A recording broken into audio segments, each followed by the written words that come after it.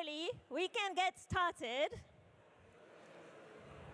So welcome everyone again to Robotics Science and System 2025. My name is Gentiane Venture, and I'm from the University of Tokyo, and I had the great pleasure with Dana Coolidge from Monash University to be the general chair of the conference this year. I know we've been a little bit delayed with some visualization issues, so without further ado, I'd like to call the program chair, Luca Carlone, to get started with the opening remarks. So again, welcome everyone, please get seated and we'll get started.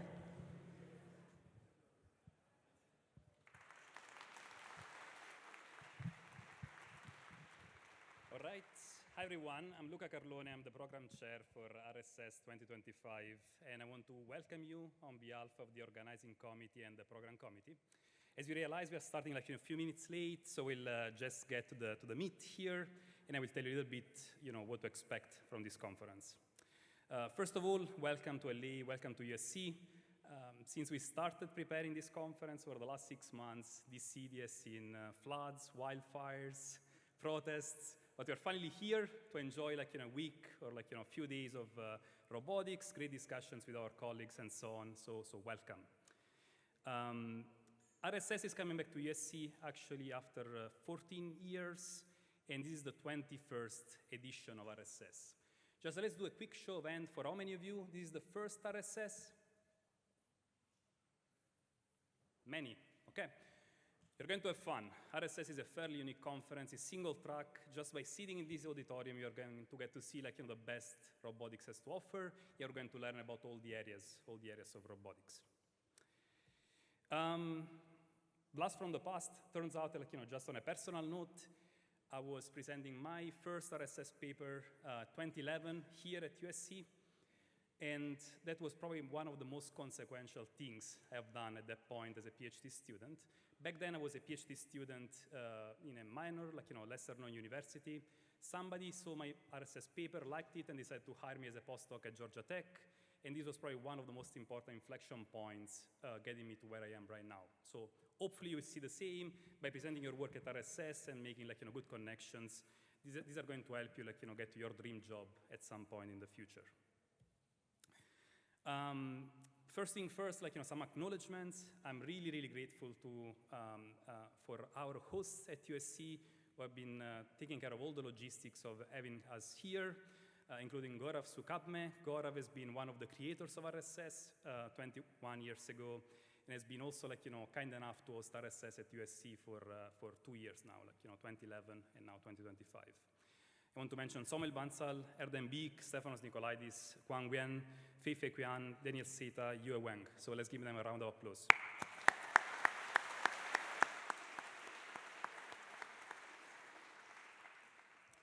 I have many acknowledgements to make. I will ask you just to hold your applause because we want to get to the main presentations, but I want to acknowledge Amanda Prorok, our Deputy Program Chair, Dana Coolidge, our General Chair, as well as Gentiane Venture, our fearless leader, Dylan Shell, President of the RSS Foundation, and we are going to learn more about the senior area chairs on the town hall on Friday, on Tuesday actually, so I'm not going to spend too much time, but I just want to show you, I will get to that, but I want to show you the names of both the senior area chairs as well as the area chairs. These are the ones responsible for the high quality of the papers you're going to see at RSS. Going back to the shirt, typically I don't dress this way. My luggage did not get lost. This is kind of a tradition, this Hawaiian shirt. So if you need me, the program chair, you can easily locate me through the shirt. I will be wearing it for the duration of the conference. Organizing committee, we're going to talk about these during the town hall, but maybe it's important just to acknowledge our sponsors. Very generous sponsors. Without them, RSS could not happen. So I will mention RSS Pioneers, Amazon Robotics, RSS patrons, Toyota Research Institute, RSS partners, Google, Uni3, and many other partners, including small business partner, Pathways, and late-breaking sponsors. Thank you.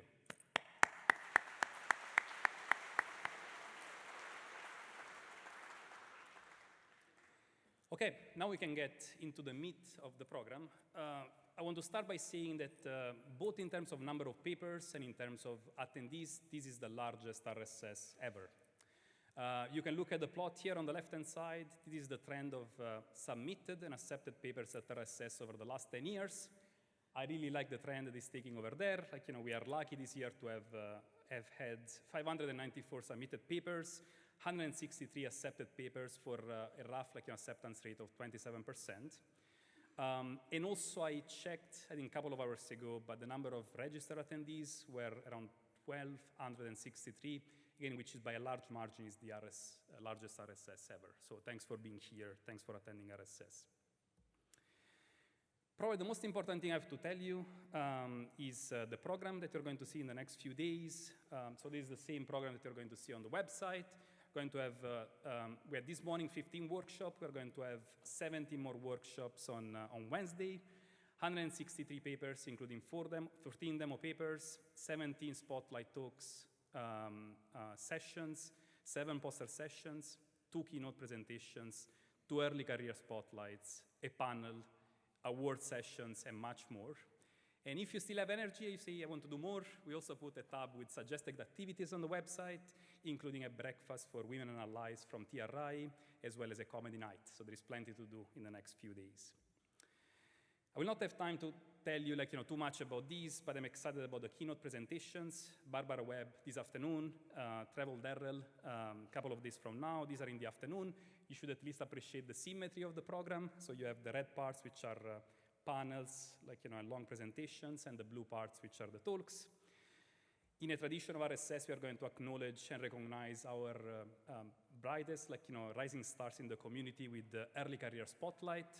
Dorsa Sadig and Zach Manchester are going to give a presentation tomorrow morning and the day after tomorrow.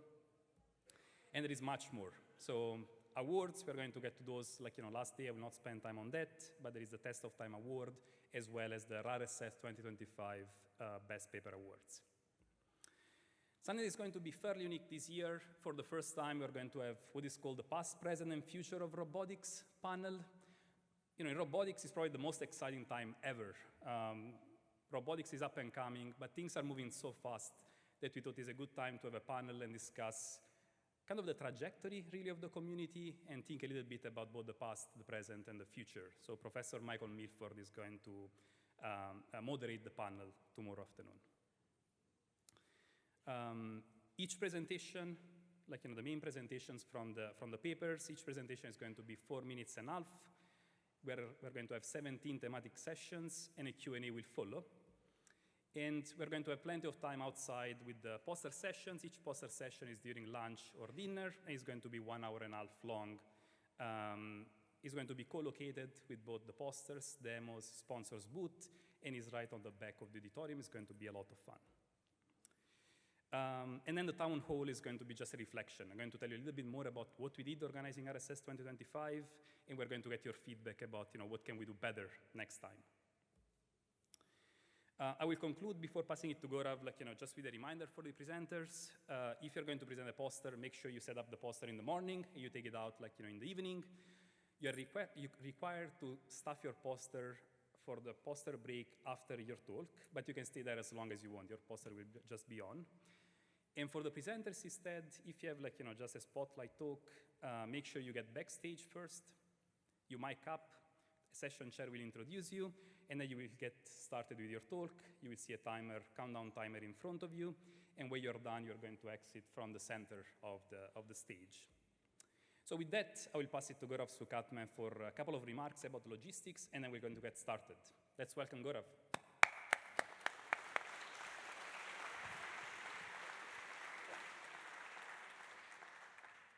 Thank you so much, Luca. So let me add my welcome to Luca's. Welcome to all of you. Welcome to USC, to Los Angeles, and to RSS. As Luca said, I was involved with this conference right from its beginning, and this fact was borne home to me at lunch today when I was chatting with one of the attendees who reminded me that he was not born when the conference was born. So I felt suitably old and suitably tired. But then he told me about the cool work he's doing, and I felt suitably happy and suitably energized. So welcome, all of you. My job here is just to give you a little bit of housekeeping. So as Luca mentioned, we have planned for you a really amazing technical agenda, but also a wonderful opportunity to interact with each other while you're here. There are some short coffee breaks. When the break happens, please spill out in the same way you came in, and there's coffee outside. Socialize, grab coffee, and come back in. We have lunches and robo nights, which will happen where today's lunch happened. There are posters and demo booths behind this auditorium. Please find your way to them and interact with our sponsors as well as some of your colleagues who have demos. This is just a rough outline. You already know where the lunch is since most of you were there, and the demonstrations and the posters are right behind the auditorium. All of this information is also online, so if you want to look up the website, you can look up there. Please note that several areas in Bovard are accessible to people who need mobility access, and these are also listed on the website in case you need to look them up. There are also designated lactation rooms, and there is live captioning for all the talks. So please look under the accessibility tab if you need further information. I was told to remind all of you that the smoke alarms in this building are extremely sensitive. And of course, the building is non-smoking, but in case some smoke accompanies one of you, completely inadvertently, of course, the fire alarm will go off, the fire department will arrive, we will have to evacuate, and Luca will have a heart attack. So please, please make sure no smoke accompanies you. The guest wireless is open, no password needed, or you can use Edgerome if you prefer that. And so with that, it's my pleasure to introduce the session chairs for the first session, Stefan and Bernadette, who will chair the first session on perception and navigation. Let's get started. Thank you.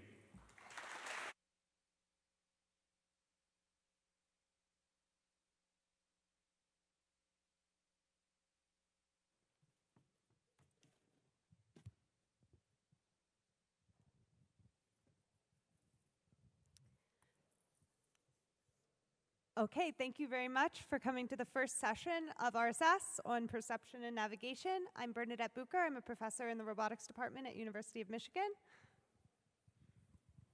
And I'm Stefan Leutenegger, and I recently moved to ETH Zurich. And with that, we are starting the session on perception and navigation, and we'll have our first speaker, Pascal Roth, who will be talking about learned perceptive forward dynamics model for safe and platform-aware robotic navigation. Welcome, Pascal.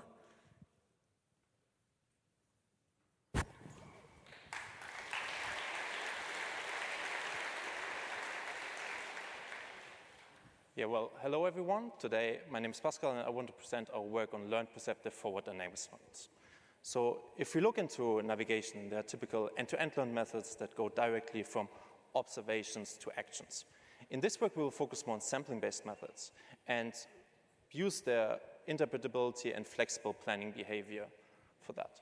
So for sampling-based methods, there can be traversability analysis-styled ones that first create a cost map and then design or optimize their passes over this cost map. It's typically quite heuristic-based and requires environment-specific tuning.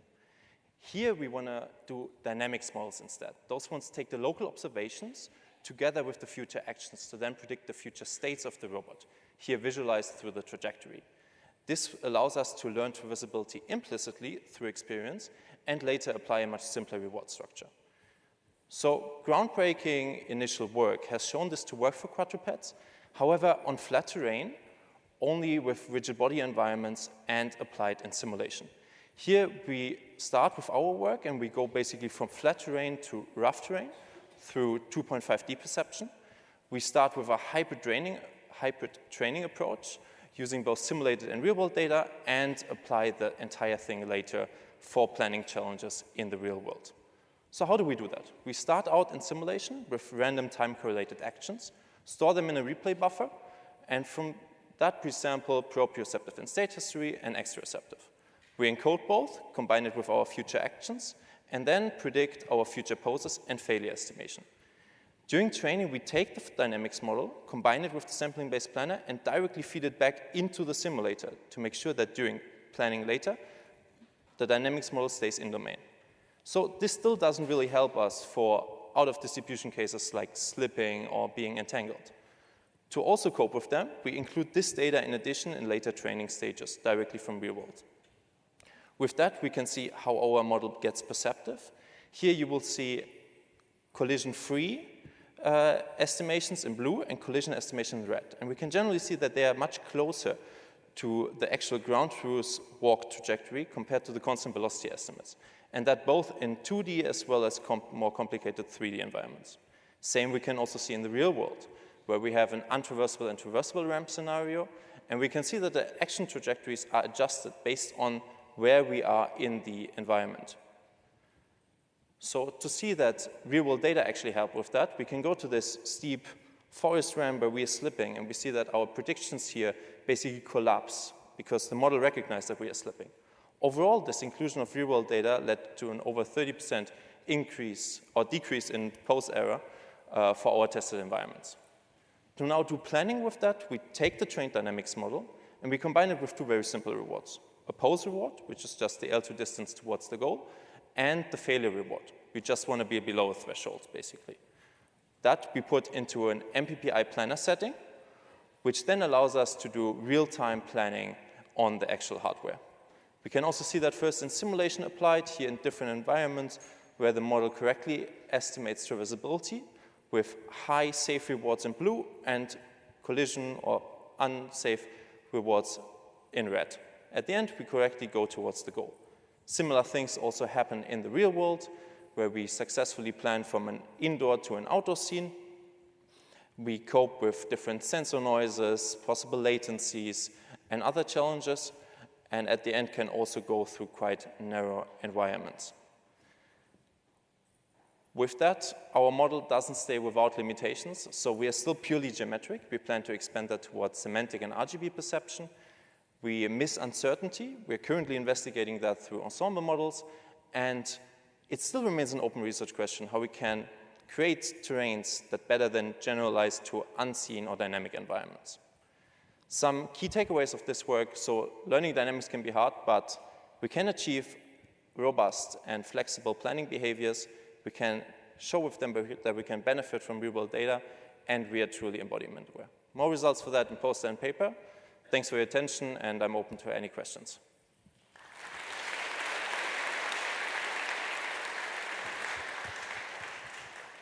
Thank you very much. Do we have questions? We have 1.5 minutes for questions. I see one in the middle on the floor.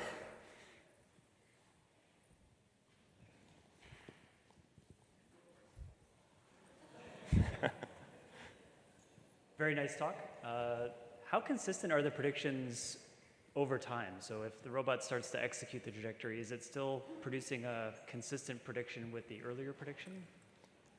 Yes, to most extent, yes. So after, let's say, 5 meters, we are roughly at an error of 30 centimeters. And this is quite consistent also over time. Like for the initial part, we're generally more closer to the real-world trajectory and then diverge at some point. Thanks.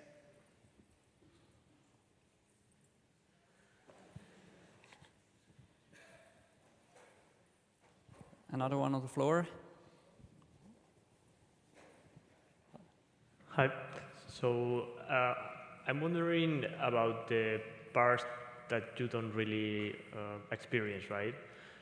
What are your takes on how to model traversability or risk in those regions? So you mean yeah, like I mean, the question here would be: do we need to have like an accident or a slippage in order to learn that it will occur? Yes. So generally, it learns in the domain of the experience. If we go out of the domain, we saw that it can quite struggle with it, which is still one of the open questions to also address. Okay, I think we have to move to the second speaker. Thank you again. Thanks.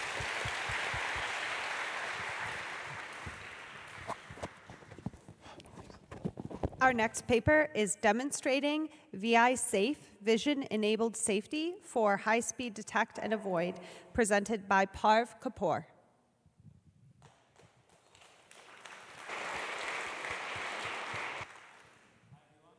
My name is Parv, and I'm a fifth-year PhD student at Carnegie Mellon University, and today I'll be presenting VSafe. In this work, we propose a full-stack hardware solution that can sit on top of a drone and reliably detect and avoid intruders coming at it at high speeds. So what you're seeing in this video is that our own chip detects a VTOL coming towards it, and then issues avoidance maneuvers to keep itself safe. Now, this is done using only camera feed information, and there is no information shared between agents. We know safe separation is the need of the hour now, as we hear about like all these near happening. And the challenges with this kind of line of work is that if you use specialized sensors like LiDARs, then they have limited range. And they're also bulky, so you can't put them on small drones. On the other side, if you use like cameras, then it's an algorithmic problem. You need to work with low signal-to-noise ratios, and also you need to accommodate for different weather and lighting conditions that are probably going to happen when you deploy the system in the field. Okay, there is existing work out there called airborne collision avoidance systems.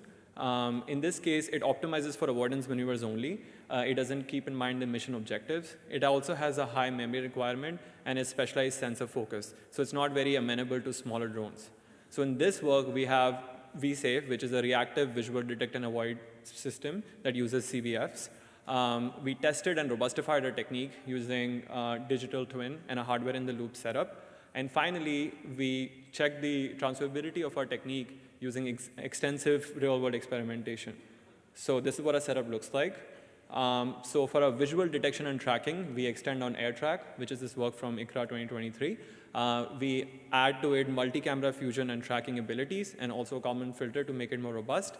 But the main thing was we optimized the hardware so it can respect the swap constraints that, of a small drone. So it can fit on a drone and operate there.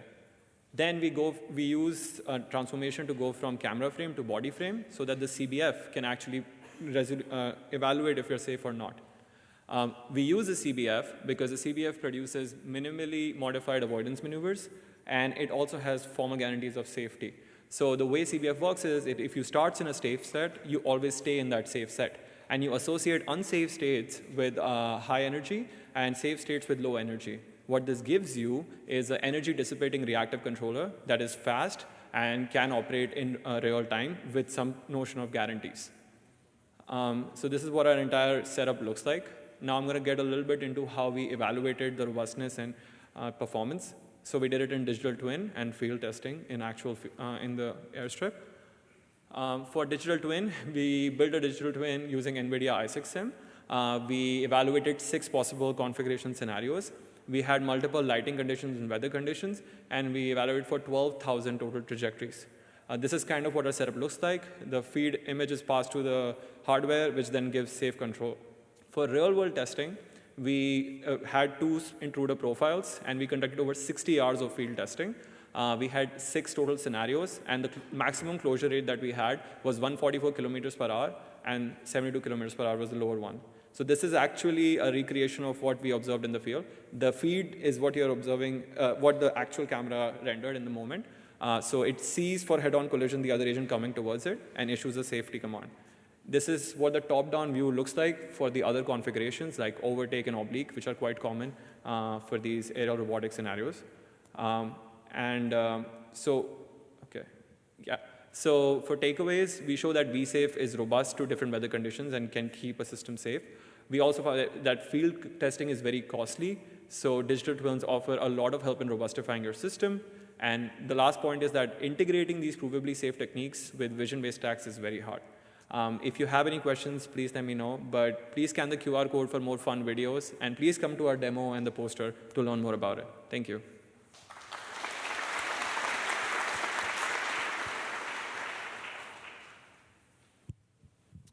Any questions? On the floor. We have one in the front. Thank you for a great demonstration. You're using CBFs for guarantees. Can you actually guarantee things here, given the, with the real sensors, the limitations, and decentralized system as well? Yeah, so that's a good question. So we almost have like pseudo guarantees here. So if the original guarantee is that you always stay safe, we break it down into 2 things. The perception ability to like reduce the false positive rates and false negative rates, and then we have the actual, if given this, it detects it at a certain distance, can you actually ensure that you always stay beyond the distance? So we basically independently get this guarantee out instead of like a full end-to-end guarantee. So there is it's in the paper if you're interested, but yeah, that's how we do it. one more question. We have another on the floor in the front. Thank you for your great talk. I'm curious about if at night the infrared camera will work using the same algorithm or not. I'm sorry, I didn't. If you are in the evening, the regular camera cannot see anything. If I use an infrared camera, will it be able to perform same task using the same algorithm? So we optimize for RGB cameras here because those are like the cheapest and that you can expect to deploy on these different profiles. I presume we would need to modify the algorithm to actually work with different camera fields, but this is all end-to-end learning. So we trained a CNN stack on AOT data set to do this. So I'm assuming something similar can be done for infrared cameras as well. Thank you. Okay, that's the end of the second paper. Thank you.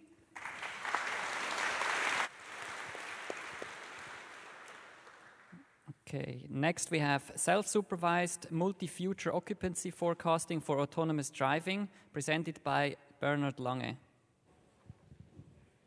Hello everyone, thank you for having me. So our paper is on self-supervised multi-future occupancy forecasting for autonomous driving, and it's done with Masha Itkina, Jiachen Li, and Michael Kockendorfer at Stanford University. So naturally, we need environment prediction for safe maneuvers in urban environments. And to represent the environment for this task without the need for manual labeling, we can use representations such as 2D occupancy grid generated with LiDAR point clouds that we can use for self-supervised training. But prior work in this domain focused on deterministic prediction without conditioning on other sensor modalities such as cameras or maps. As semantically meaningful stochasticity can be achieved with discrete transformers or diffusion models, but they're quite expensive to sample from. So in this paper, we propose a real-time and multi-future occupancy forecasting with multimodal sensor conditioning. And we call this method LOPR, latent occupancy prediction, where we still want to leverage the sensor fusion capabilities of transformer while avoiding the cost of sampling from expressive enough discrete representation. And we do it by replacing the lower dimensional continuous representation and extend the transformer with a small variational module. So in our framework, we decompose the task into representation learning, where we learn compressed and continuous occupancy grid representation, and prediction in the latent space, where our variational-based transformer framework generates a prediction and then rollouts into the future. To get our compressed latent space, we use a commonly used framework called VAE-GAN, which combines variational and adversarial objectives. So now how do we do prediction? We start with the encoded observations. We provide it to a deterministic transformer in a typical autoregressive fashion. Other input modalities or stochastic variables can be concatenated and embedded with a tension layer. To enable stochasticity, we add variational module, which contains learned prior and posterior networks. At train time, we obviously sample from posterior and at test time from prior. To embed other input modalities such as maps, trajectories, and camera observation, we provide dedicated encoders. All of them are trained from scratch, except the camera encoder, which is pre-trained with vision with DynoV2. And this is our loss function, which contains prediction and KL objective. So let's look at some qualitative example of our prediction. In the top left corner, we have a ground truth to be predicted occupancy grid. And in the top right corner, we have a last observed RGB camera observation. There are two vehicles on the horizon, circled with red and green, and the red vehicle will enter or enters the scene after 1 second mark. The green truck will not enter the scene. So let's look at our prediction. We train our framework for 1.5 seconds, but we can predict for more than that prediction horizon. We can see all three samples capture different instantiation of the future.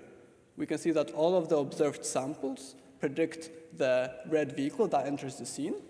And we can also see that in a third sample, there is a second vehicle that hypothetically could be this green truck if you continue to go straight on this road. So let's look at some quantitative results, where we compare in terms of image similarity metric, where lower is better, for 1.5 second prediction horizon and 3 seconds. So our framework outperforms all baselines, but most importantly, it outperforms state-of-the-art discrete transformer. It's also real-time feasible. It clocks 10 Hertz at L40 GPU, and it's also 3 times faster than the discrete transformer equivalent. So in summary, we propose LOPER, which is a multi-future occupancy grid prediction framework conditioned on multi-model observations. It can generate high-quality occupancy grid prediction in real time. However, we assume fixed sensor configuration. We lose some 3D detail due to the 2D grid assumption, and we are dealing with limited size of perception datasets like nuisance and Waymo. So please see our poster if you have any questions, and how we address compression losses with the diffusion model. Thank you.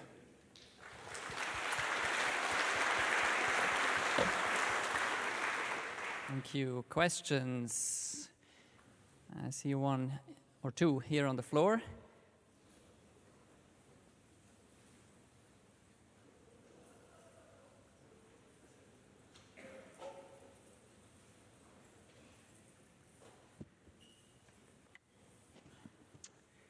Thanks for the great talk.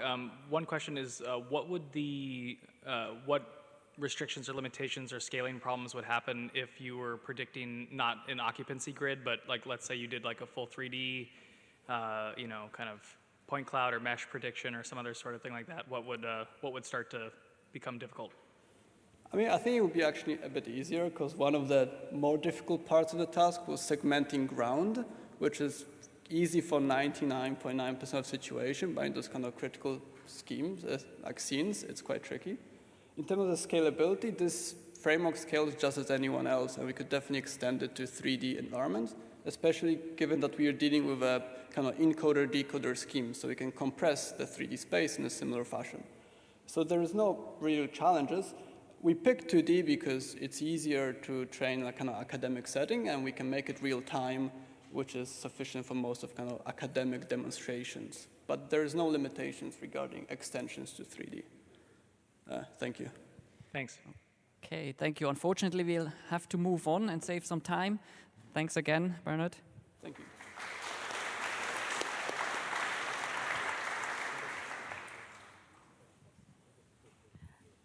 Our next paper is MISO, Multi-Resolution Submap Optimization for Efficient Globally Consistent Neural Implicit Reconstruction by Yulan Tian. Very excited to present MISO, Multi-Resolution Submap Optimization. So in this paper, we consider the problem of doing 3D SLAM, where the scene is represented densely as a signed distance function. Given any query position, the SDF returns the signed distance to the closest obstacle in 3D space. And this representation has a wide range of applications, including navigation, manipulation, and also efficient rigid body simulation. So unlike traditional modeling approaches, neural implicit SDF offers a continuous and differentiable scene representation with improved memory efficiency. Earlier methods, such as ISDF, use a single neural network to parameterize the entire scene. However, the small, limited capacity of the small neural net also leads to issues such as missing fine details. More recent methods integrate additional data structure to achieve higher fidelity 3D reconstruction. But this also results in more expensive backend optimization, especially in larger scale environments.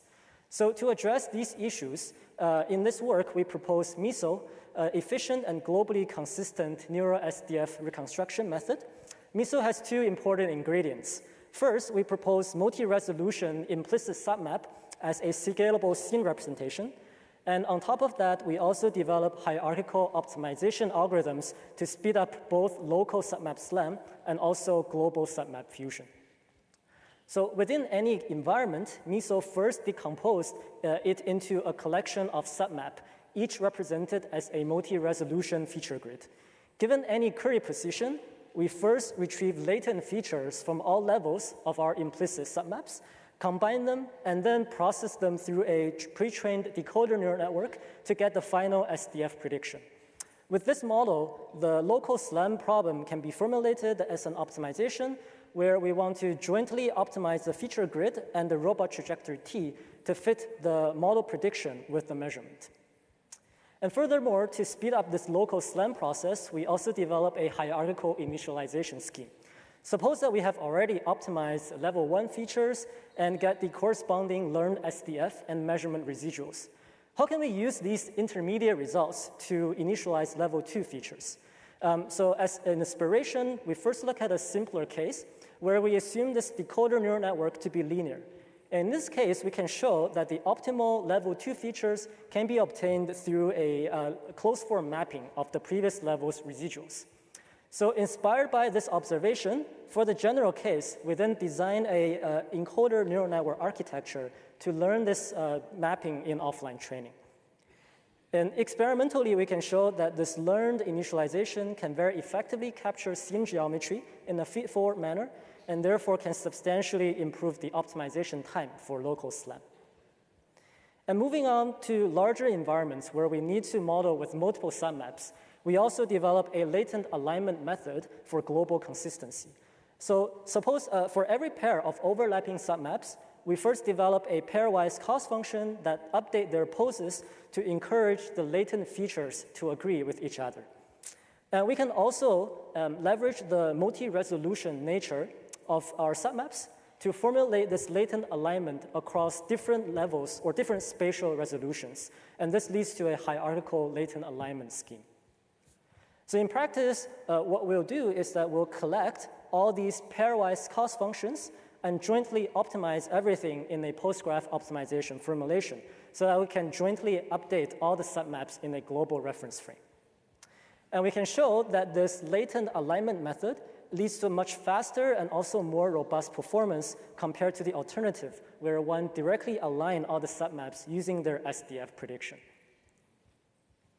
So in summary, we present MISO, an efficient and globally consistent neural SDF based on multi-resolution submap optimization. In the paper, we also have more results showing incremental SLAM on larger scale environments. And if you're interested, please come talk to us during the poster session. Thank you.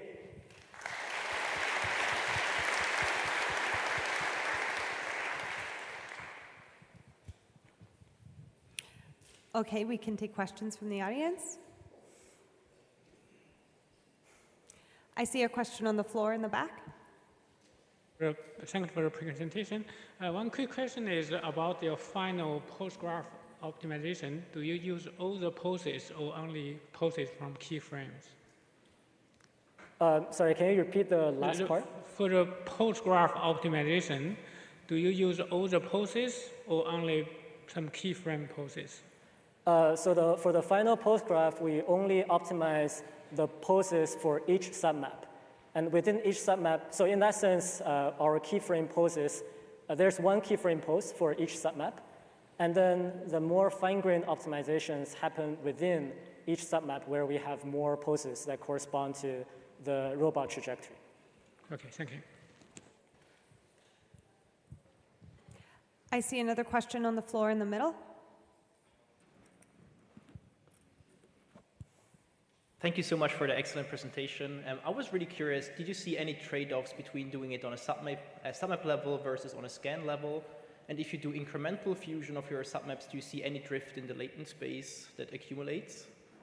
Right, that's a really good question. So the short answer is we haven't tried doing it on the scan level, although with this formulation, I think it corresponds to setting one keyframe or one submap for each scan. So conceptually, this should work. And with the latent mapping question, our observation is that it leads to kind of good alignment in the incremental case as well. I think the intuition that we have is that this latent features that we have in our hierarchical representation, it kind of serves as a compression, that each feature vector in that grid is a compressed representation for the local geometry. And as a result, it tends to be like it can suppress noise better than if we directly use the final SDF or the final output for alignment. All right, we're out of time. Thank you so much. Thank you again to Yulun.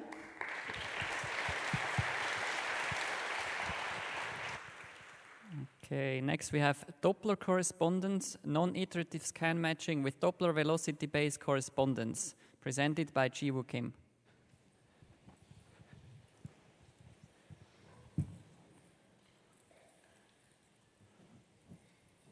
Hello everyone, I'm Jiu Kim from UNIS. Today I'm going to present our paper, Doppler correspondence, non-iterative scan matching with Doppler velocity-based correspondence.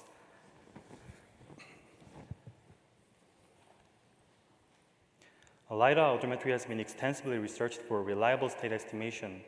Achieving successful scan matching is essential for LiDAR odometry.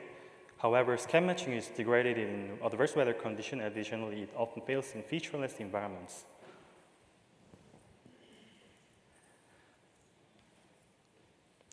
To overcome these limitations, scan matching using 4D ranging sensor has emerged. 4D radar is more resilient to weather conditions. And 4D point cloud information has potential for robust scan matching in featureless environments. Although the 4D information is provided, correspondence estimation typically relies solely on 3D information, overlooking the Doppler information. And therefore, Doppler correspondence, a simple correspondence that leverages Doppler velocity, is introduced. Here, I'm going to explain the geometrical idea behind the Doppler correspondence. In the global frame, the corresponding points are shown as follows. In the sensor frame, these correspondences are defined as a source and target point. And we're expanding the radial line and assuming the straight line trajectory between short consecutive scan, and we drop the perpendicular. And these segments are proportional to Doppler velocity of each points. And using the similarity condition of these two triangles, we can derive the relationship.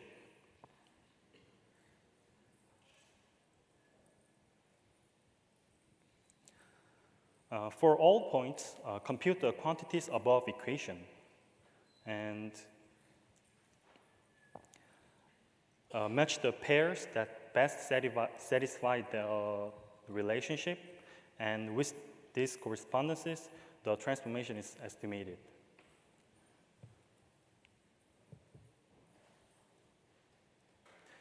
Doppler correspondence alone can establish correspondence directly, even in the featureless environments.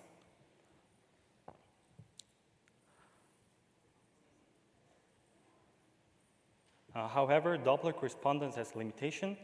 Between consecutive scans, the rotational motion should be small. Satisfying this condition enables the estimation of both rotation and translation. However, violating this condition may lead to degradation or failure of the proposed method.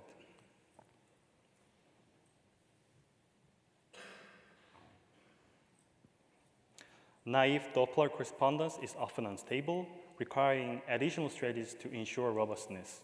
A robust kernel is applied to reject the outliers in 4D radar scan matching. It achieves a performance that is comparable to or even exceeding that of the closest point correspondent from ICP. And Doppler correspondence can integrated with ICP in 4D LiDAR scan matching. A Doppler correspondence helps avoid a suboptimal solution in geometrically featureless scenario. A summary. Doppler correspondence is less dependent on environmental geometry, enabling robust correspondence estimation in both structured and unstructured environments. Potential failure cases such as those involving high angular velocity are identified, and practical remedies such as use of robust kernel or integration with ICP are proposed. And its simplicity allows for easy integration with existing scan matching algorithms. Thank you.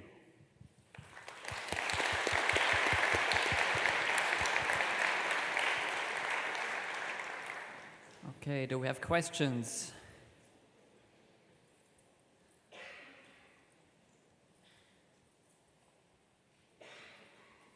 There's one here in the front.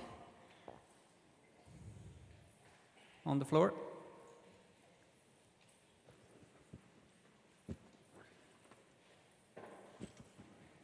Thanks, very cool strategy. Yes, you mentioned having a robust kernel to try to reject outliers if you're violating that the angular velocity assumption. Does that mean that your system is not effective during, for example, like high velocity turns or other sorts of things like that where you would expect all of the points to have kind of a high angular velocity component going on? Thank you for the question.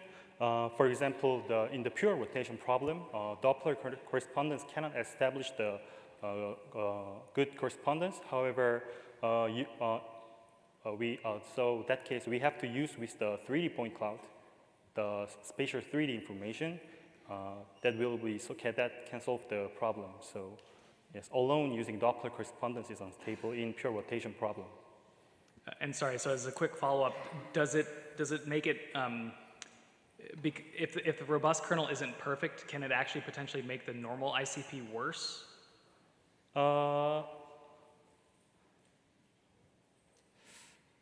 In some cases with the high angular velocity, but using only the Doppler correspondence is good, but if we integrate with the ICP, it becomes better performance. So yeah, yes. Thank you. Okay, thank you. We have to move on, so thanks again.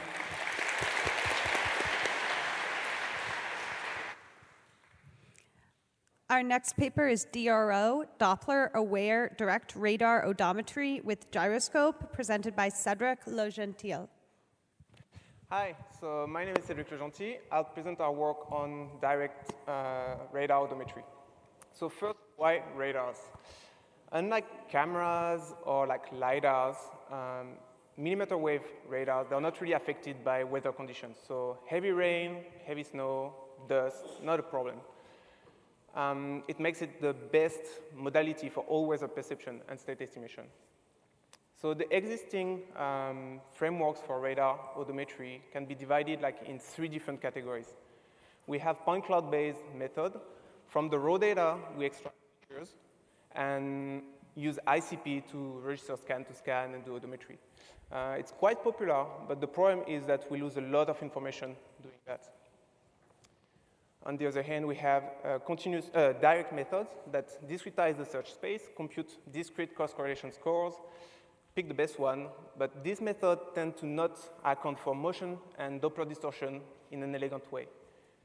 Finally, speaking about Doppler, from the Doppler effect, you can retrieve some radial velocities and do association-free velocity estimation. One of the issues, if you just rely on that, you don't have orientation estimates. So our method is the first direct radar odometry that does continuous trajectory estimation, elegantly handling motion and Doppler distortion. We have a novel Doppler-based velocity constraint that allows odometry in featureless environments like tunnels, skyways. And testing that through a lot of data, we have state-of-the-art performance on-road and off-road environments. And we released our real-time implementation. So the core of the method rely on scan to local map registration. We use a constant velocity motion model. With that, we have an assumption we can correct the Doppler effect. We can correct for the motion. Our current assumption gives us an undistorted scan. We can compare that directly to the local map with a continuous cross-correlation score. We can compute the gradient of that score and maximize it. So we do that in an iterative manner until convergence. We get our SE2 state, and we also get the final undistorted scan. We can update the local map with a low-pass filter and update that map for the next step. This direct registration can be complemented with our novel Doppler constraint. So the Doppler effect in the radar data, it corresponds to basically a shift in the range for each of the azimuths. With different modulation patterns, like the frequency of the radar, you have different impact on the data. We do need like a triangular modulation. So you see in the zoom soon, you have this zigzag where the wall is actually flat in real, and the shift corresponds to the Doppler effect that is proportional to the radial velocity of the vehicle. So existing methods, they assume that 2 consecutive azimuths see the same object. But that's not true, because the radar environment, we have a degree in between. So what we do to get a better correspondence, we do Gaussian process interpolation on the up-chop data from the triangular modulation pattern and on the down-chop data independently, and we get this one-to-one matching for our velocity estimation. So we benchmarked our data on public data sets, so Borean and Muran. We significantly outperformed the baselines there. We also collected new data in feature-deprived environment. So we have the tunnel in the middle, the skyway on the right. Same, you'll see the trajectories, they're like very, very good with outperformance of the baseline here. Next, we have some off-road data set that will show up. It's collected in various environments with different level of structure. We have grassy patch, we have some industrial buildings and the forest area. Same, the trajectory are really good.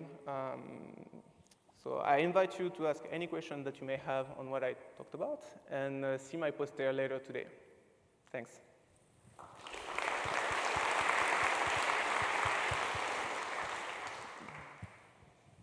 We can now take questions.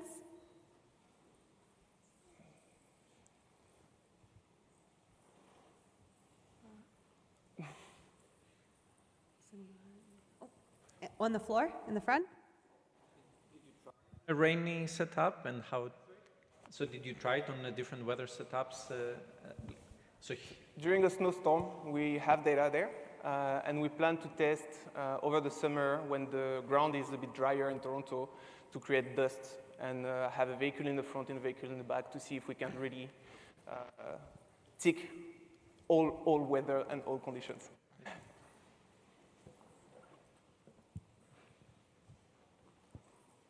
We can take one more question.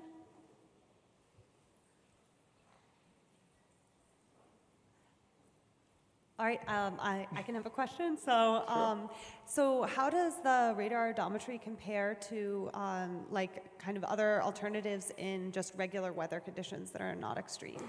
So if you use like a pretty dense LiDAR, you can get a bit better performance for the same type of AC2 metrics. We are speaking about like 0.05% better.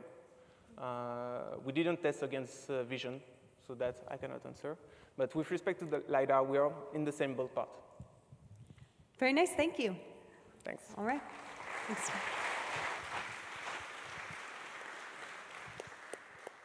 Okay, next we have Devansh Agrawal talking about certifiably correct mapping for safe navigation despite odometry drift. Hi. Thank you. My name is Dev, and I'll be presenting to you our work on certifiably correct mapping for safe navigation despite odometry drift. And really, the problem that we're trying to understand is how does this interaction between perception systems and control systems work? So I've mostly been working on the control system side, thinking about the control theoretic guarantees for safety of robotic systems, but a lot of those rely on the perception system itself. If the perception is incorrect, for instance, due to odometry drift, that means that I don't actually know where the wall is. I don't actually know where the obstacles are, and that can lead to collisions. The question is, how can we account for such errors? What you see on the animations is the baseline approach where we're building a map of the environment using safe flight corridors, and you can see some of those red volumes are intercepting with the obstacles. And the question is, how do we account for these kind of errors? On the bottom, you see one of our proposed approaches where we deflate the regions of unsafe regions to be able to account for the odometry drift. Essentially, the fundamental assumption that we're going to make is that there is some amount of odometry drift that's coming through, and that we have quantified what the covariance of that is. So for instance, if you have a mapping environment where you have some ground truth environment, if you didn't have any odometry drift, perhaps your perception could give you an accurate map. But if you have odometry drift, that can lead to maps that are incorrect, and that means that when your planners try and plan trajectories, they could intercept with this region. So what exactly do I mean by correctness? What I really care about is the correctness in the body fixed frame. What that means is if I as a robot, I'm over here, is it safe for me to move one step forward? Is it safe for me to move one step to the left? So we really care about correctness in the body fixed frame. And the question is, how do we take the map that's being built online and correct for it by deflating the regions as it's coming through? So the map is some combination of safe region, unknown region, and known obstacles.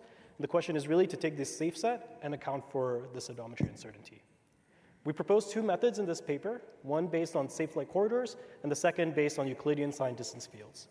A safe flight corridor is a union of polytopes. And these polytopes are essentially defining the region that the robot can travel in. What we propose in this method is a relatively straightforward approach where you transform each polytope from the previous body frame to the new body frame as is normal, but also account for the shrinking in this factor rho. And I'm not going to show you the maths here, but the factor rho actually can be calculated directly from the covariance of the odometry estimate. We can do the same thing with the Euclidean sign distance fields, where the safe set is now the super level set of the sign distance field. And again, we're trying to shrink this ESDF at each point to ensure correctness. And what we've shown in this paper is that both of these methods actually come out relatively straightforward from the maths, and it's quite easy to implement in real time. We've done some numerical validation on the replica data set. So here you can see an Office 0 environment where you have both the baseline methods and the certified methods. And of course, because we're trying to certify things, you do have a shrunken volume of safe planning region. But it does have these guarantees, where for instance, on Office 0 with the baseline safe flight corridors approach, you have 18% violations. With our certified approaches, you have approaching 0% violations.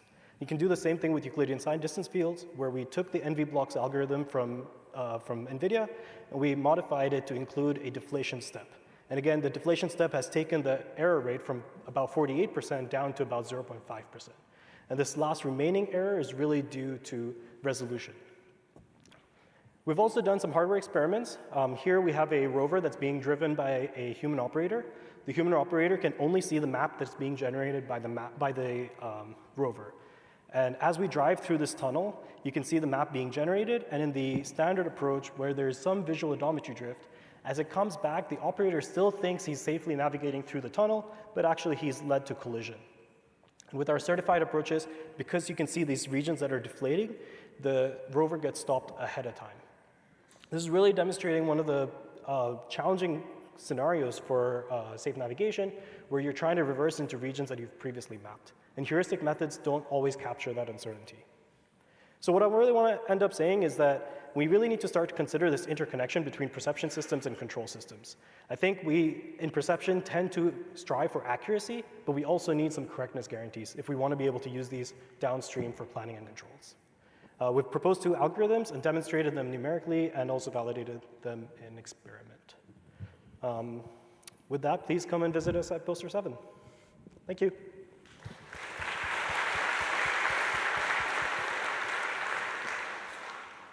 All right, let's have some questions. There's one in the floor in the back.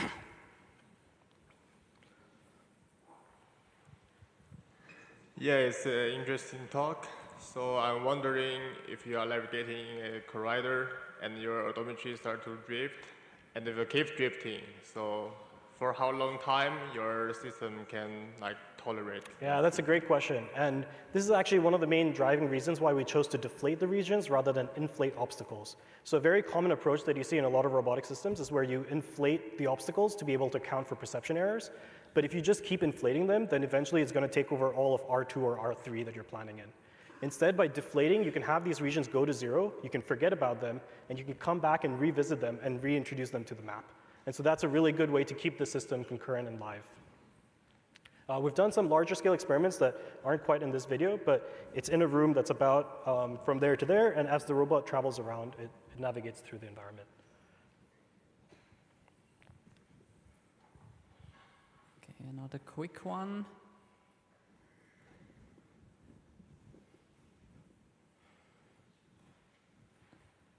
So this is also on the floor in the back. Thanks so much. Great talk. I had one question. You mentioned that you presume that you have collected some covariance data offline, and then online that's just a known parameter that's fixed. Is it reasonable to start with an upper bound on covariance and then adaptively learn it, and then re-inflate regions as you get a more honed estimate of covariance? Yeah, that's a great question. So I'm going to try and clarify a little bit. What we're actually doing is we're using the covariance estimate from the odometry system live. So for instance, Visual SLAM, Isaac-Ross Visual SLAM reports a covariance live to you. So we're actually using that covariance online during the implementation. Your second question on whether you can re-inflate regions is great, and I would love to discuss these algorithmic details, but I think you're going to have challenges with memory management if you start to do this. You need to be able to really know which point you've deflated. If you come back to it a long time later, how do you know if that's the exact same point as what you'd visited earlier? Okay. Thank you. Thanks, Devansh. Let's move on.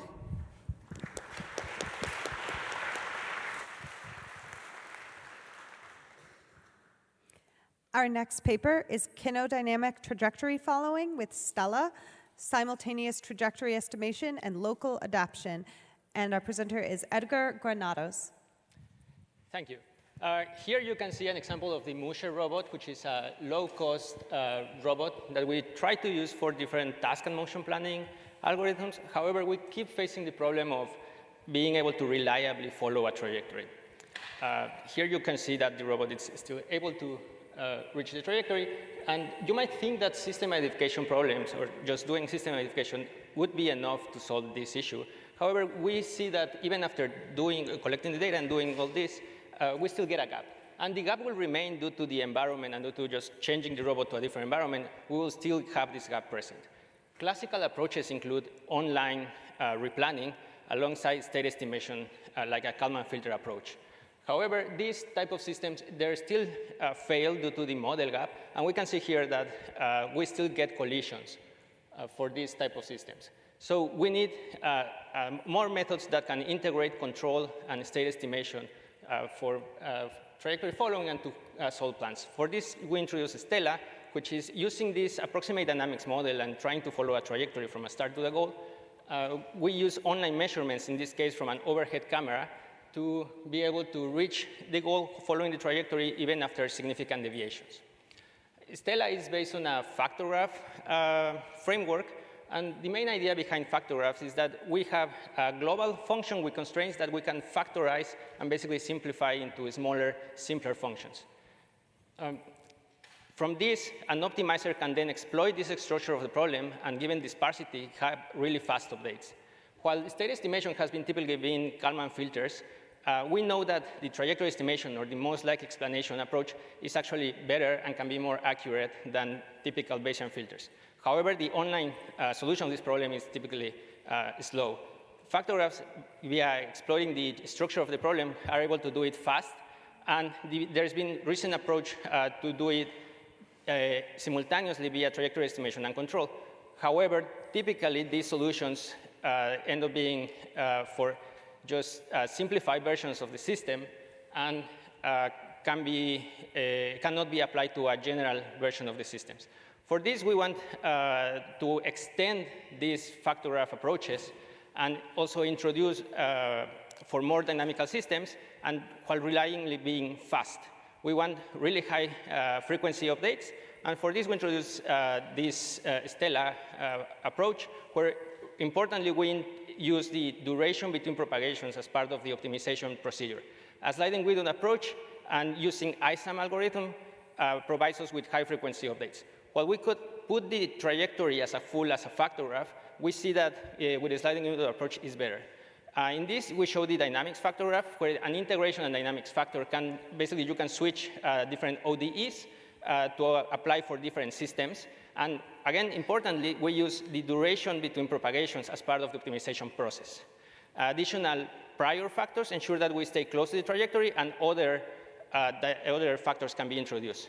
Our sliding window is divided in two parts. The forward horizon adapts the trajectory given deviations, and the history is the trajectory estimation. We move the sliding window using the estimation from the duration of the propagation and just adding or switching the states based on this duration. As part of our experiments, we use a simulated Musher, part of the real one, where you see that the trajectory is still followed even after significant deviations while trying to avoid collisions. Stella is really fast. We can have high frequency updates thanks to the sliding window and ISAM, and we compare with other factor graph and other approaches, and we still keep close to 100% success rate even under high noise environments. And we have extra metrics in the paper. In the following experiment, we show the environment that Stella has with multiple obstacles, but importantly, the ramp is not part of the environment, where this ramp introduces significant deviations to the model, and Stella extends and adapts the controls to be able to follow the trajectory and reach the goal. Thank you very much, and just as a reminder, the Stella introduces a factor graph for a general version of the dynamical system, and it's really fast.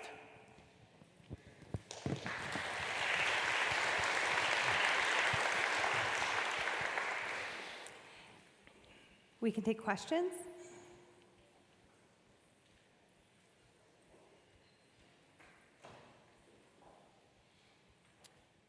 I see a question on the floor in the back.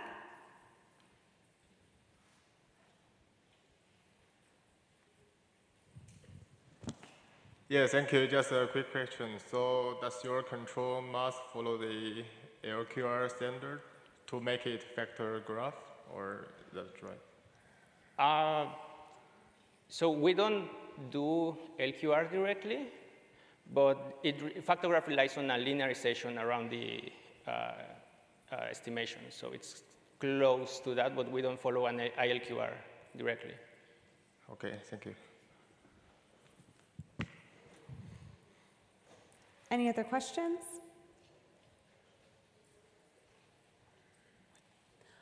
Okay, because we're running a little over time, we'll wrap up there. Thank you. Edgar?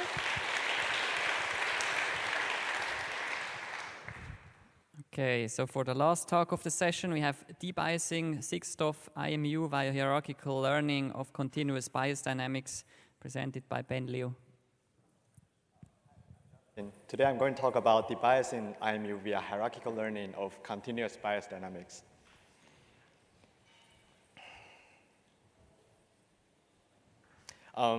Many robotics tasks require accurate pose estimation.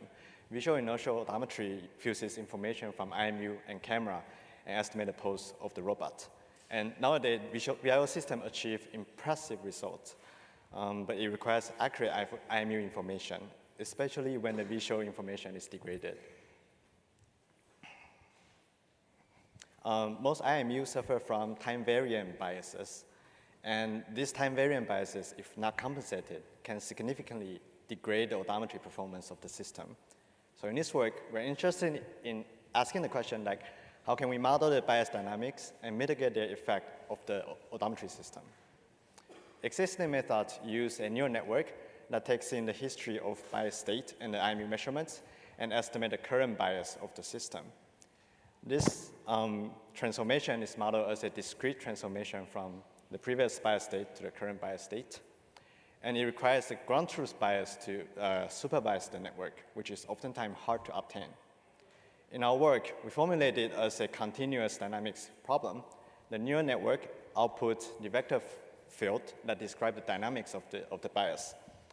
And then an ODE solver integrates that vector field to get the current bias. In addition, we formulate a loss in terms of pulse error, which is relatively easy to obtain if you have a motion capture system. So the main contribution of this work is a novel loss formulation that bypasses the requirement of bias ground truth during training. The second is that we model the bias as a continuous dynamics of the vector field in the algebra. And we propose a hierarchical learning approach which can facilitate the training convergence of the system. So we use the neural ODE framework. The neural network takes in the history of bias state, the history of the measurements and the current bias state, and output a vector field. And the ODE solver outputs the bias trajectory by integrating over this learned vector field. Once we obtain the bias of the current timestamp, we debias the IMU measurement using the current value. Then we couple the bias dynamics with the IMU kinematics and integrate that to get the current pose estimate during training. Then we can compare this estimated pose and the ground truth pose and do backpropagation to train the network.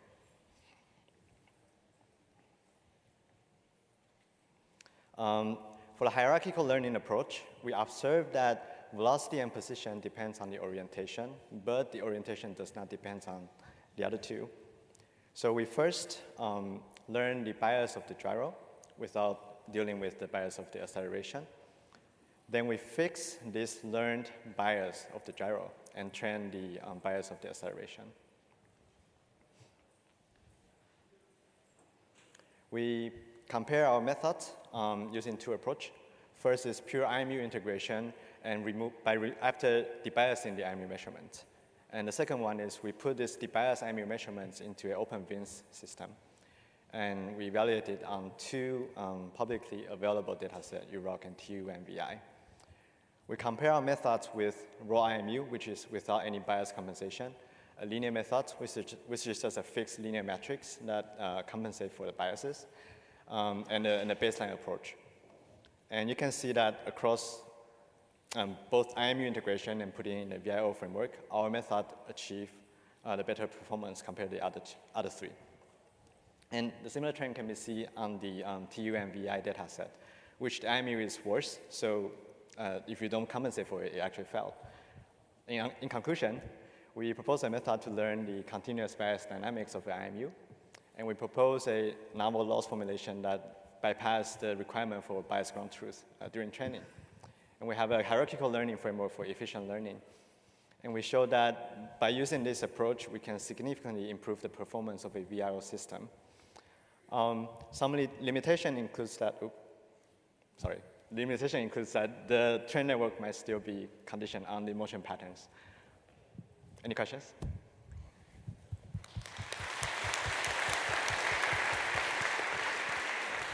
Thank you. Let's take one quick question. There's one down in the center on the floor.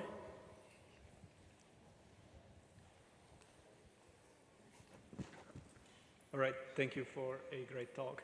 I'm curious if you experimented with the neural network architecture at all, the neural ODE. So if you do this in discrete time, there are several works that have tried temporal convolution or other networks. What's the effect?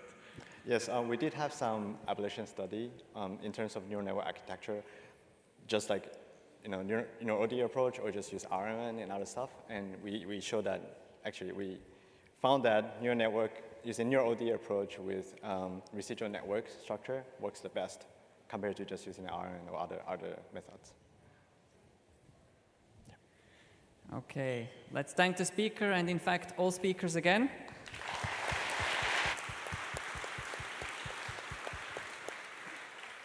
So this is the end of this session, but please don't leave. We have the keynote next. Thank you very much.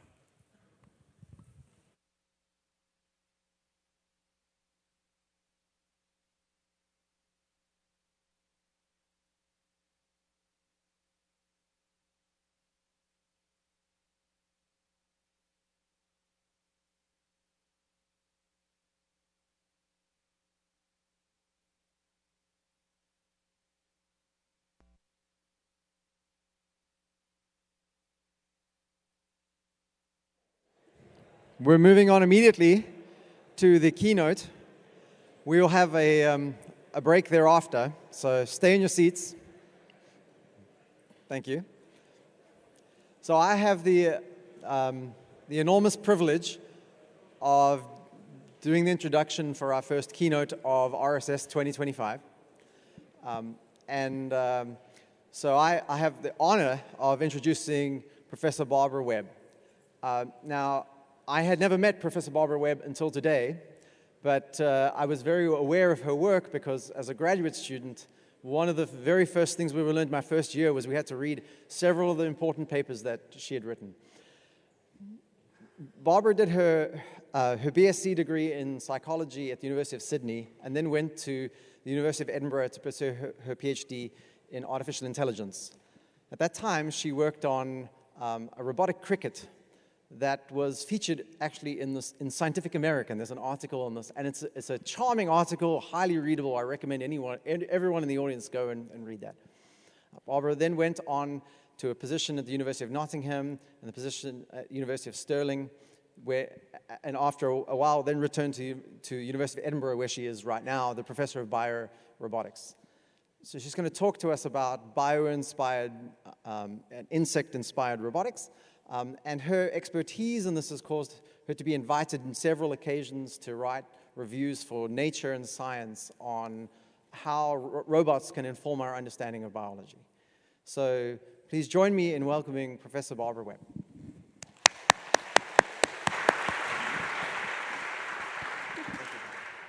Thank you, and thank you very much for the invitation to speak today. This will be something completely different, perhaps, from what you've seen before. We have a problem already with the slides. Yes, we do. Let me know when you can see it. Perfect. So fun. I extended. Should have just duplicated.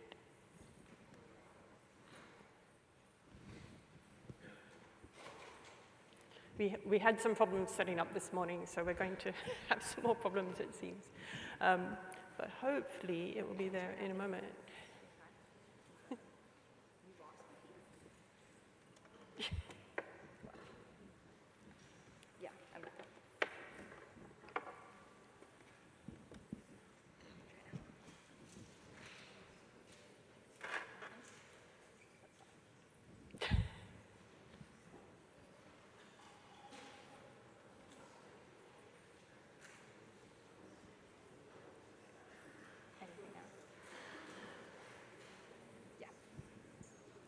Right, okay, I think we have some slides. Good.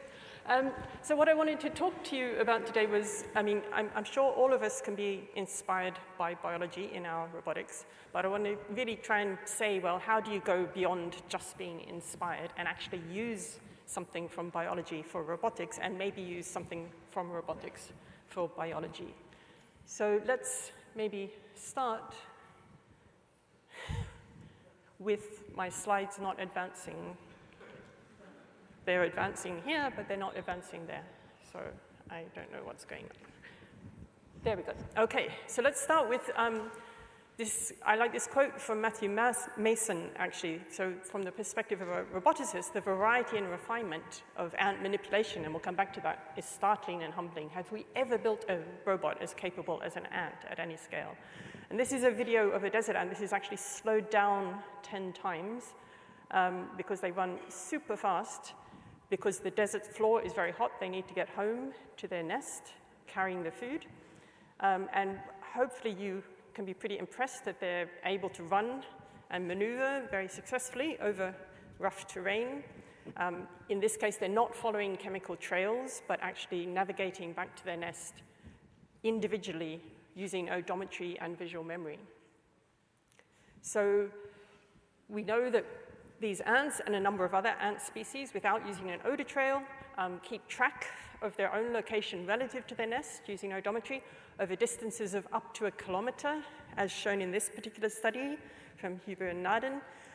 So these are desert ants. This is the salt flats. You can see from the red nest location, the ant has gone out on the black route, and then it's picked up and transferred to a new position, and then it runs home with some food. And what you can see is that it runs home on exactly the line that it should be running if it was in its original location, and it's stopping to search when it gets to the right distance. So it knows both the direction and the distance of its nest. And the fact that you've moved it shows that it's not using some other cue. There's not a chemical cue, there's not a visual cue that it's using. It's just running that odometry vector. Although the visual cues do come into play, which is what you see at the end, where there is a large visual cue, after running that vector, the ant, not finding its nest, will start to search towards that visual cue. And in this case, the nest that the ant is finding after up to 1 kilometer excursion looks like this. It's a tiny hole in the ground. Okay? So they're doing a fairly good job on the navigation.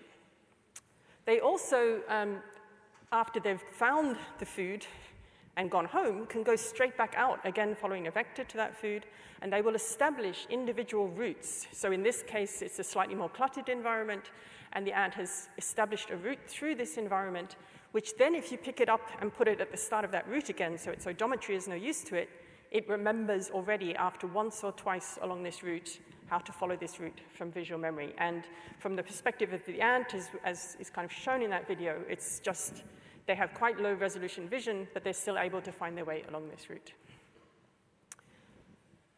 Okay, and then I think we're going to switch to the other slides. No, there should be another slide in here.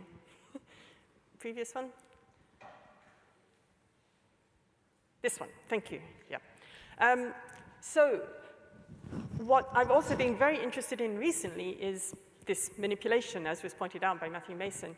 Ants are very good at manipulation. So for example, they can efficiently grasp unknown objects in clutter, carry them back to the nest. In this case, you'll see this ant starts to go back and then actually stops and adjusts its grip to make sure it's got an appropriate grip to be able to carry the piece of food. But they don't just pick up food, they pick up a huge variety of foodstuffs, And then they also pick up their own eggs and larvae, which are delicate. They also use the same manipulators, their mandibles, to dismember large prey, and they use this to build the nest. So they're really doing something pretty amazing in terms of manipulation skills as well. So I hope we can all agree that even a humble ant is quite an inspiring thing. So to put this in the context of robotics state of the art, so for example, recently, the big push has been on vision language action models. There's been some very successful stories there. But these are pre-trained on internet scale data. They leverage the fact that we use language to try and go between the sensing and the action, to do it in a flexible fashion. And typically, even once the training has been done and the executable that you're using to drive the robot would have something like 50 billion parameters, require 20 GB or more VRAM for inference, and 400 watts for a GPU. I just pulled these numbers out of one example, but I think they're appropriate. Whereas the desert ant has a brain the size of a sesame seed, okay? It's pretty much autonomous. It's only using its own experience to do online learning. And the recent connectome of the fruit fly estimated that there are 50 million synapses at the most in the insect brain. And the power consumption is probably milliwatts. So we're just orders of magnitude difference. Yet the performance seems, if not comparable, better. Let's also maybe compare it to reinforcement learning, which is also, tends to compile down to much more compact networks for control. And in this case, typically it's trained with multiple parallel iterations of the robot, usually in simulation, maybe some simulation and some real-world information. It's a task-oriented reward function that might be shaped to some extent, but it does produce a compact policy for deployment. And I just, again, picked out one example here of this kind of approach. So I think what's interesting here is to compare this to the fact that the desert ant evolved. Okay, so in a way, this reinforcement training process has happened already over millions of years, millions of generations and billions of instances of these ants. And they had one fitness function, which is to reproduce, but that's evaluated all the time in a very challenging real-world environment where they're not just dealing with the real world, but are in competition with lots of other animals who are trying to deal with the real world as well. And both the physical specification and the policy get compactly encoded in the genome. So I think this is the comparison we can make. The reinforcement learning problem has, or process has already happened for these animals. Oops, sorry, it's this one now. Okay. So the question is, okay, that's all very inspiring. How do we actually learn from the ant? And the obvious answer is, well, maybe we can do a bit of reverse engineering. Can we just look at what has evolved and copy those solutions, and maybe that would be a shortcut to some improved robotics. So I'm going to talk for a little while about one very specific example of this, just to kind of illustrate the point. But I'm also going to suggest there are some problems. It's not so straightforward to just do it this way. So the celestial compass is what the ant uses for its navigation.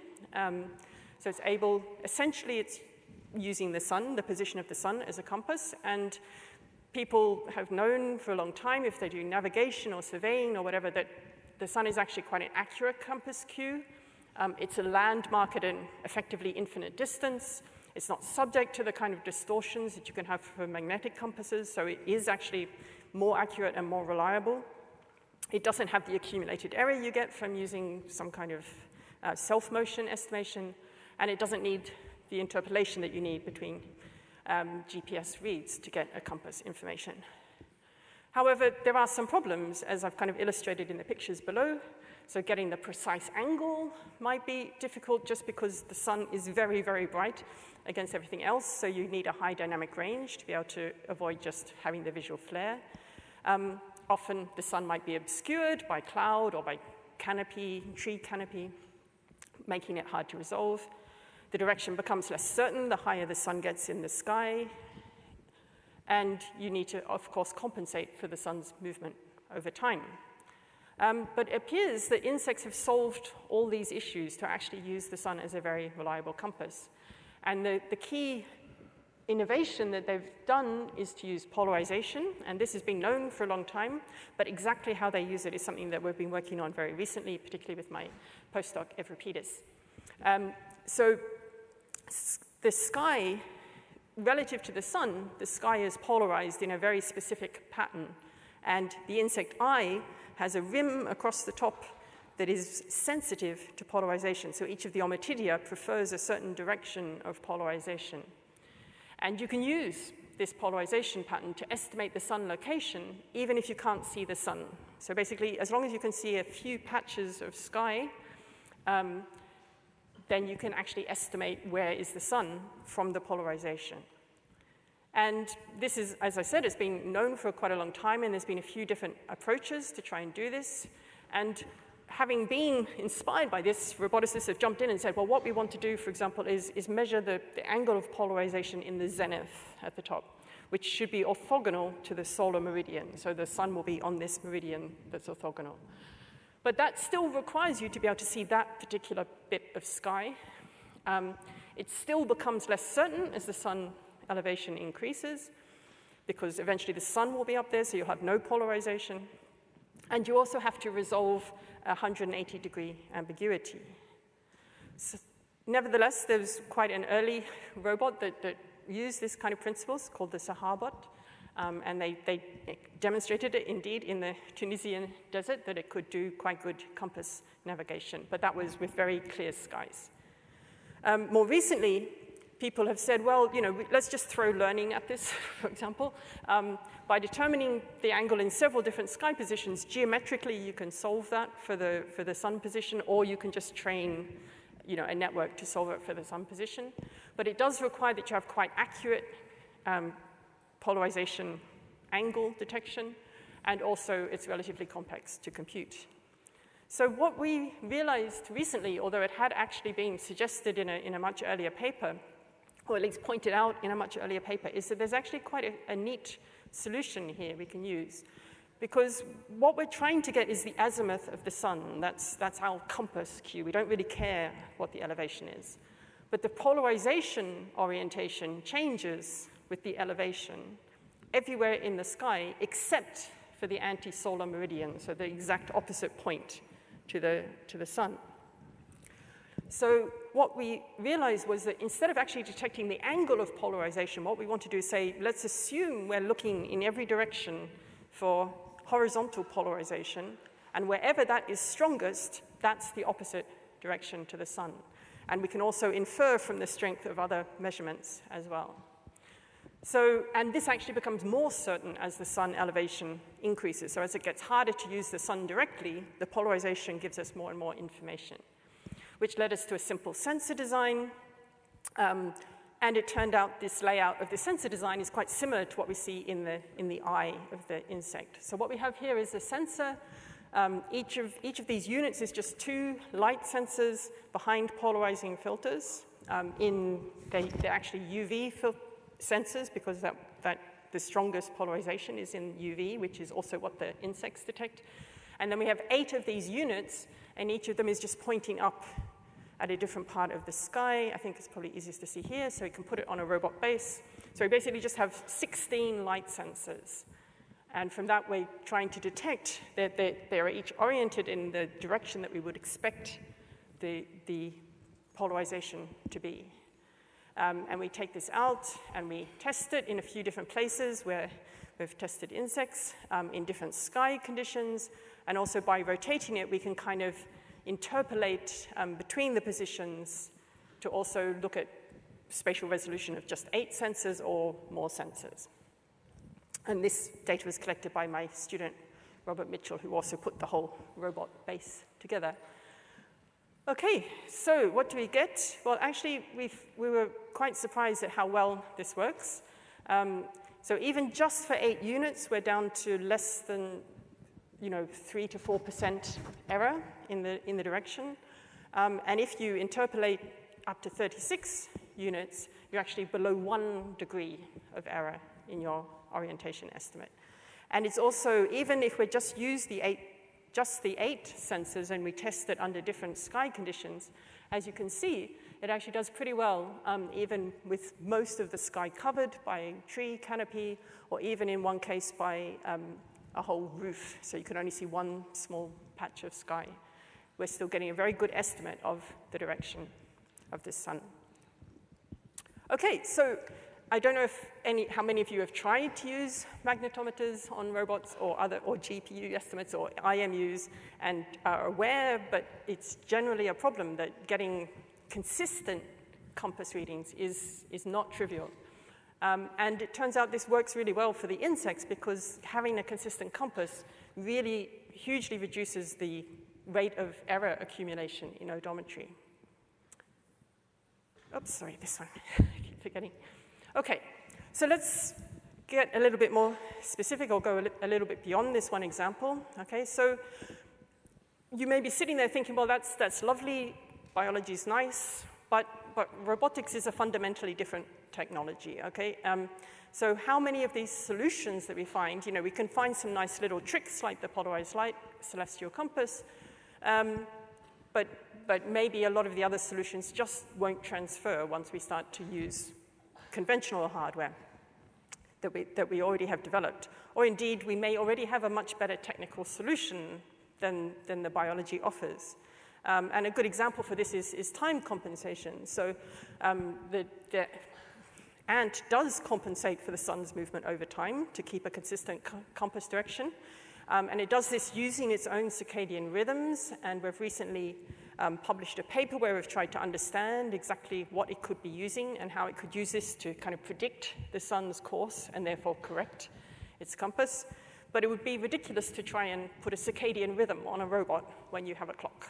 Okay? So it's not always the case that we want to transfer things.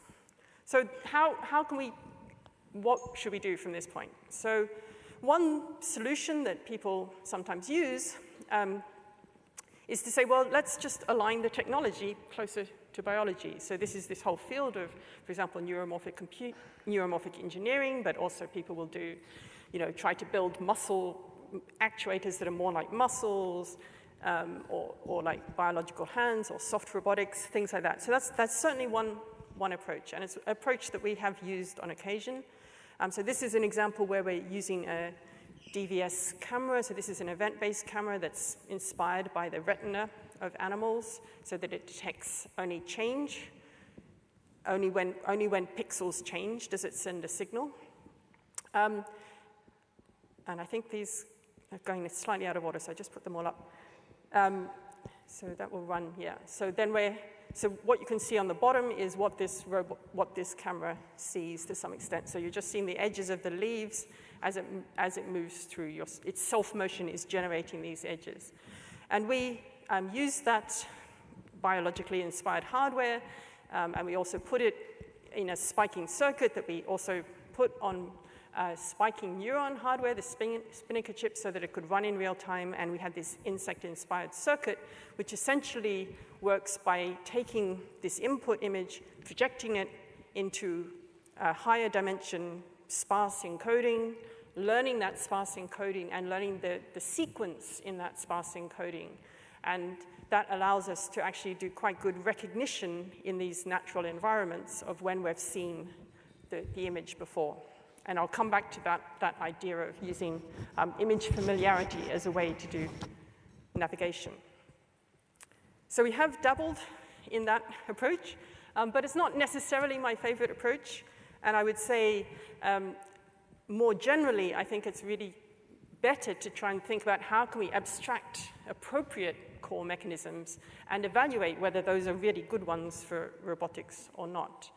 But the problem here is that presupposes that we actually know how the biology works. So that's really, in a sense, been my whole career, is that I've looked at something in biology and thought that would be brilliant. Let's use that on robots. And I've gone to the biologists and they said, yeah, we've studied that for years. And I've said, great, just give me all your information and I'll make a robot for it. And they give me all the information and it's not enough to understand the mechanism and build the robot. And so we end up having to do some of the biology ourselves or to collaborate with the biologists to try and ask crucial questions.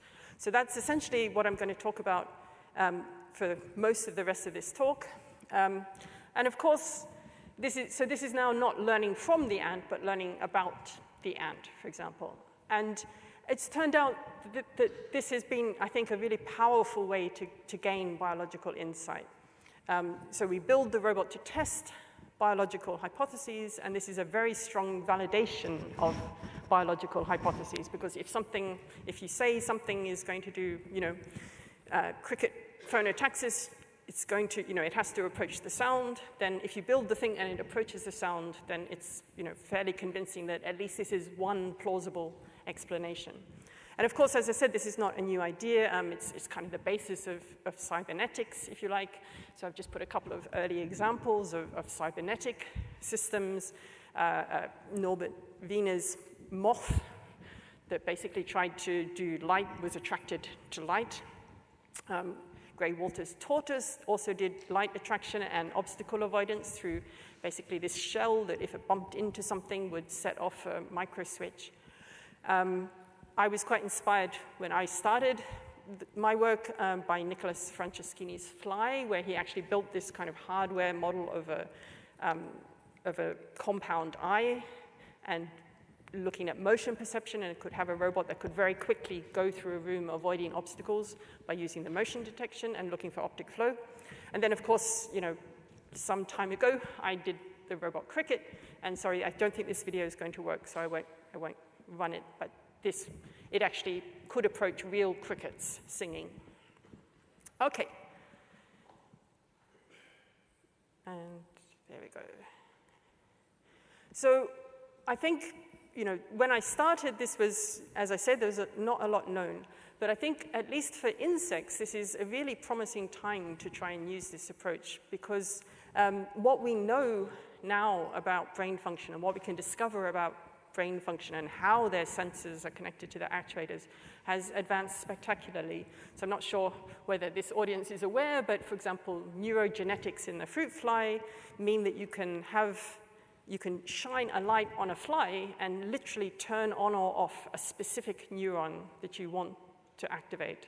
And then you can also be imaging from the fly, and you can see the activity of a single neuron, a single specific neuron, and know what it's doing.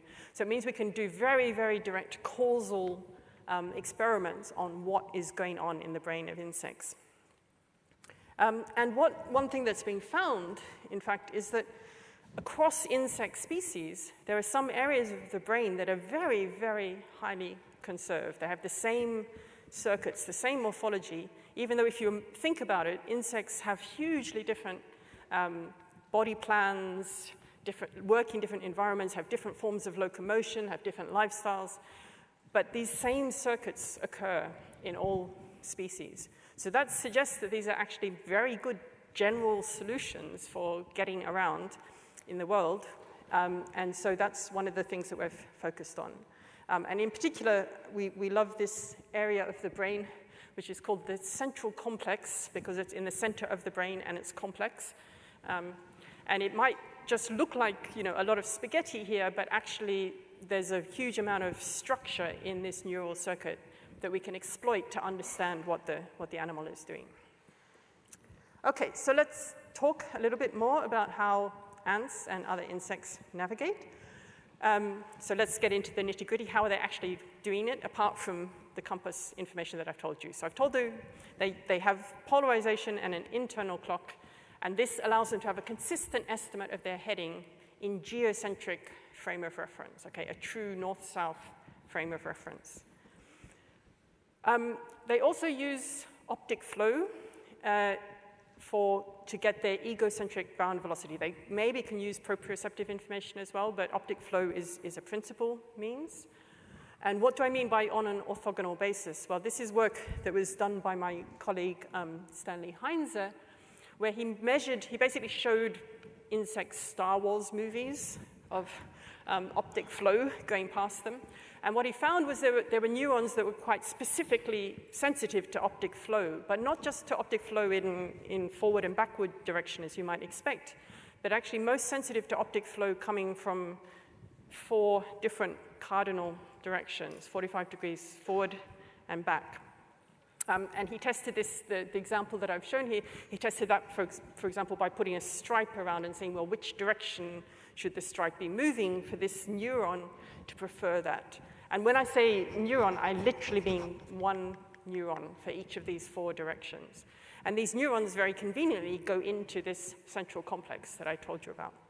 So why would you have optic flow in 4 directions? Well, we realized essentially what we're doing is, if you think about an insect moving, particularly a flying insect, it's not necessarily flying in the direction that it's heading. So it might be facing one way, but it could be side-slipping. And similarly, an ant that's dragging something is not necessarily going in the direction that it's heading. So it has the compass relative to its head, but it's actually getting the information about optic flow relative to its head, the compass relative to the world. So if you can maybe see in this picture, so the black arrow is the direction that the animal is actually facing, the gray is where it's moving, and if you have these 2 orthogonal axes for optic flow, then you're actually projecting your motion onto this orthogonal basis, so you can actually recover your ground velocity. So we tested this on a robot, and this was particularly work done by Jan Stankovic when he was a student with me. In this case, we use a gimbal and we're looking down at the ground to use optic flow on the ground. And we're just using a very simple optic flow detection with 2 matched filters that are just looking for these 45-degree angles of optic flow. We also need to use some information about height, because obviously the optic flow you get is relative to the distance you are from the ground. And what we found is that, in fact, we could estimate quite well the speed. So here, I mean, the ground truth we're taking from extended Kalman filter on the IMU on the robot. So it's always a question of which one's true, which one's not.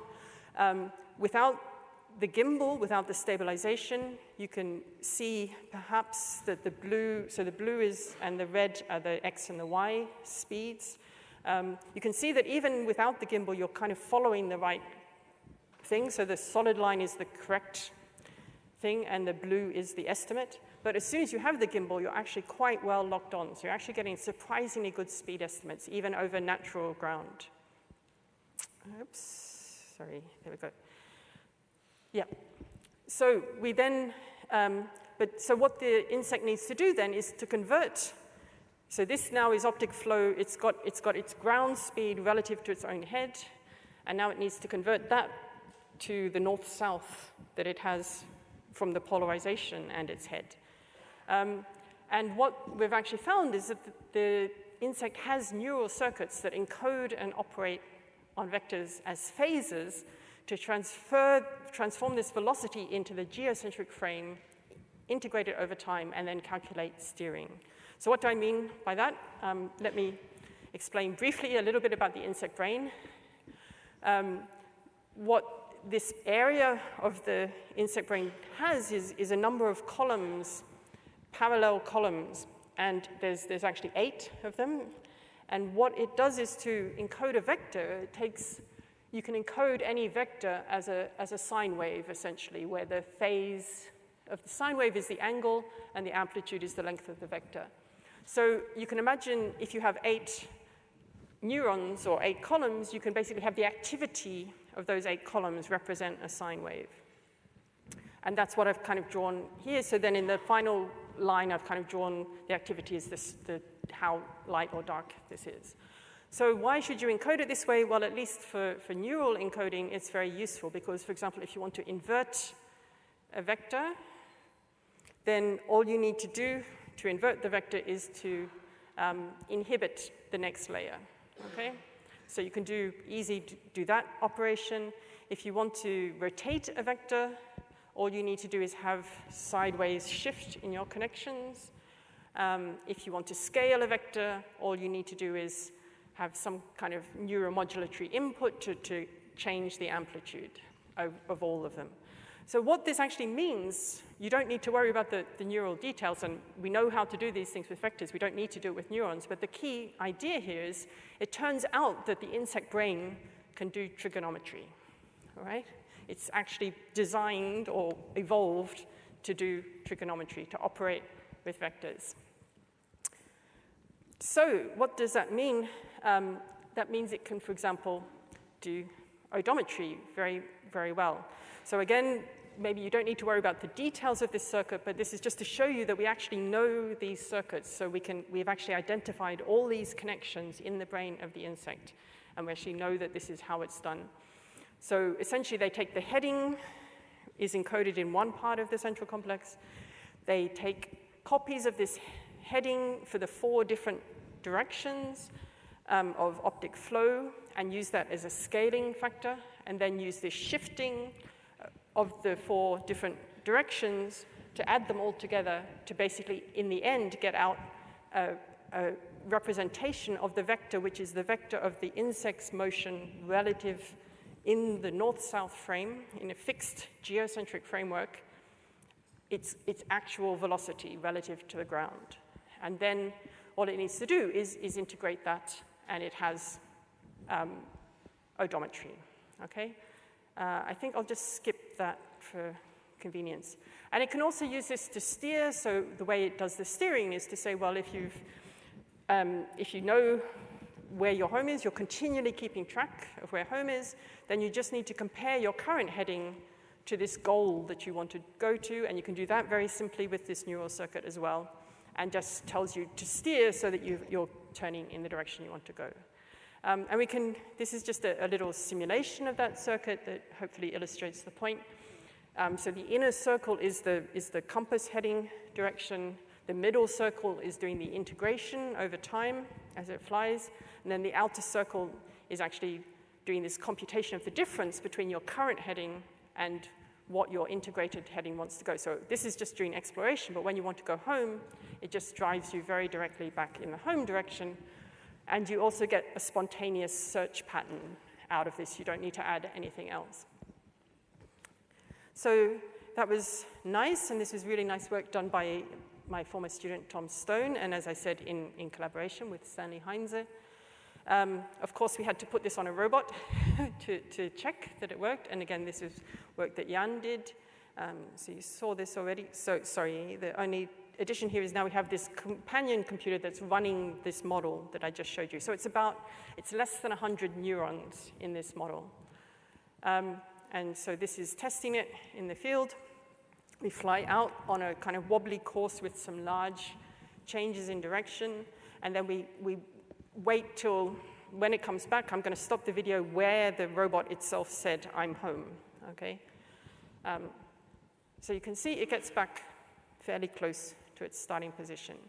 And in fact, if we do this repeatedly and measure the error with the distance flown, and blue here is from these real-world field tests, hopefully you can see that even over 150 meters, we're getting 2 meters of error, which is like you're well within, the insect itself could probably find its hole in the ground from that distance, okay? And even if, so that's over a fairly constant field. So we also tested in simulation over very varied types of ground surfaces. So sometimes there's more texture, sometimes less texture, but we still got very good results from this. Okay. So, as I said, they don't just go out, do odometry, and use that to come home again. They also, when they find the food, store that as a vector memory.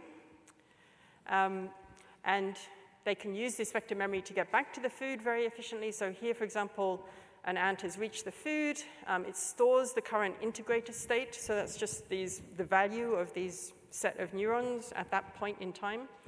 And then it returns to the nest by trying to get this vector memory, what we call path integration or odometry back to 0.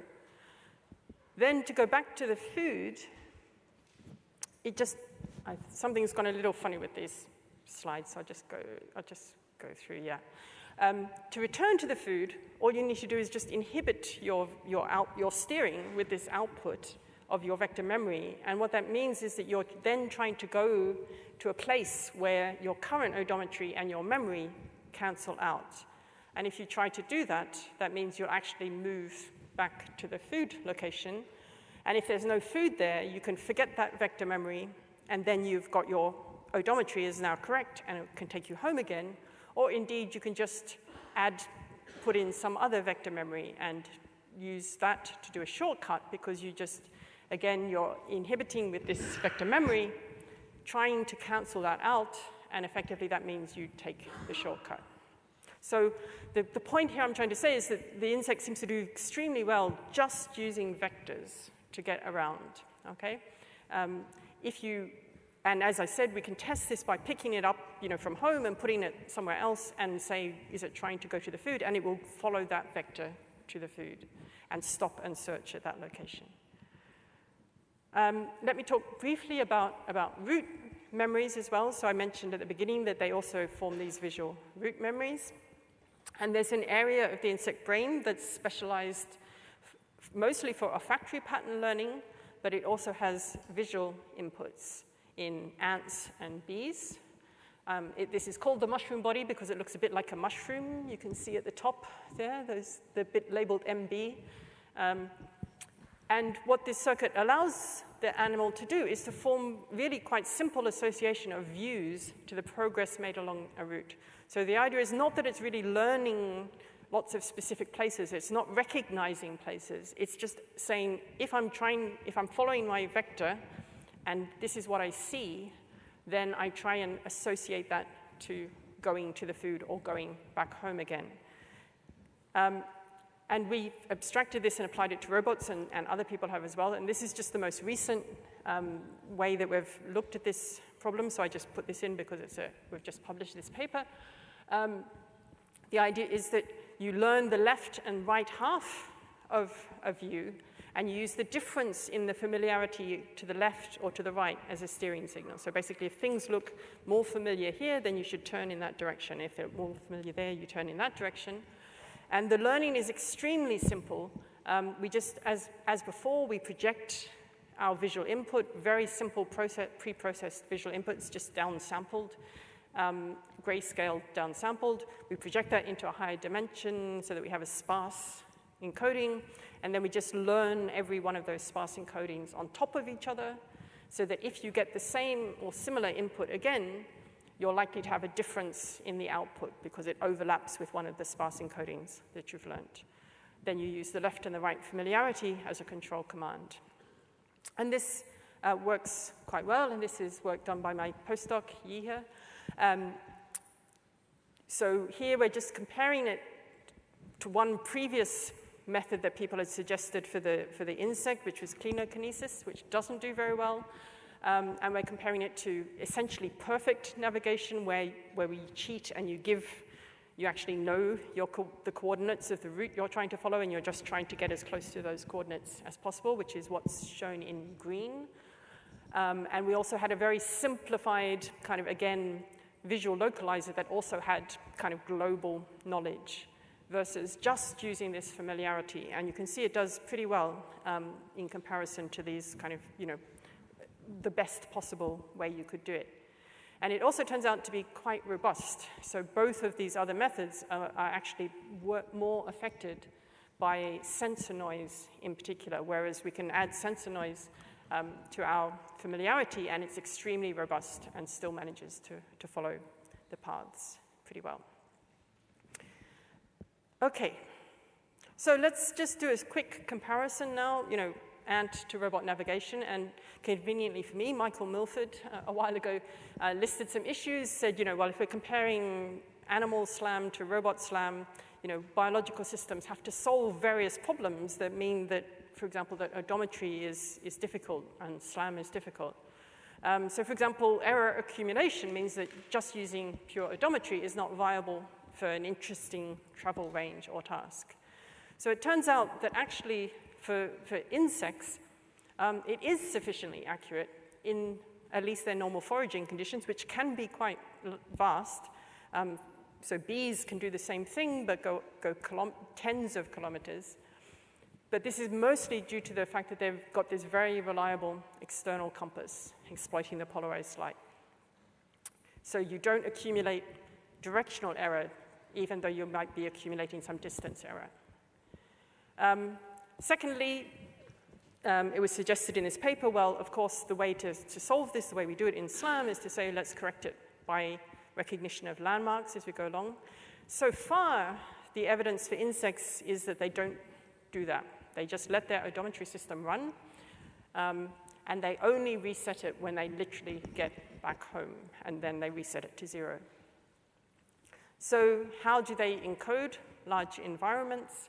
Well, they actually encode them as a set of vector memories. So they have a set of vectors with a common origin at the nest, a common north-south framework, and they can do all the behaviors that they need to do by just activating one vector memory and comparing it to their current odometry, and then activating a second one.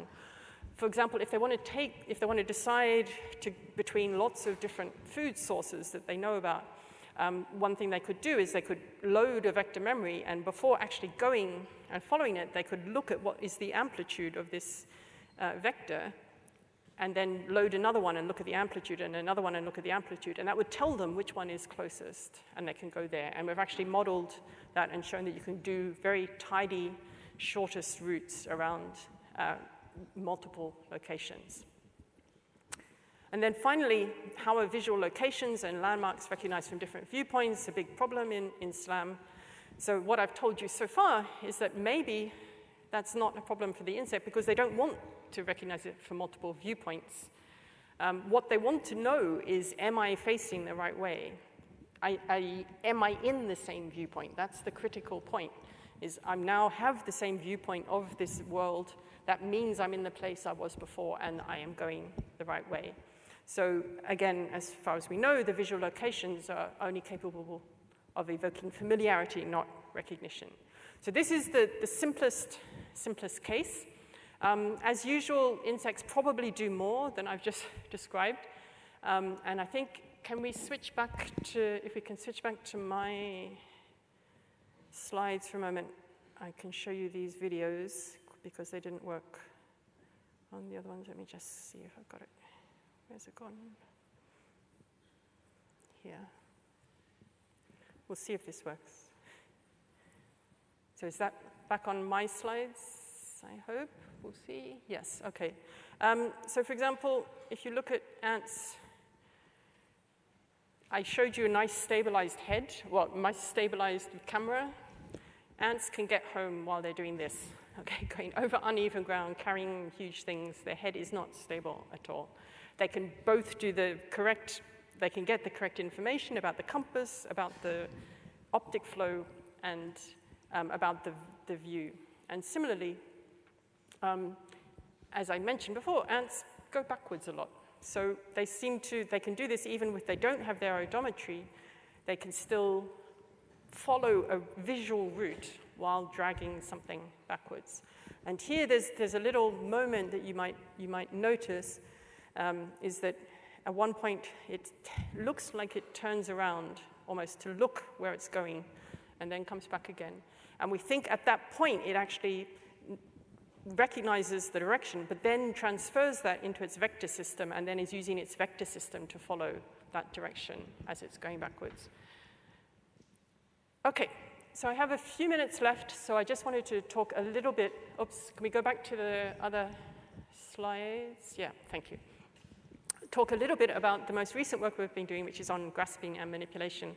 And this is really unfinished work, I should say, so I'm very happy to talk with people more about it. But I was struck while watching ants that they're essentially executing parallel jaw grasp of unfamiliar objects in clutter all day long. And they do it pretty well, and robots are still not very good at doing this. They manage it with this tiny brain. They do it mostly with tactile sensing because they can do it in the dark, in the nest, and with no training, as far as we can tell. And as I mentioned before, they grasp all kinds of objects. So here's one of these pictures is of a weaver ant, which actually grasps its own larvae, squeezes it to extrude this thread, and then uses that to sew the sides of a leaf together. So it has to do very precise targeting. It has to get exactly the right pressure, everything else. And then there's also the very famous leaf cutter ants that actually, cut bits of leaf and then carry them home, and then basically they're farmers, so they use this leaf to grow a mold, which is what they eat. So they're really very, very impressive at manipulation, and we don't quite know how. One very simple thing that we found when we just looked more closely at this gripper, at these mandibles, and this is work from my postdoc Mohammed, is that if you look at any ant's mandibles, they have internal hairs, okay? And they're sensory hairs, so we know they get sensory information from these hairs, and that's basically what everyone has assumed they're for, is to get the sensory information. But we realized they might also serve a mechanical function, and we just wanted to test that with this very simple method that we just took some standard parallel jaws and we made them hairy, okay? We just 3D printed some hairy extensions and tested how well that worked. Very cheap, very flexible, pretty robust, and it actually works quite nicely for improving grip. In particular, for improving manipulation, so if you're handling objects. So obviously, this is the video which shows, that the hairs work better. But we did do, more extensive testing than that. So we did 10 grasp attempts on each of 30 different household objects. And the hairs on the gripper improved the successful grasp rate. So actually, we didn't drop it at any point during this maneuvering from 64% to 90%. And if we check, is it actually slipping in the grip? So how many things slip? Then the slippage goes from so not slipping. So only 6 out of the 30 objects didn't slip without the hairs, whereas 22 out of 30 don't slip with the hairs. So just this very simple mechanical thing already was very effective. Okay, but we're now trying to look more closely at what's going on in the ant's grasping. We're doing 3D filming, 3D reconstruction of the antennae movements, the leg movements, the jaw movements, the head movements of the ant. And some of the things we've noticed so far is that there's a very interactive process of first making contact with the antennae, which presumably is giving them spatial information. They then position their body, they then make a grasp attempt, but those things kind of interact in quite a complex way. They definitely don't just do random grasps. So in the case of this dandelion seed, they will grasp the thin side and they will always grasp at a good balance point. They don't have to do that by trial and error, they find that. And also we notice that particularly for objects of this size relative to the ant, the front legs actually play quite a role. So they often will use the front legs to manipulate the object into a suitable position to then do a power grasp with their mandibles. So this is really just a kind of watch this space where something we're working on now. Okay, so that brings me to my conclusions. So I hope that I've convinced you in this talk that bioinspiration can suggest some low-cost, low-computation solutions for tasks that are very relevant to robotics, such as navigation in natural scenarios and adaptive manipulation. And beyond inspiration, we need to really engage closely with the biology to uncover these solutions. So we become part of the biological discovery process by trying to build robots that mimic animals. And we can then assess, what and how can be transferred to technology, and of course, not everything should be transferred to technology. We should make the right decisions there. And as I said, in the process, considering just approaching a biological system from the point of view of a roboticist and saying, well, how would I build something to do that, is very powerful for developing and for testing hypotheses about these mechanisms that support the robust and flexible behavior that we see. But we're still far from building a robot as capable as an ant. So thank you very much, and these are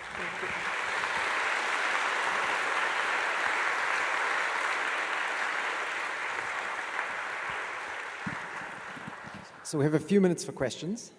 Do we have any questions from the audience? We've got lots of questions, and I was kind of hoping there weren't questions. Oh, and I see that's Michael Milford standing up there. Okay. And so up there in the balcony on the top. So first floor, if we can, go ahead, Michael. Okay. Thanks, Barbara, for a fantastic talk. There's a general push in the robotics community towards developing generalist foundations of navigation that theoretically could be adapted to just about any platform, to robot arms navigating as well as wheeled robots. Do you have any comments about what you've seen in nature in terms of generalized navigational structures versus specialized systems? Yes, so I think, I mean, I hinted at this a little bit as we went along. It is really surprising how much these navigation circuits in insects are the same. And they're not just navigation, they're actually any kind of directed movement seems to involve these same circuits. So in that sense, it does seem like maybe there are some good general solutions, but where there tends to be more specialization is on the sensor end. So I think, you know, different insects have found very good ways of getting just the right information for navigation. So that's not something that I think you could find by a kind of general, you know, a general model process or a foundation model process. I think that's where you need to look for what actually works, you know, to get the information you need. Thank you. Right, so we can get a microphone right there. He was quick on the draw with his hands, so that seems the clearest way to do it. Yep.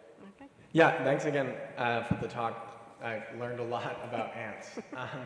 So I have two questions. The first is probably rather quick.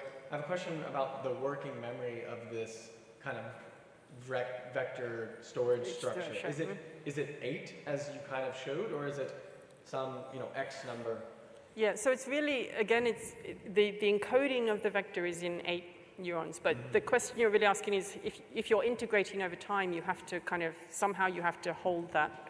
And it's actually quite an interesting problem, is how do you have a memory that actually does this integration quickly, reliably, and also the ant can remember it for hours. So if you stop an ant and hold it in a box and then let it go hours later, it still remembers its vector, so it doesn't degrade.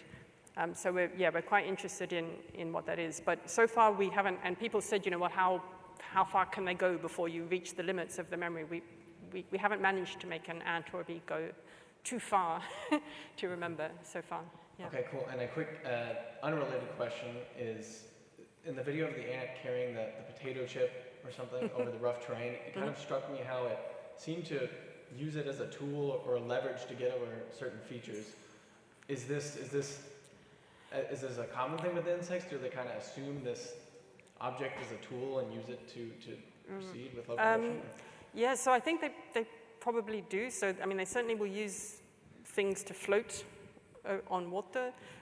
There's also fascinating tool use experiment in ants where they have liquid sugar and they can't carry that back to the nest very easily. So they pick up pieces of grass or whatever and put them in the stuff, and then they pick up the pieces of grass that have soaked up. And people did an experiment where they gave them different options. They gave them little sponges and bits of plastic and so on, and they chose the ones that would soak up the most things. So I think they really do tool use in that sense, yeah. Thanks. I think there's another one right there in front. Hello. All right. Thank you very much for the talk. Really inspiring. I have a more general question. So, in robotics nowadays, we see a lot of these large-scale models, and there's also this kind of bottom-up approach that you presented. And do you think that at some point these two paradigms will kind of meet in the middle, or do you think that they're kind of disjoint forever? Or what are your thoughts on this? Because because also the large models are also seeing a trend of becoming more efficient, smaller, maybe more specific to an application. Right. Yeah. So you could maybe again make this analogy to evolution. You know that, but it's a different way of getting there. So at the moment, I don't see a connection. I think the solutions you get from looking bottom up at the kinds of things animals do are just completely different solutions to what we're getting from these large models. But maybe they'll interact. But at the moment, for me, they're two completely separate things. And I know which one I think is better, but that's okay. So we'd love to take more questions, and I have a bunch of questions myself, but we're actually out of time. And so let's thank Barbara one more time.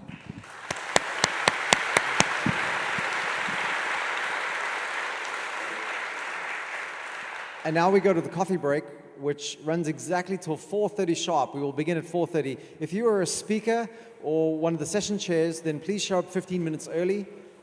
Enjoy your break, and we'll see you soon.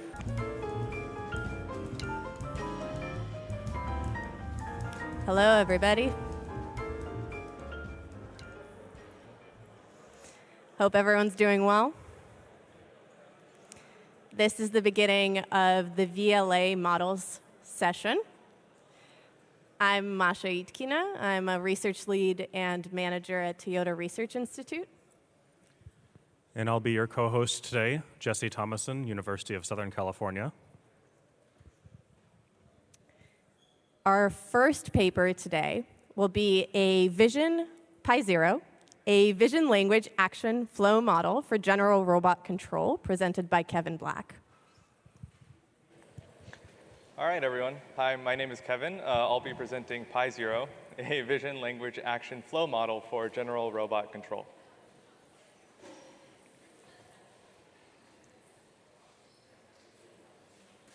So as we all know, we're living through an AI revolution. I'm sure many of you have seen a slide exactly like this many times before. But the thing I want to emphasize is really the general nature of these modern AI interfaces. You just type in, a prompt, and then a language model answers you, no matter what you type. Here's my crude illustration of how that works. You take a big transformer, you train it on lots and lots of data, and then it can do lots and lots of tasks. So the key here being that you need a generalist model to enable such a general interface. Obviously, I'm leaving out some details, especially on the post-training side, but you more or less get the idea. So the question is, how do we do the same thing in robotics? We want a general interface where we can just ask a robot to do something, and it'll actually do that thing. That's kind of the dream of general-purpose robotics, right? Well, this generalist paradigm first started in pure language modeling, right? But then, as people became more interested in other modalities, like images, for example, they added a component to the language model. They added a vision encoder, giving us a vision language model. Now, roboticists are pretty interested in image understanding, obviously, so a couple of years ago, they started fine-tuning these VLMs directly to output robot actions, giving us vision language models, or VLAs. And VLAs have been really successful, so much so, in fact, that we now have an entire session on them at RSS. But we found that there were still some limitations to the traditional VLA approach, especially when it came to more dexterous, high-frequency control tasks, for example, folding clothes. Namely, we found that traditional VLAs could train very slowly for whatever reason on high-frequency tasks, and also they're slow to do inference, which hurts real-time control a lot.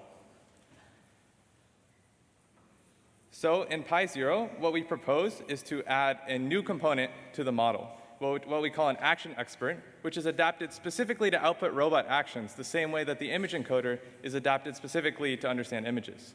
It retains the same advantages of traditional VLAs, namely the deep sharing of representations with the backbone, but it allows us to quickly generate action chunks using something like flow matching or diffusion, and that enables us to do high-frequency control.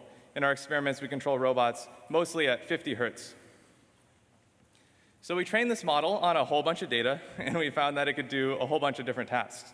So here we have bussing a table, folding a shirt, and there are many more that I can't even fit on this slide.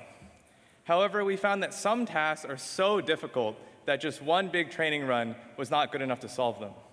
So we turned to another technique from language modeling that I hinted at earlier, which is post-training. We first pre-train one model on all of our data, about 10,000 hours. And then for each difficult task that we want to do, we train a specialized model on a much narrower set of high-quality demonstrations.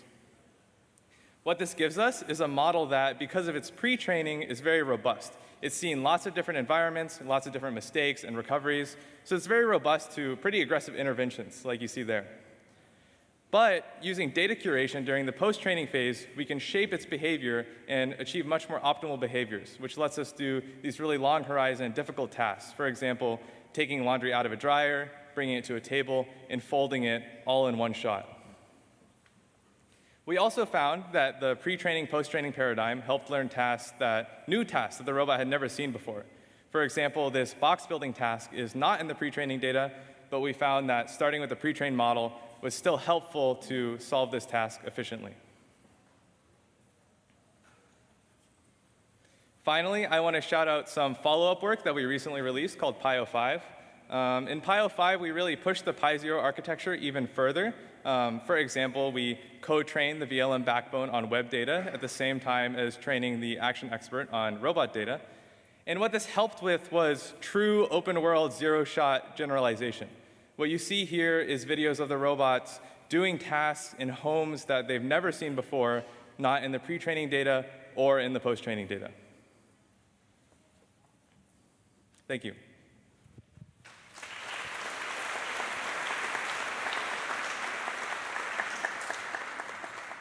Thank you very much. We'll take a few questions now. Feel free to raise your hand if you have one. I see one. Yep. Thank you. Thank you for the amazing talk. I was curious, about your choice of the model for the action head. You are using Flow. I was wondering, given that now we have better tokenizers like FAST, do you believe transformers are better, or what's the ideal action head?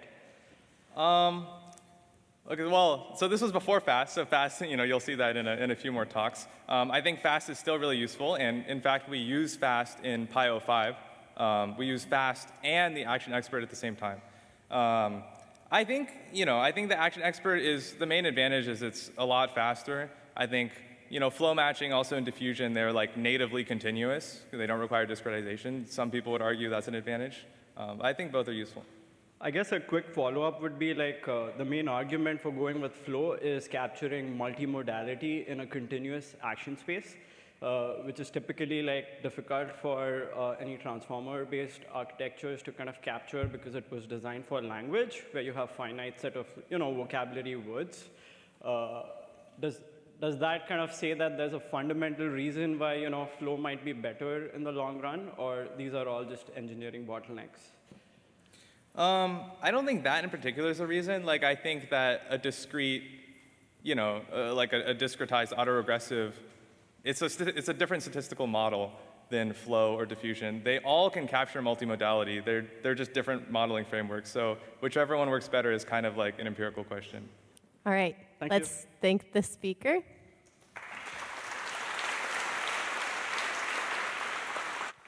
Next up, we have a virtual presenter. They'll be presenting Spatial VLA, exploring spatial representations for visual language action models.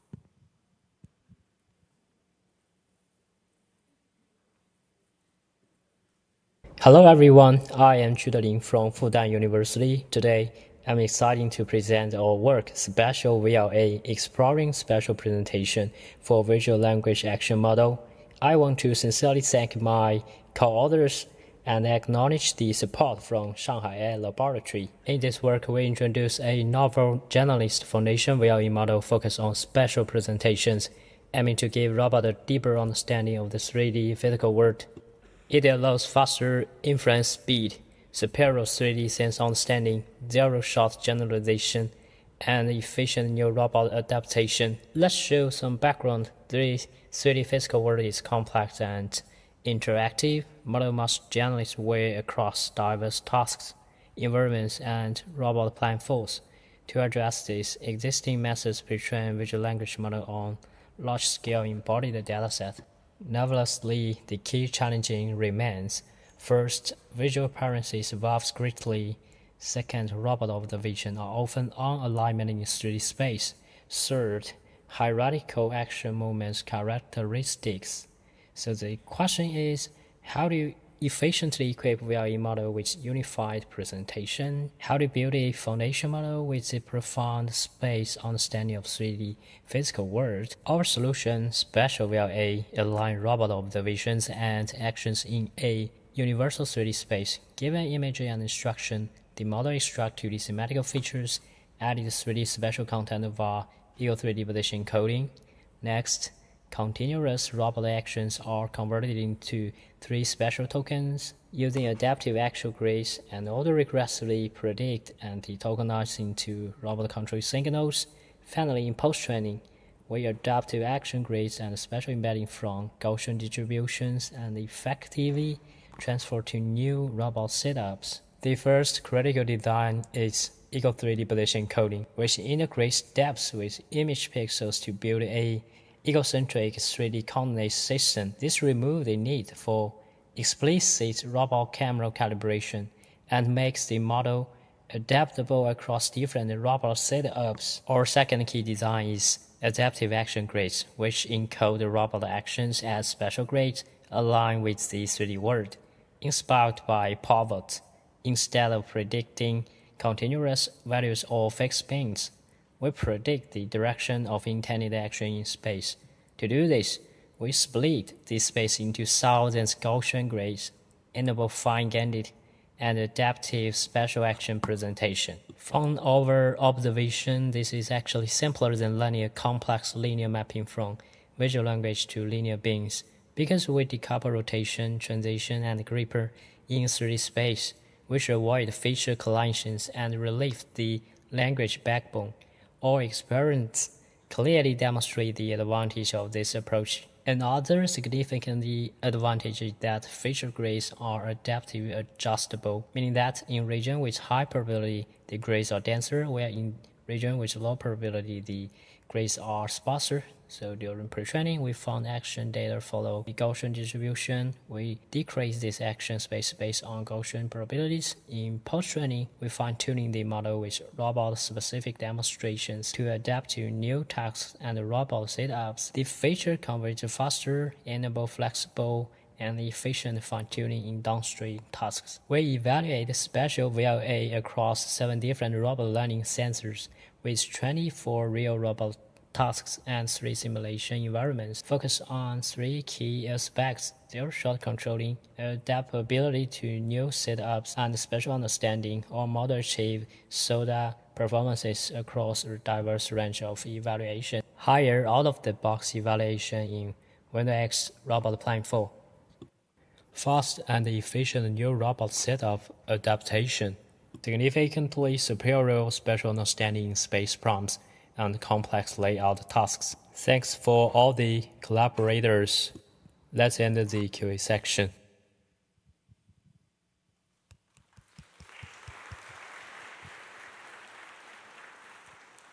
Because the speaker is virtual, there will not be a Q&A. So with that, our next speaker is FAST, Efficient Action Tokenization for Vision Language Action Models, presented by Carl Perch. All right. Hello, everyone. My name is Carl. I'm excited to present our work FAST, Efficient Action Tokenization for Vision Language Action Models. This is joint work with my co-author, Kyle Stakowitz, who is also here today, and other colleagues from Berkeley, Stanford, and Physical Intelligence. All right. The main model that we're going to talk about today is the Vision Language Action Model. And Kevin kind of already explained what that is in the earlier talk. But fundamentally, it's an autoregressive transformer model that maps from tokenized images and language instructions to action outputs. And typically, we also tokenize those action outputs so that we can predict them with autoregressive transformers. Now, in the past, we have shown that we can take VLAs and train them on pretty large data sets, like open cross embodiment, to solve rather simple tasks, like those tabletop manipulation tasks you see here. But really, we want our policies to solve more complex tasks, like those laundry folding tasks that Kevin showed earlier. And what we found is that when we take open VLA-style models and train them on these kind of complicated tasks, they don't really work well. And so as Kevin explained, in Pi0, we used a specialized action decoding mechanism to solve that problem. But in the FAST work, what we wanted to do is see whether we can solve it in a simpler way that doesn't require us to change the network architecture, but simply use autoregressive decoding.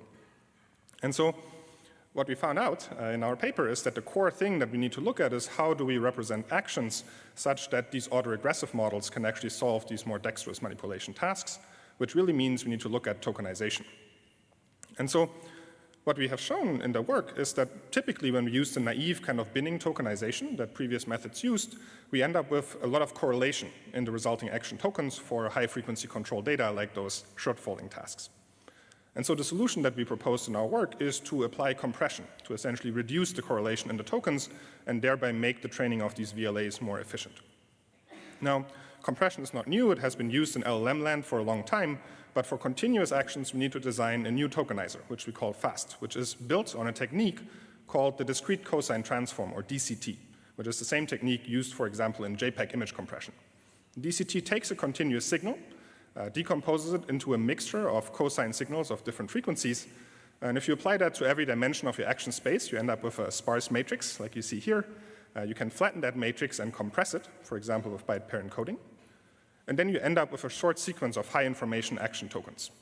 So the FAST tokenizer takes continuous action inputs, tokenizes them into short sequences of high-information tokens, and then we can train our VLA the same way we used to do it before, just via autoregressive next token prediction.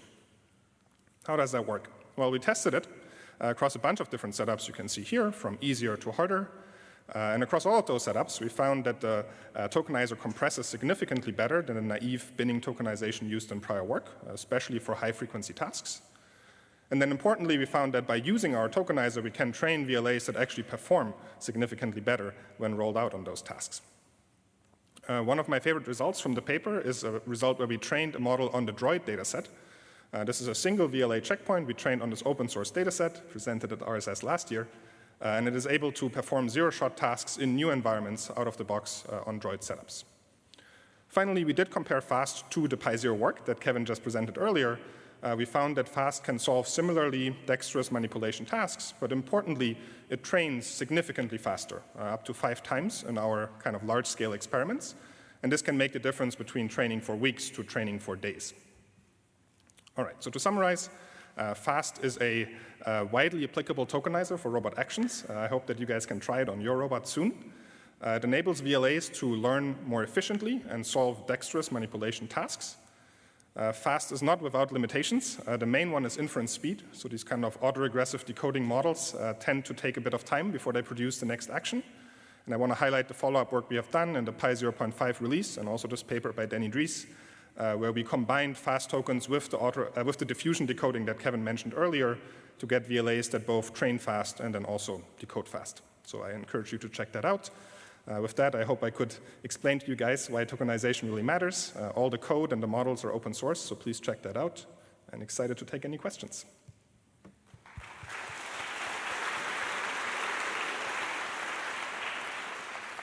All right, any questions?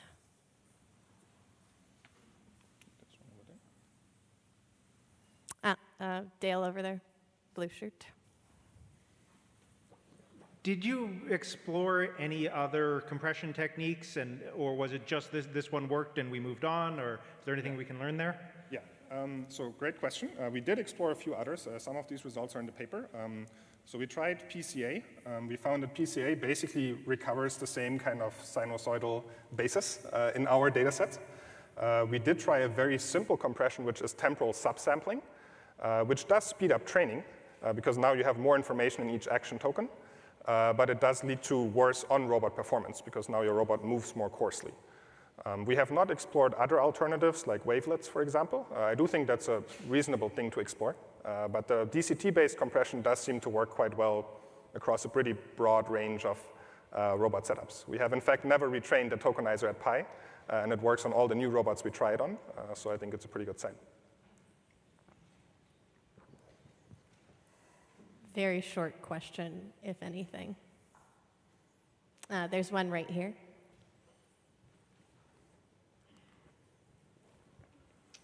Yeah, quick question. When you said that you were able to train to much better performance, was that with a like constant training budget on both circumstances, and because it was more efficient, you were able to train, or was there something fundamental in the tokenization that allowed you to get to like a higher loss, even if you let them both train until steady state? Great question. So it is fair in the sense that we use the same VLM backbone. We give both the same compute budget. You could actually give the naive discretized model way more compute budget. It would never really learn the task. On these high-frequency control tasks, the naive discretization just actually does not train well. Yeah, so even more compute wouldn't help the model there. Thanks. Thank you. Let's thank Carl.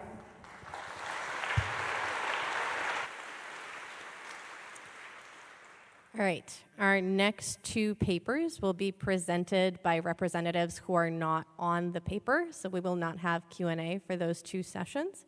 So the next paper is Unifying, a video-based vision language action model for unifying embodied navigation tasks, presented by Jia Chen. Hi, everyone.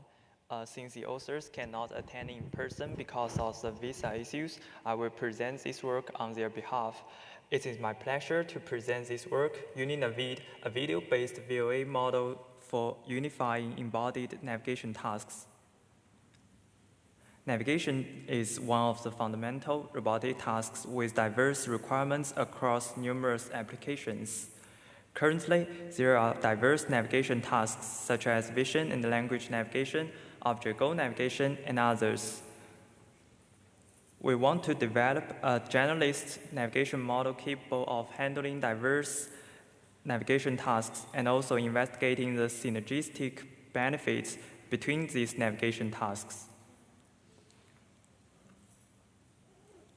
We humans can understand complex visual information displayed on screens and utilize keyboard and mouse to execute tasks in gaming environments.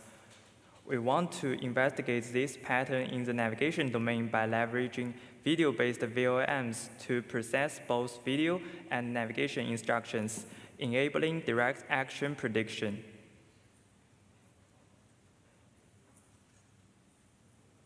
In this work, we propose Unifying, an efficient video-based VLA model trained on large-scale general-purpose navigation datasets.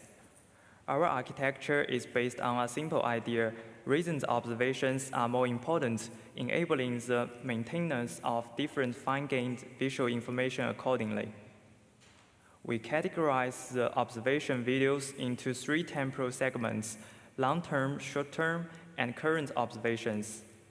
We employ multi-scale grid pooling to extract this information. Specifically, we retain more visual tokens from current observations while using fewer tokens for short-term and long-term observations.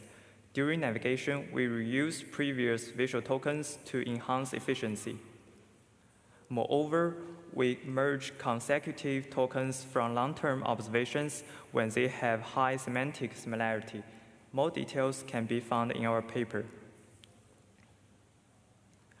We then concatenate all visual tokens and process them through large language models to derive the final action outputs. Our online token merging strategy is highly efficient, resulting in a compact token size while achieving about 5 Hz inference speed. We process and collect diverse samples across various navigation tasks. Each navigation sample is formatted as a video sequence, a language instruction, and future actions. Additionally, we gather open-world VQA samples for model coturning. We conduct experiments on public benchmarks for diverse navigation tasks. Our method achieves SOTA performance across them without requiring depth sensing, odometry, or maps. We also evaluate our method on the open vocabulary navigation benchmark in a zero-shot setting, where it also achieves SOTA performance, clearly demonstrating its generalizability. Here is the ablation studies to compare the synergy effects between training on all navigation tasks versus single-task training. The results show significant improvements when using multitask training. We believe that these results could be further enhanced by incorporating more diverse training data for various manipulation tasks. Here is a real-world demo of our method, and the output action probabilities are visualized in the right panel. The model successfully interprets the instructions and executes appropriate actions to complete the task.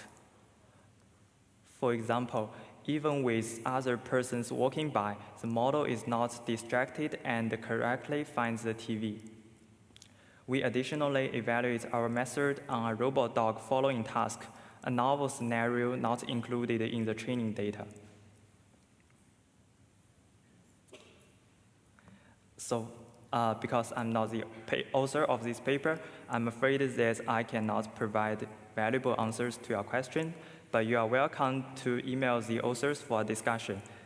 Here are the takeaway messages of this paper. First, video-based VLA demonstrates strong generalizability in navigation tasks. Second, learning diverse navigation tasks can lead to synergistic improvements. That's all, and thank you for listening. Thank you.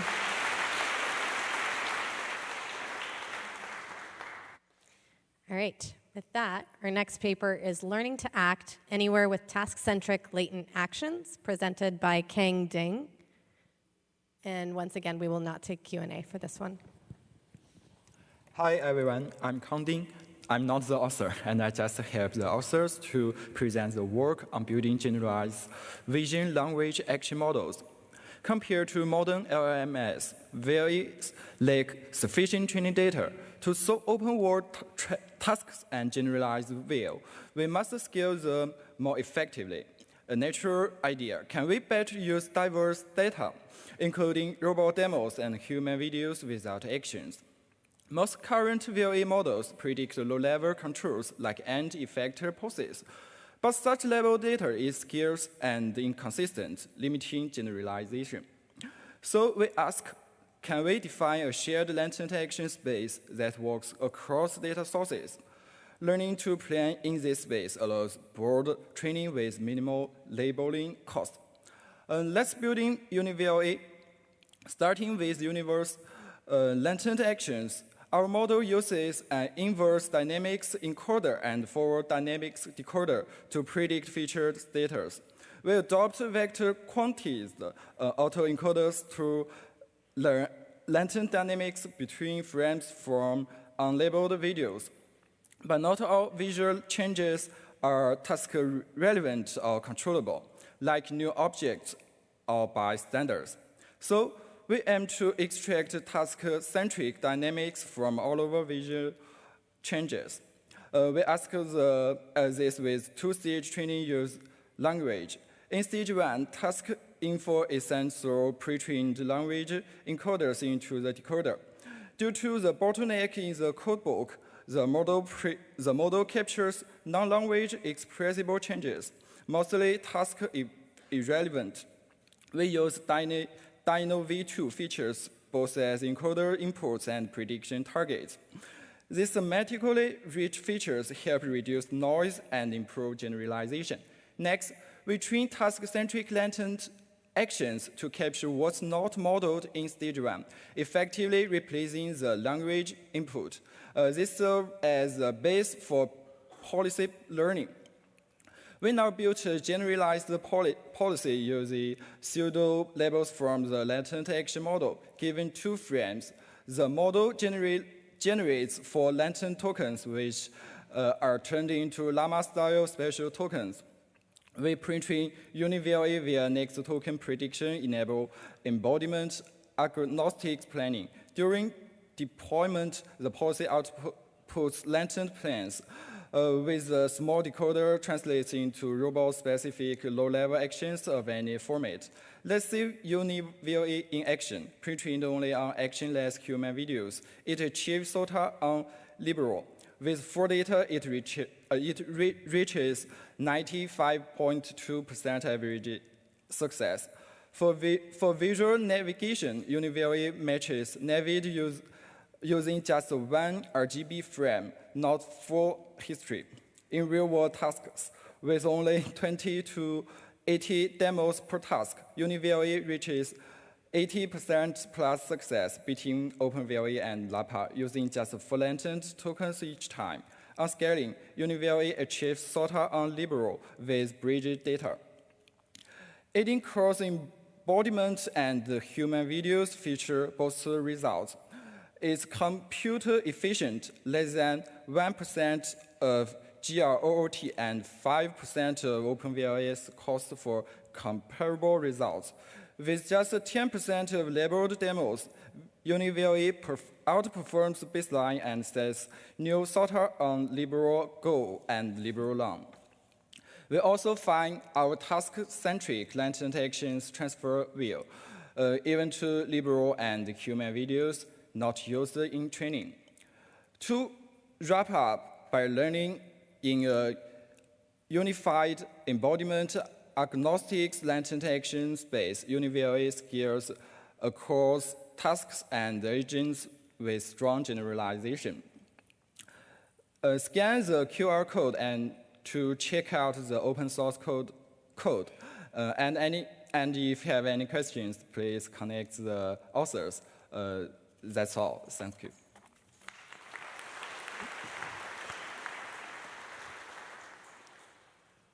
All right, coming up next, we have unified world models, coupling video and action diffusion for pre-training on large robotic data sets. That'll be presented by Chuning Zhu. Hi, everyone. I'm Chuning, and today I'm going to talk about unified world models. Imitation learning has shown a remarkable success for synthesizing robot policies. However, scaling up imitation learning has been bottlenecked by the need of high-quality robot data, which are expensive to collect. This raises a natural question. Are we maximally utilizing the data we already have? We noticed that imitation learning typically only fits the action distribution in the dataset, neglecting other distributions such as the forward dynamics, the inverse dynamics, and the video prediction. Learning to represent these distributions could potentially enrich the model's representations for better policies. We also noticed that existing methods are hard to leverage data beyond robot trajectories, such as videos. Incorporating videos into training could potentially robustify the visual encoder by exposing them to a broader training distribution. To this end, we present the Unified World Models, or UWM. A UWM combines the video and action diffusion in a single diffusion transformer using separate diffusion time steps for each modality. By controlling the modality-specific time steps, a UWM represents a forward dynamics, an inverse dynamics, a policy, and a video prediction model. And as we'll see, this paradigm naturally supports co-training on robot and video data. On robot data, we train UWM by randomly sampling the diffusion time steps for actions and next observations and reconstructing the noises from the noisy inputs. On video data, we manually fix the action diffusion so that we can mask out the action through random noise. We randomly sample the diffusion time step for next observations and train it with the same diffusion loss as before. During inference, UWM can flexibly generate samples from conditional and marginal distributions by manipulating the time steps.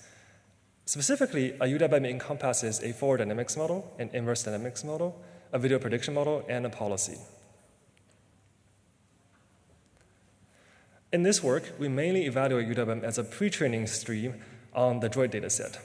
We pre-train a UWM on a subset of Droid and use another subset as action-free videos for co-training. We then fine-tune the models on individual downstream tasks with a small number of expert demonstrations, and we evaluate them in distribution and out of distribution. Compared to relevant baselines, UWM exhibits the strongest performance as a pre-training method, achieving the highest success rates across all tested scenarios. Moreover, the model co-trained on videos has better success rates than the base policy, highlighting UWM's ability to leverage additional data. We then stress test UWM on a series of categorized out-of-distribution scenarios involving changes to lighting conditions, backgrounds, and clutter, and we found the video co-trained model to be the most robust. This suggests that they have better policies from video co-training, better representations. We evaluated UWM on simulated benchmark of liberal, pre-training on the combined data set of 90 tasks and fine-tuning to individual tasks. In this scenario, UWM has a modest yet consistent improvement over the baselines. To test the forward dynamics, we asked the model to predict future observations conditioned on the current observation and actions. As we can see, UWM is able to accurately forecast the object and robot's positions. To assess its inverse dynamics, we ask it to track expert trajectories and compare the success rates to fine-tuned policies. We found that given the same time limit as the reference trajectory, the inverse dynamics achieves a higher success tracking the expert trajectories. The policies initially deviate from the expert trajectories, but they eventually recover to solve the tasks.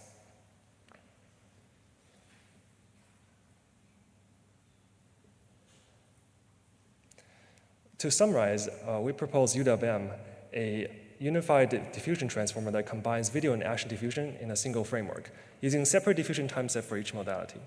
We find that by representing policies in dynamics models, UWM can enable feature sharing and learn robust representations from large multitask datasets such as Droid. We also found that UWM can be co-trained on action-free videos, further improving the robustness of representations. For more information, check out our website and poster. Thank you.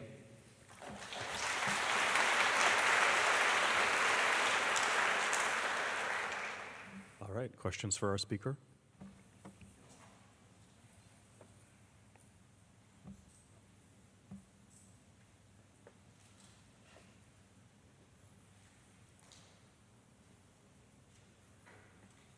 Come on, we're only halfway through. You got to power it. Yes, thank you, Adam. Hi, thanks for the talk. So I was wondering the sort of the auxiliary task, in particular the video prediction. So that's used to train sort of this co-training, right? But is the visual prediction part used at all in the actual, like when you actually go to run a policy, or is that sort of just like used to, you know, squeeze more out of the data? That's a great question. So in this work, we don't use the video prediction for policy at all. We use it, as you said, as an auxiliary task, but we did validate those other utilities of the model. For future work, we would like to explore how to have a synergistic effect between the video prediction model and the policy. Thanks.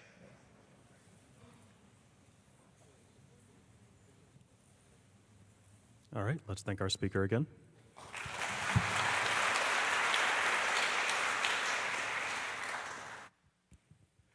Next up, we'll have Clip RT, Learning Language Conditioned Robotic Policies from Natural Language Supervision, I think presented by Jung-Yun Kim.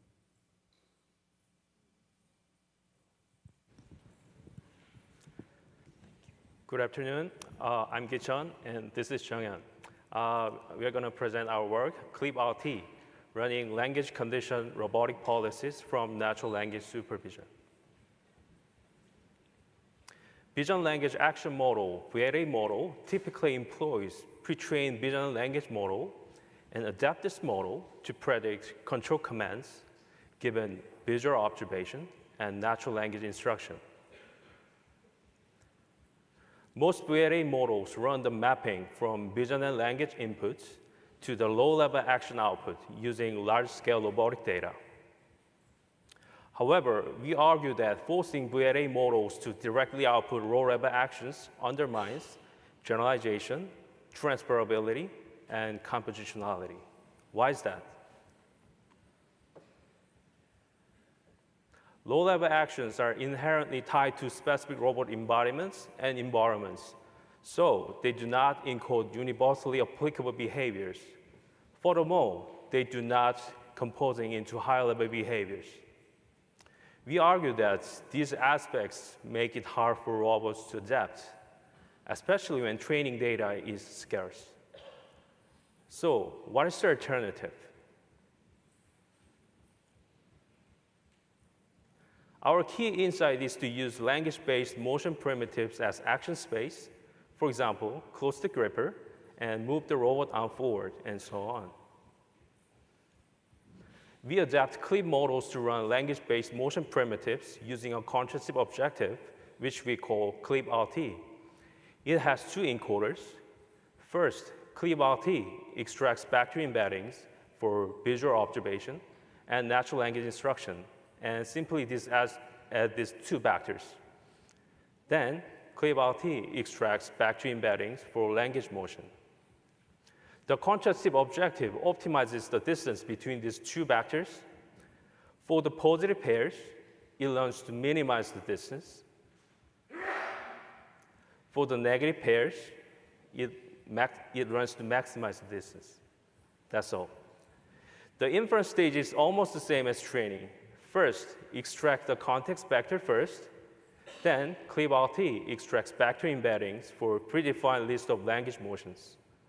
Finally, it computes the pairwise distance and select the motion with the shortest distance. The selected motion is executed, and the model iterates this process until it completes the task.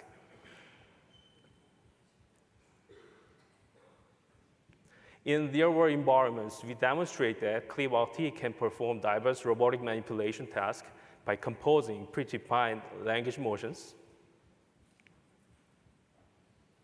In real-world evaluations, the use of language-based action space improves few-shot generalization and knowledge transfer across tasks. Our proposed action space improves generalization, transferability, and compositionality. However, at the same time, it sacrifices precision and dexterity based on abstraction precision trade-off. So how can we adapt ClipRT to address higher precision tasks? The idea is simple.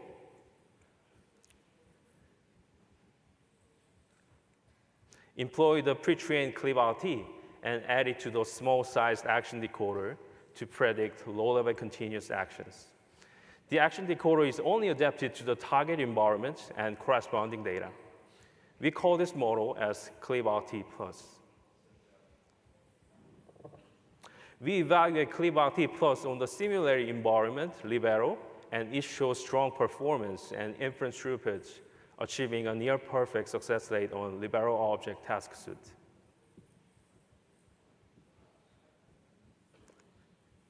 This is the end of our presentation. Please visit our poster and project page.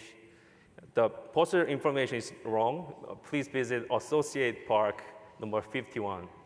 Thank you for listening. Junghyun and I are happy to take questions.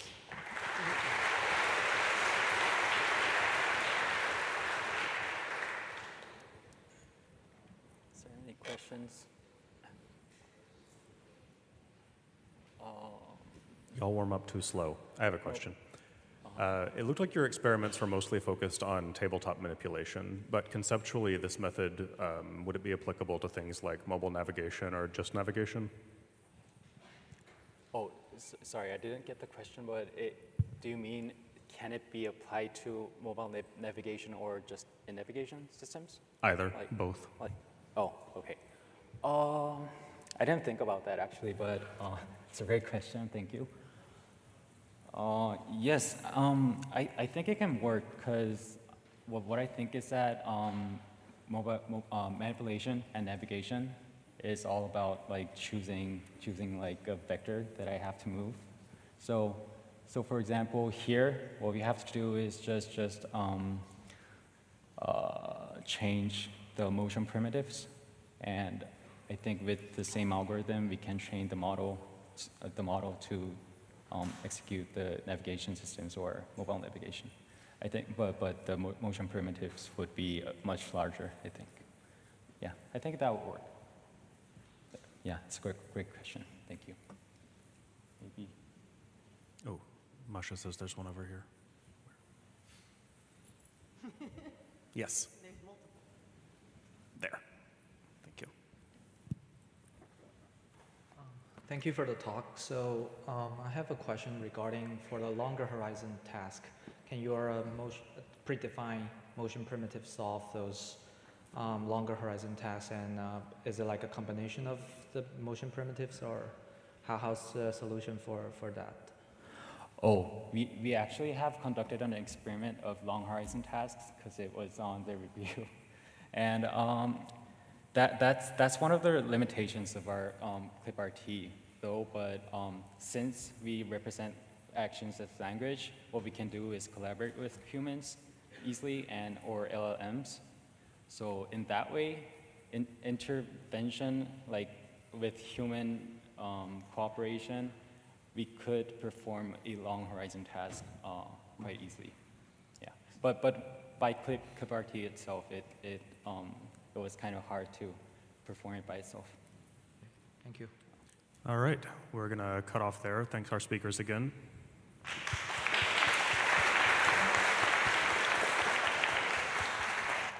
Next, we have fine-tuning vision language action models, optimizing speed and success, presented by Chelsea Finn. Hi, everyone. I'll be presenting on behalf of Mujin, who unfortunately wasn't able to make it this afternoon.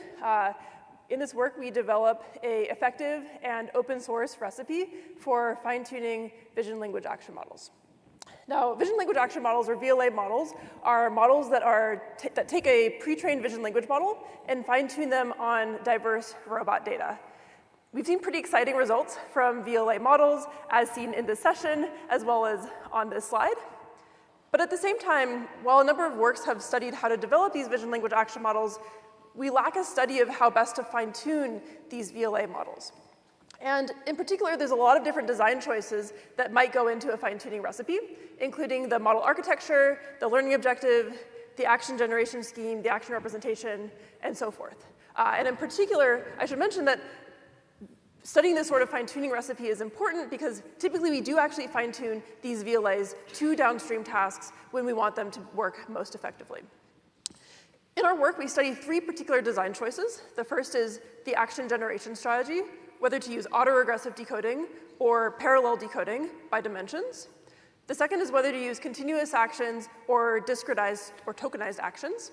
And the third is the learning objective, next token prediction, L1 regression, or diffusion modeling. And in our study, we focus on the open VLA model as our base VLA model, which uses autoregressive decoding, discrete or tokenized actions, and next token prediction as the objective. But we expect that this sort of recipe in our study will be effective for other base VLAs as well. In our initial experiments, we wanted to test these different design choices. And we found that when we fine-tuned the open VLA recipe with kind of the standard design choices that were used during pre-training, we saw around 76% success rate on the simulated Libero benchmark. And when we added parallel decoding and action chunking, we saw a significant increase in performance and a significant improvement in inference speed. We saw further improvements from using an L1 objective with continuous actions and a regression loss. And the inference speed improvements that we saw and were able to achieve with these design choices allowed us to add additional sensory inputs, including wrist cameras and proprioceptive state, that led to a small performance at the end. Putting these design choices together, we introduced this optimized fine-tuning recipe, or OFT, which uses parallel decoding across all dimensions at once, continuous actions, and an L1 regression objective. This OFT, or optimized fine-tuning recipe, establishes a new state-of-the-art on the Libero simulated benchmark, outperforming strong methods, including Pi0, Pi0 fast, DIT, Octo, and diffusion policy. You can see some example videos of the fine-tuned policy on these simulated tasks here. We also tested this fine-tuning recipe on an Aloha robot with 25 Hz control. This is notable because doing high-frequency control with a 7 billion parameter model is quite challenging, as you might imagine. And we find that the policy is able to do challenging dexterous manipulation tasks, including fine-tuning to folding shorts and shirts, fine-tuning to using a scoop to put ingredients into a bowl, as well as language following tasks to put things into a pot. Quantitatively, we compared the OFT recipe to imitation policies trained from scratch, including ACT and diffusion policy, to fine-tuned VLA policies, such as fine-tuning Pi0 and RDT1B, and we find that quantitatively, on the real robot experiments, OFT performs the best. Now, there's some notable limitations of this recipe. The first is that L1 regression is modeling a unimodal distribution over actions, and this means that if your fine-tuning data set has a lot of multimodality, then L1 is probably not a good choice, and you would probably want to use diffusion or another objective. We also focus on the fine-tuning recipe and not the pre-training recipe. The largest fine-tuning data set we considered was 50,000 demonstrations in the bridge data set V2, and we expect that larger pre-training runs may have different design choices that are best for pre-training versus the fine-tuning recipe. All of the code, models, data, and recipe are open sourced. A number of people have already been using the open source code, and so we encourage you to check it out. I'm also happy to take questions. Thanks.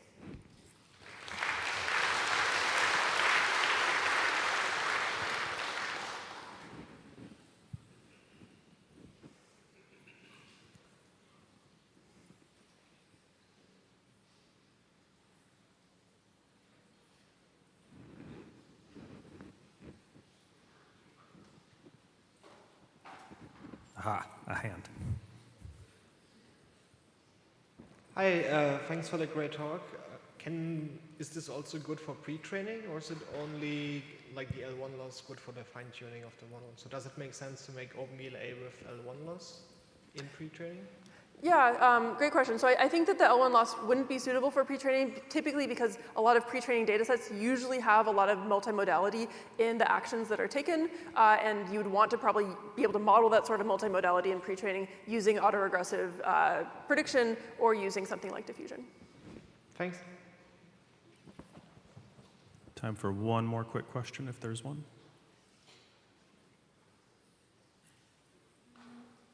Where's my speaker box? Over here, front row, third from front.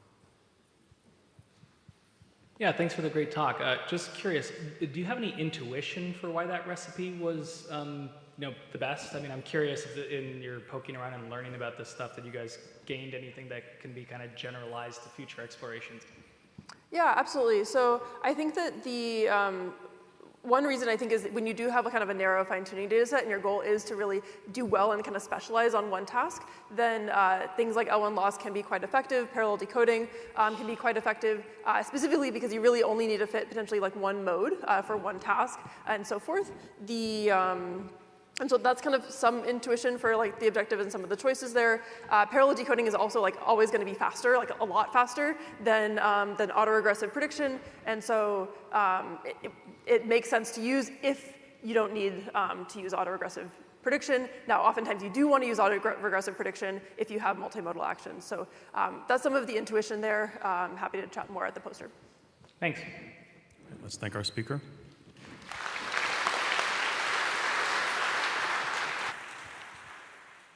Next, we have Navilla, Legged Robot Vision Language Action Model for Navigation.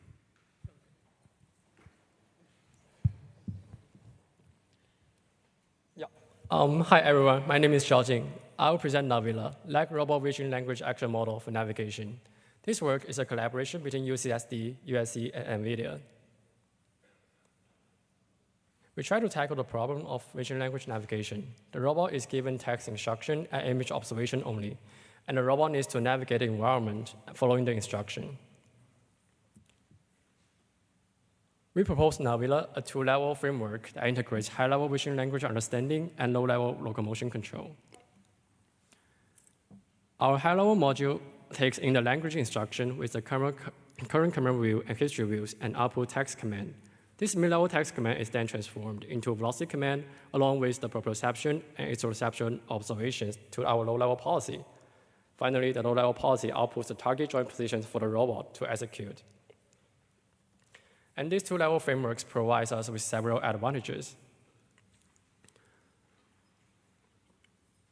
The first one is a dual frequency for real-time deployment.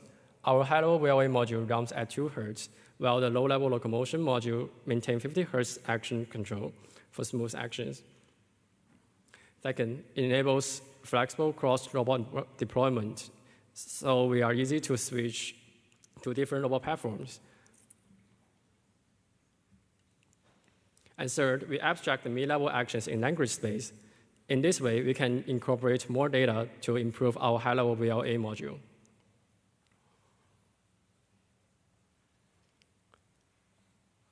So the key in our VLA training is the data recipe. Our model is fine-tuned from pre-trained NVIDIA checkpoint, and we use a fine-tuning data blend of navigation data, general VQA, and human videos. We found that the general VQA and human videos are crucial for the robots, for the model's generalization capabilities in the real world.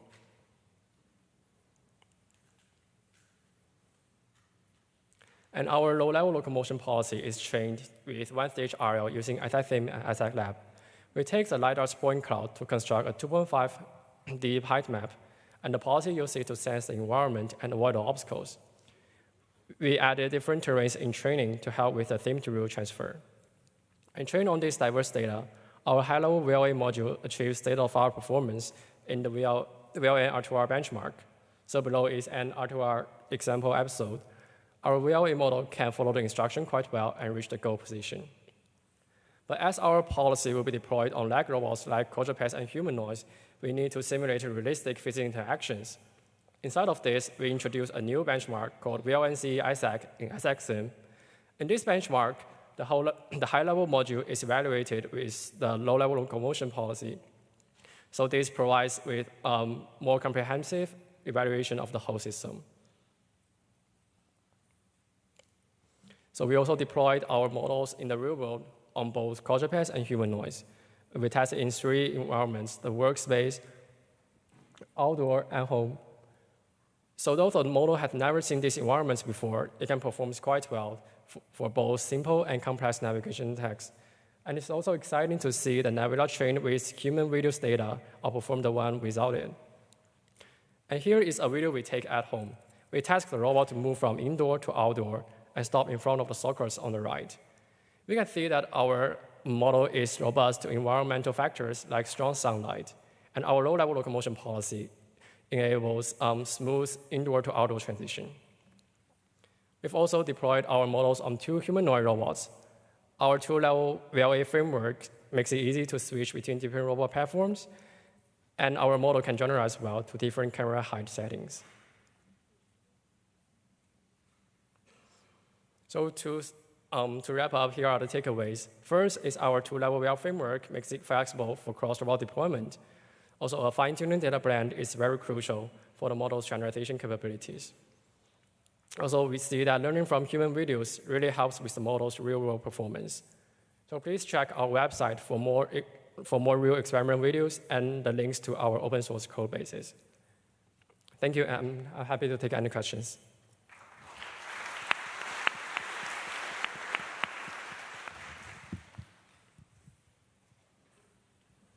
Audience questions?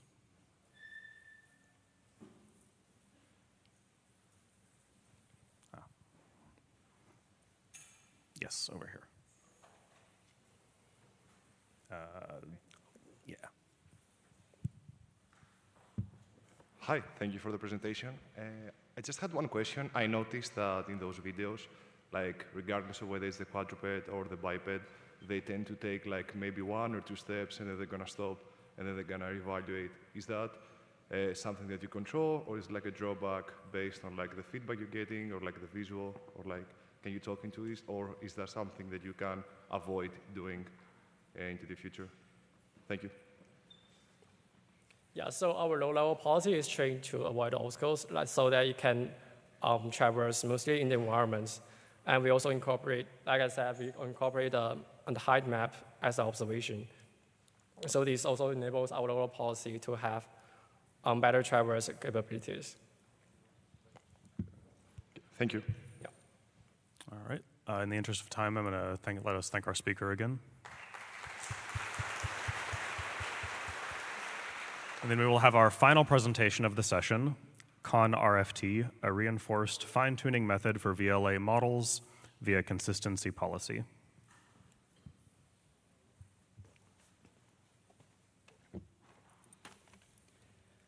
So hello everyone, this is Yu Chen, and it's my great pleasure today to stand here to share our latest work. Vision language action models struggle with zero-shot generalization. In real-world settings, they usually need task-specific fine-tuning to work on new environments or robots.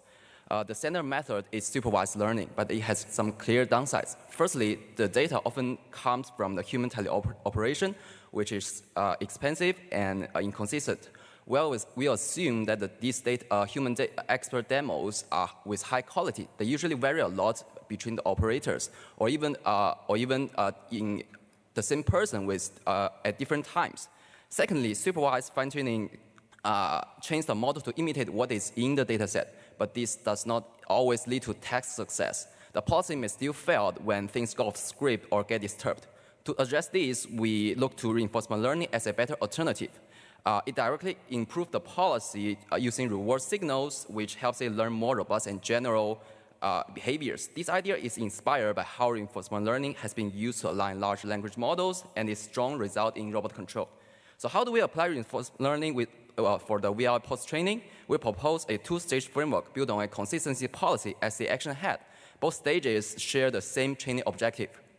In the offline stage, our goal is to get a strong initial policy using just a small number of the expert demos. Traditional methods have several drawbacks. Super fine-tuning is stable but limited by the data inconsistencies. Offline reinforcement learning can improve the policy, but it's unstable due to the poor state action coverage and missing the negatives. To address these, we store expert data into a demo buffer, and for the value function, we use the calc-learning which reduce the TD error and as a regularizar to penalize those out of distribution data. For the policy, we use a consistency loss that combines two parts, a behavior cloning loss to mimic expert actions, and a value-guided loss to improve the performance. Since the value function may be inaccurate with limited data, the behavior cloning loss is important to keep the policy stable. In the online stage, we aim to quickly improve the policy. We focus on stable, efficient learning with safe exploration in the real world. To support this, we extend the offline demo buffer with a new replay buffer that stores the data collecting during the online interaction. Since the data comes from the current policy, the distribution shifts gradually and reducing the mismatch and making it easier for a standard Q learning. For the policy, we keep the same loss from the offline stage.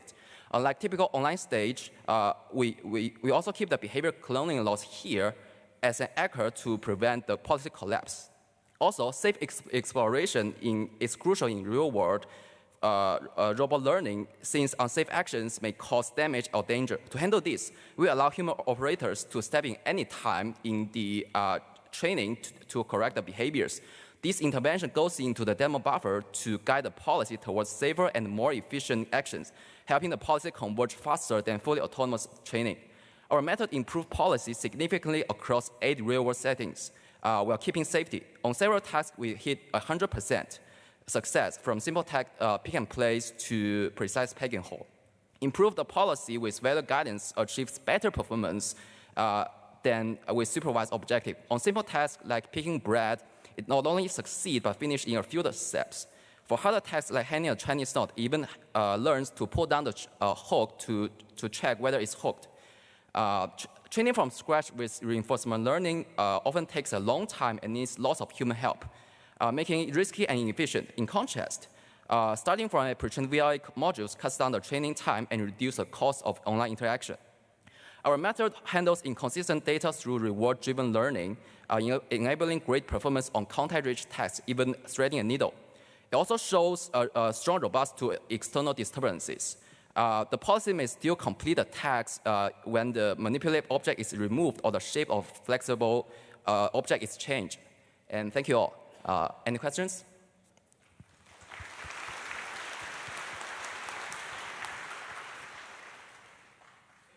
Is there one burning question?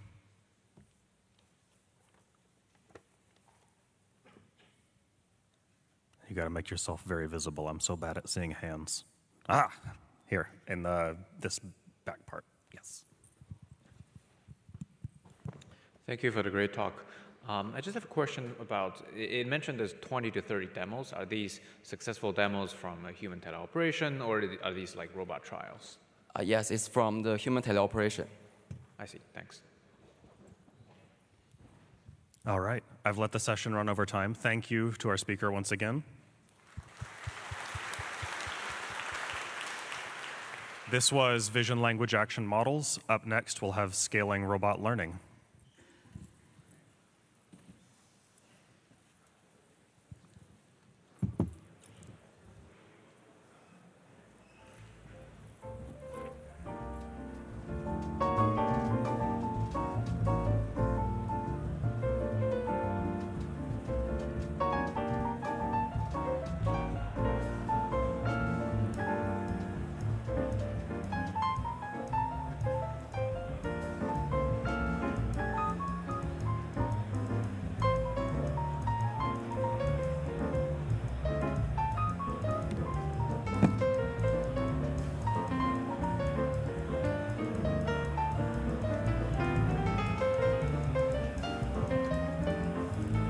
Welcome, everyone, to the session Scaling Robot Learning, which is going to start immediately right now.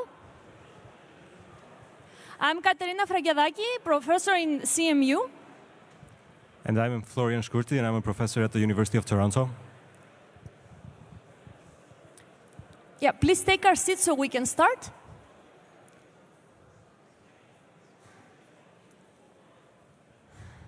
Okay, so we start with the first paper of the session, demonstrating Mujoko Playground, which will be presented by Kevin Zaka.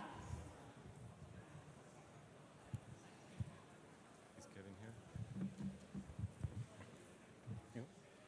Hello, everyone. I'm excited to introduce Mujoko Playground, an open source project developed in collaboration with several amazing collaborators from Google, UC Berkeley, University of Toronto, and Cambridge. So if you've worked on sim-to-real with RL before, you've probably seen your robot perform perfectly in simulation and then fall apart in the real world. And on top of that, the simulation code often feels like a black box, making it hard to debug or extend. That's where Mujoko Playground comes in. It's a framework for robot learning that's for robot learning and sim-to-real transfer, and it's built on top of MJX, which is the GPU-accelerated implementation of the Mujoko physics engine. We provide out-of-the-box environments across both locomotion and manipulation, and so far we've successfully transferred policies to over 5 real robots: quadrupeds, bipeds, humanoids, dexterous hands, and arms.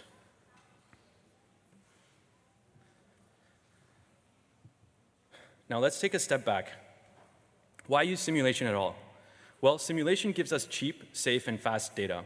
And when combined with RL, it is a very effective way to transfer behavior from sim to real. And a typical workflow might look like this. You build a realistic sim, you define a reward function to encode some desired behavior, you then train your robot in simulation, and you deploy it. But of course, robots rarely behave perfectly the first time, so you often need to iterate, tweaking the sim, the reward, or the policy. And that's what Playground enables.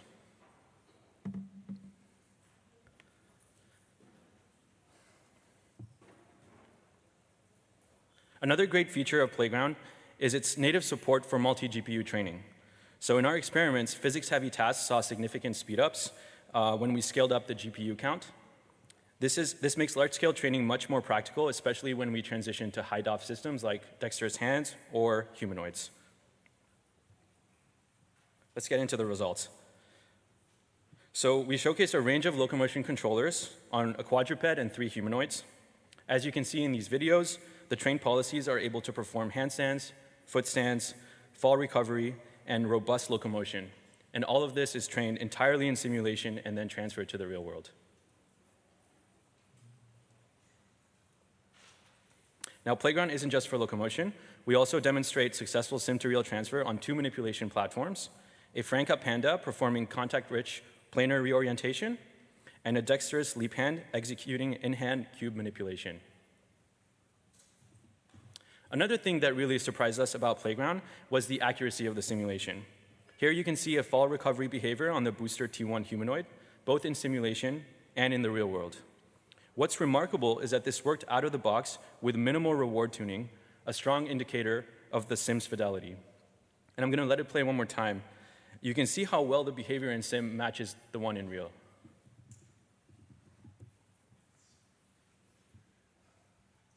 By the way, we're going to be demonstrating this at the demo later, so please pass by our booth. So of course, no system is perfect. Playground has 2 main limitations.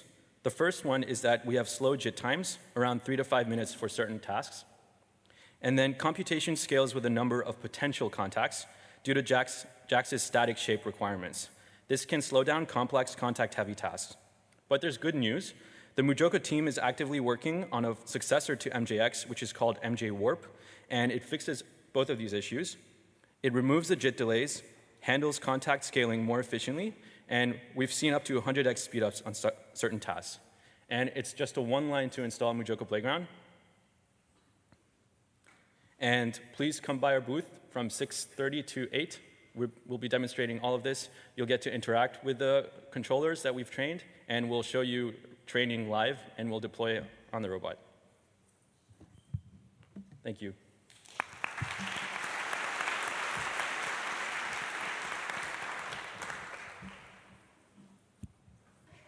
We have time for questions. There is one question here on the floor. Thank you, Kevin. When do you think MJX Warp will be ready? MJ Warp? Yeah. So apparently, it will exit alpha development in the next single-digit days. Ooh. Yeah. Awesome. Thank you. Ooh. Great. Other questions?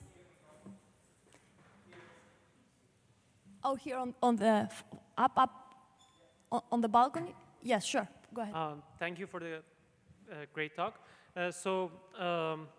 I was wondering if you change anything from MoJoCo core itself to make it more efficient, because we know all these simulations has their own disadvantages, or just made them in parallel. Specifically, I'm asking about collision checking and contact detection. Yeah, that's an excellent question. You hit it right on the nail. The biggest difference between MJX and MoJoCo, other than the numerics on GPU might be slightly different than CPU, is collision detection. So MoJoCo uses GJK. That's terrible to do on GPU with JAX. It's a limitation of JAX. So they do their own collision routine. So that's the biggest difference. Yep. Go ahead, yeah. So I know MoJoCo has support for simulation of compliant bodies and soft bodies. Does MoJoCo Playground also have support for those types of simulations? No, but soft bodies are coming to MJ Warp. In fact, you can look at the GitHub today. There's PRs adding that support. Okay. Yeah, everything is much easier to do when you don't use JAX for simulation. Right. Thank you. Great. Let's thank the speaker again.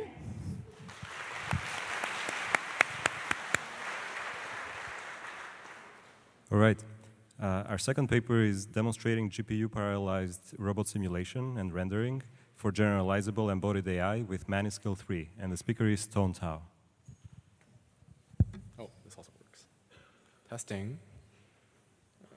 All right, let's start. Do I start now, or? Okay. So I'll be sharing Maniscale 3, a GPU parallelized simulation and rendering for generalizable embodied AI, a joint effort between many collaborators primarily led by my lab at UCSD and Hillbot AI. So amongst the code contributions and features is parallelized state and rendering simulation, enabling extremely fast visual reinforcement learning, such as learning to pick up the cube in about 10 minutes, and near 10x speed up on our old CPU sim and renderer.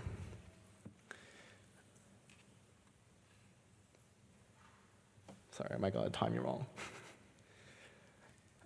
We also provide a fairly object-oriented and Pythonic API to make your life easier when building GPU parallelized tasks, in addition to providing a number of example tasks spanning many different task categories like mobile manipulation, tabletop, drawing, control, and more. We also provide support for heterogeneous simulation, where in thousands of parallel environments, you can have objects of different geometries, shapes, and even a number of joints, like different cabinets. Training a state-based drawer opening policy on the right is done in 20 minutes, and learns to open all kinds of cabinets thanks to heterogeneous simulation. We further support a massive number of different scenes, such as those from RoboCasa at UT Austin, AI2 Thor from AI, and Replica CAD from Meta. With parallel rendering running Visual RL, it is now more than possible for these complicated scenes to be rendered at a high SPS, in addition to making things like imitation learning evaluation far faster. And there's also a number of other core features that I don't have time to cover, but you can come chat with me at Poster 36, such as VR teleoperation or details on our baselines or demonstration pipeline. And we also have a sim-to-real demo that we'll show in person at Poster 36. But I'll go into some interesting applications. For one, we have shown that even with low-cost arms, you can do zero-shot RGB-based sim-to-real. With cheap, sub-$300 robot arms, which aren't all that precise, combined with the accessible Hugging Face robot interface and Maniscale's fast simulation and rendering, we have successfully trained and deployed a sim-only trained policy here with RGB inputs only, and also achieved error-corrected behavior thanks to RL. And we have a working sim-to-real demo at our booth as well, so you can watch it live. We trained it this morning for 1 hour. This is trained for 1 hour with standard PPO and achieves a 90% plus success rate across 3 different RL seeds. It also turns out to correlate decently well with simulation success rates, which we verify by evaluating intermediate checkpoints, showcasing the strong enough fidelity of our simulator's renderer and setup. The reset distribution is shown here on the right, and we randomize pose, color, and shape to generalize over these different axes. Now, how do we achieve this? This is achieved by massive visual domain randomization and green screen, thanks to GPU parallelization. Training essentially looks like the videos on the right. Heterogeneous simulation helps us enable these training features. While sim-to-real is far from solved, we hope our low-cost, accessible setup and simulation platform can kickstart more research into a new paradigm and approach for sim-to-real manipulation that leverages parallel rendering. Fast rendering also enables other projects, like faster evaluation.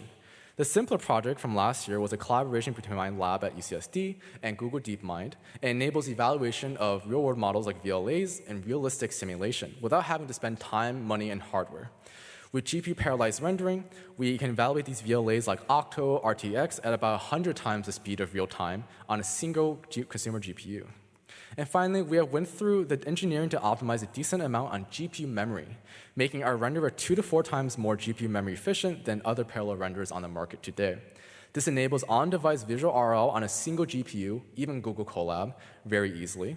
You can have a large replay buffer for off-policy RL or RL large batch sizes for on-policy RL, coupled with torch compiled and CUDA graph support. We provide some very, very fast reinforcement learning baselines in Maniscale.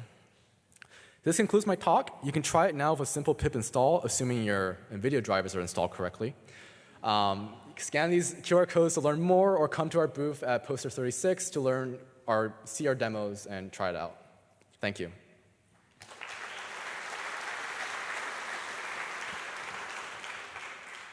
All right, we have time for a few questions. Person in the middle? Where? There. Hey, Stone. Hi. Are you planning to add deformable objects in here? Is that your plan? And like, what other major milestones do you have planned for this? Deformables are coming. We still have our old deformable simulator from Maniscale 2, but that one is not GPU parallelized, although it's hard to parallelize deformable simulation. There's every possible chance we might just use whatever Mojoko makes. We don't really work on physics simulation. But deformables is something we're adding back to our Maniscale 3 version, and hopefully coupled with our parallel renderer can enable some cool features of that. Some other big milestones is adding more support for more robots. Just last week, I added Whittle X's robot, and we're also looking to expand our eval suite, such as the simpler project, and make a bigger version of it. Okay. Thank you. Another question over there. So should I use Maniscale or Mojoko Playground? They both have their own advantages, I would say. There's like there's multiple major simulators. Some of them are better locomotion. Like, we don't really do locomotion. And sometimes I tell people just try both. If you prefer one API or the other, choose it. If you don't like JAX, maybe don't use Mojoko Playground just yet. Give it both a try. Who knows? But yeah. All right. Let's thank the speaker again.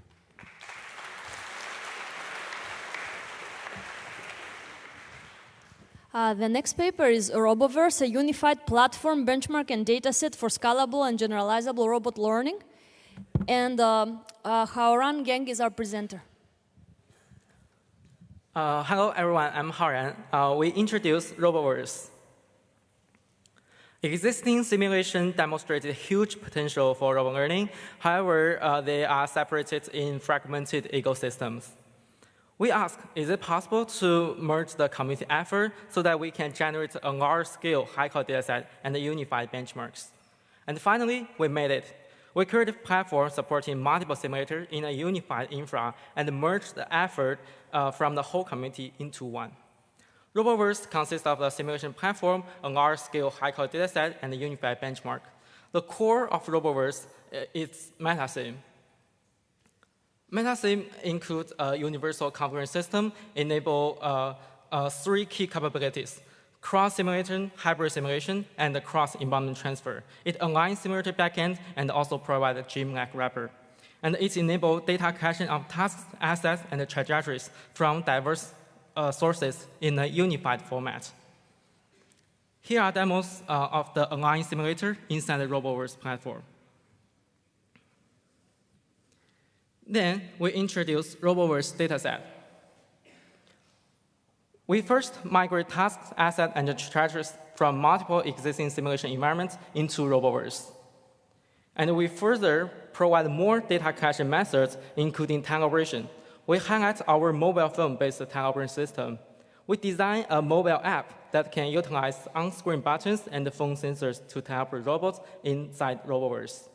And here are demos showcasing our tag operation system, completing the stack cube and the close box tasks.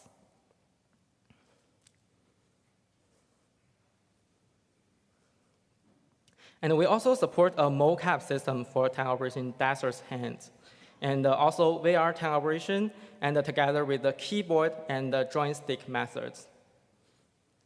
And thanks to our unified data formats, we can utilize the capability of the generative AI to create simulation datasets. And here, we showcase how we generate the task and the dataset based on our proposed method. We demonstrate that we could generate diverse and challenging tasks based on our generative AI module.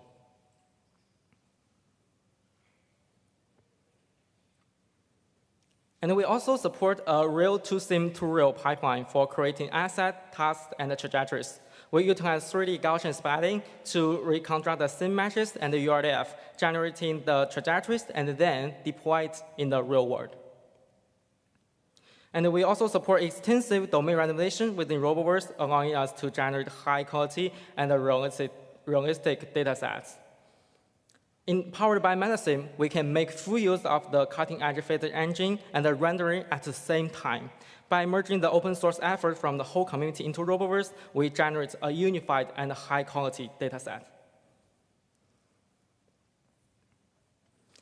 RoboVerse further provides standard benchmark for imitation and reinforcement learning.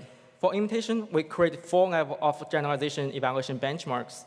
And trained on RoboVerse synthetic dataset, vision language action model can directly transfer to the real world, enable the language condition manipulation of entirely unseen objects in the real world settings. And we further demonstrate that with the RoboVerse reinforcement learning framework, we can train a humanoid whole body control policy through a sim-to-sim-to-real approach. And we also support full-stack reinforcement learning development. Here, we take complex and challenging humanoid tasks as an example. We first transfer humanoid bench into RoboVerse and reproduce their results. And magically, with the cross-sim capability of RoboVerse, we could easily integrate the simulation backend and perform parallel training on SNLab. And we further demonstrate that the world model could also benefit from co-training on RoboVerse synthetic dataset. And for more information, please visit our poster tonight. Thank you.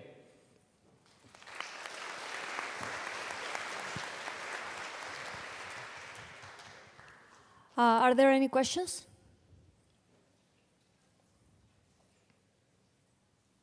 Yes, there is one here on the floor. Hey, thanks for the great talk. You got a really good spread of simulator backends. I guess my question is, did you ever consider adding Drake? Was it just a matter of time and resources, or did you try it and couldn't do it for some reason? Thank you. Okay, can you repeat it?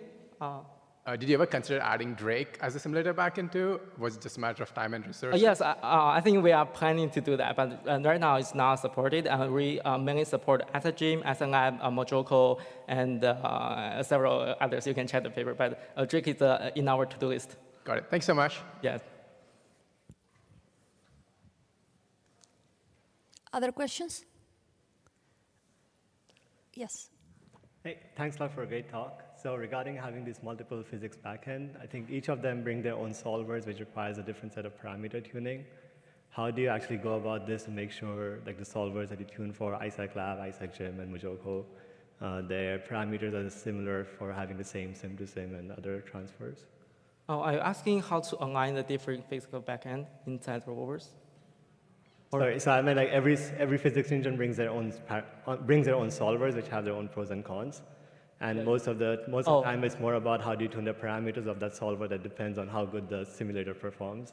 Yes, I think this is a very good question. I think, yes, different simulators do have their pros and cons. And I think inside RoboVerse, we can align all the backend together, and you can choose whatever physics engine you want. For example, for our dataset, we mainly use Mojoko as our physical backend, physical engine, and use SNLab or Blender as our renderer, so we can make full use of both the best physics engine and the best renderer at the same time. So this, I think, also this is the advancement of our framework.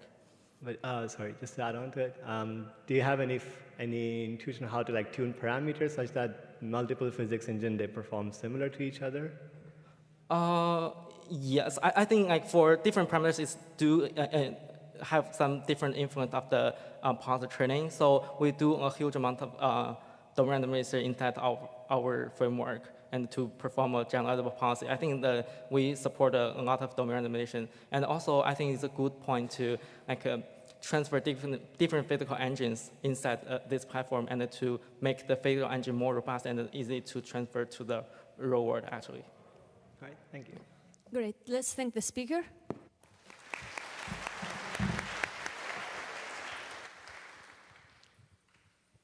Check, check.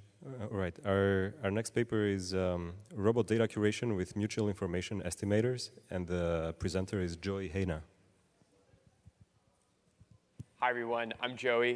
Today, I'm here to talk about our work on curating robot data using mutual information estimators to try and make your policies look more like the one on the left than the one on the right, so trying to improve performance by curating the data. And that's because these days, everyone is collecting a lot more data. So you typically hire data collectors, you'll collect a lot of demonstrations, you'll train a policy, and then you'll run some evaluations, and you hope that it does well. And really we should understand the mechanism behind this. Oftentimes it's behavior cloning, which means you're basically just trying to copy the data distribution. And so what happens when you use behavior cloning is if your demonstrations aren't as good, maybe they're noisy, you might end up with a bad policy that doesn't perform as well.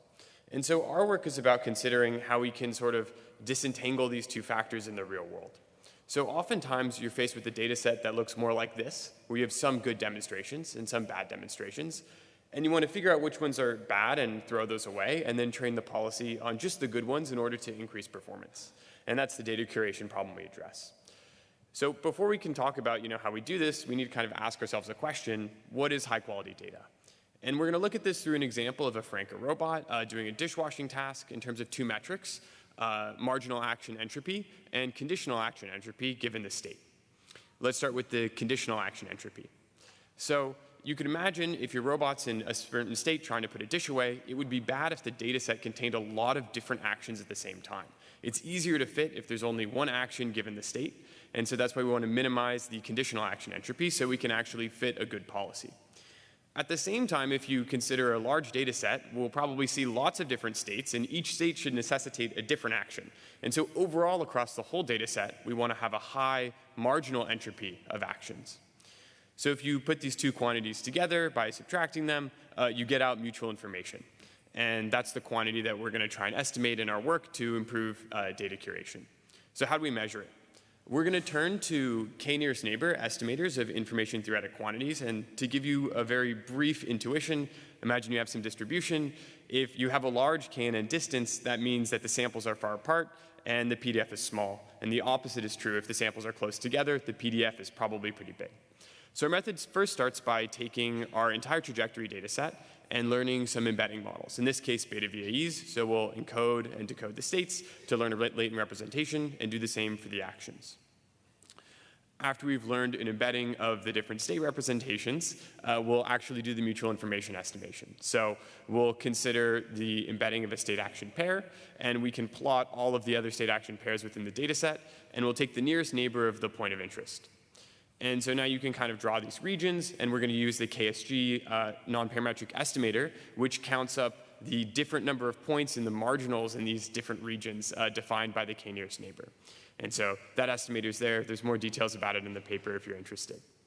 So using this, we can compute the contribution to the mutual information of each individual data point.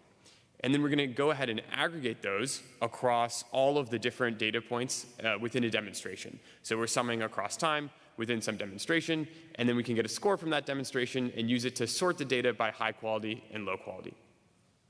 And that comprises the demonstration information score, which we use to curate data downstream. So the next thing we'll look at is this actually predictive of data quality? And we do this by looking at some expert data from the RoboCrowd dataset, which was collected by some researchers, and also some crowdsourced data, which was collected by random university students at Stanford. And here you can see that the operator is going to make a mistake and drop it. And there's a ton of different ways in which the data is suboptimal, and we're going to try and separate that. So if we don't train a policy with any filtering, you get a really bad policy that doesn't actually perform that well. It often drops the candy that it tries to get. But if you filter 50% of the data using our mutual information scoring method, you get a much more successful policy. And this also applies to the dish rack task that I showed at the very beginning. So if you train with no filtering or all, like 50% of the data randomly, it does much worse than if you apply our mutual information-based filter. And you can successfully put the dishes away and collect better data. So what are the key ingredients that make this work? We combined unsupervised representation learning with non-parametric estimation, and we found that that led to really robust scores. So if you're interested in more, come check out our poster.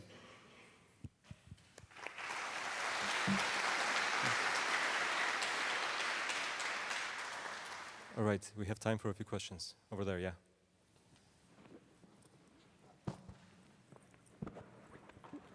One of the things we've been seeing is that those bad demonstrations actually encode recovery behavior in them.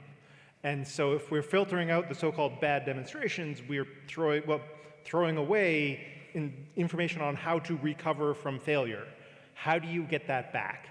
Yeah, that's a great question. So there's maybe two responses that I have to that, or two answers. The first is that this is mostly focused on sort of more of like a high-quality post-training phase you can imagine. You've pre-trained some model on a lot of data, and maybe you want to fine-tune it on the best demos. The second thing is that we're computing the scores in aggregate. So even if you have a failure, but then your recovery is really high quality, that does still end up getting included by the demonstration data set. But that is definitely an avenue for future work where you could maybe imagine splicing out just the failure. And that would be a better approach, but it's a little bit difficult to do exactly with this method right now. Great. We have time for one more question. Go for it. I was also curious about the claim about multimodality being bad. In some sense, multimodality is hard to learn, perhaps, depending on how you model it, but multimodality is a core part of many tasks. I mean, do you go left or right around the obstacle? By forcing multimodality out of the data set, we're saying there is only one right answer and you must do that. Yeah. In the sort of didactic case where you can only go left or right and you have 50% of the data going to the left and 50% of the data going to the right, this method would break ties to reduce multimodality. But if you imagine more of the sort of diverse data sets that we have, we tend to find that you still retain multimodality in some sense. You just kind of reduce more of the noise that's persistent across the entire demonstration. So multimodality at a few points when you aggregate scores across the whole demo doesn't seem to completely eliminate everything. All right. If that makes sense. Let's thank the speaker.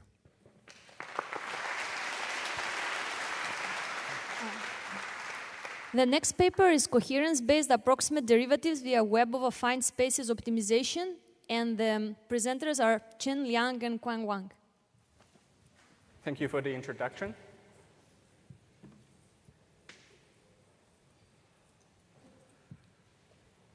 Mathematical derivatives offer a local characterization of a function's deepest ascent or descent direction. In practice, this property is central to numerical optimization, where derivatives guide the iterative descent through a function. In robotics, derivative-based methods are essential for tasks like inverse kinematics, physics simulation, and control. In these settings, computing derivatives efficiently is critical for maintaining sufficient performance. There are several prior approaches of computing derivatives, such as finite differencing or automatic differentiation. These prior approaches always compute derivatives from scratch every single time as an independent, isolated process.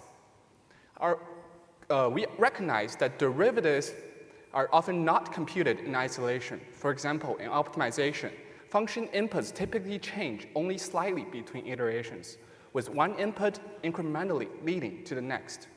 The key insight of our work is that accurate derivative computation can be efficiently computed by reusing information from previous related calculation. We present WASP, Webb of affine spaces projection, that uses this strategy to compute derivatives. At a high level, our approach works as follows. Suppose we have a function f that maps n vectors to m vectors, meaning the derivative is an n by n matrix. Let's abstractly visualize the space of all possible n by n matrices as a 2D grid and mark our previous just computed derivatives as this yellow dot. Our approach maintains a web of affine spaces that all intersect at this previous solution. For details on how these affine spaces are constructed and represented, please see our paper. Now, suppose we want to find a new derivative at a nearby input. The ground truth derivative is shown as this blue dot. Our approach starts by only updating one affine space, only costing 2 forward passes through the function. And the ground truth derivative is guaranteed to lie somewhere in this space. At its core, our approach frames derivative computation as a constrained least squares minimization problem, where it finds the approximate derivative that lies in the space specified by the hard constraint, while best aligning with affine spaces at the previous solution specified in the objective function. In our paper, we derived a closed-form solution to this optimization system using a KKT system. Now, the affine spaces are then updated to intersect at this current approximation. We also have an error detection and correction mechanism running additional iterations as needed to meet a given accuracy criterion. This process is repeated for each new input, producing a sequence of accurate and efficient derivative approximations. We evaluate our approach's effectiveness through several evaluations.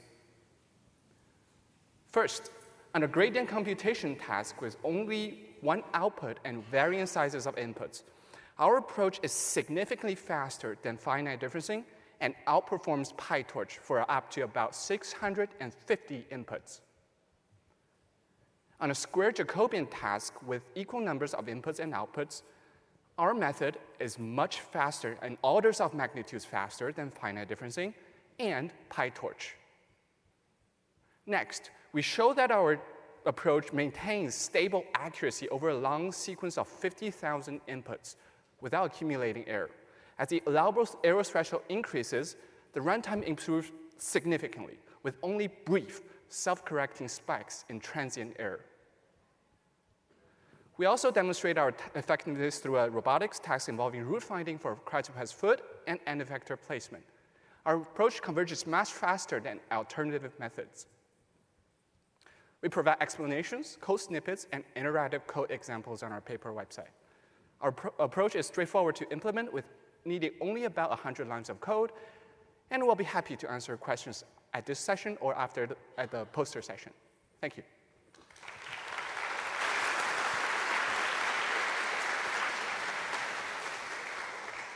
Questions? Yes, please. Hello, thanks for the great talk. I wonder whether this can be directly applicated into the gradient descent. I mean, the training of foundation models kind of is very costly. So yeah. Sure. Yeah. We don't yet have a comprehensive and theoretical analysis of our algorithm, but from experimental and empirical results, we show that on medium-sized functions, our approach works very well, and there's no harm of just trying and implement our approach because our approach is very simple to implement, and we have multiple implementations in multiple languages on our paper website. And also, the worst-case runtime of our approach is essentially the same as finite differencing, and in most cases, our approach is just far faster than alternative methods. And we're happy to answer any question and help with the implementation of the code just by reaching out to us. Thank you.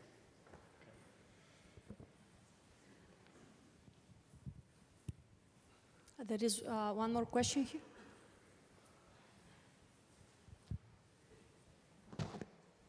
Thanks for the great talk.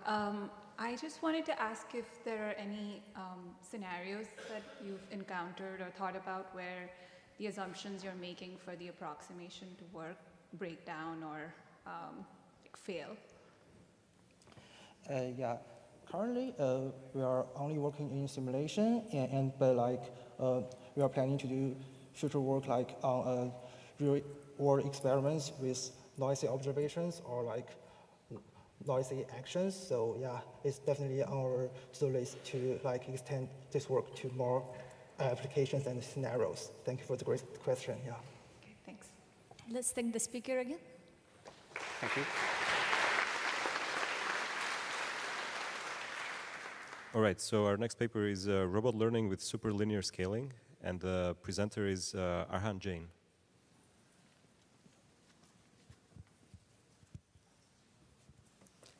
Hey everyone, I'm Arhan, and today I'm going to talk about robot learning with superlinear scaling.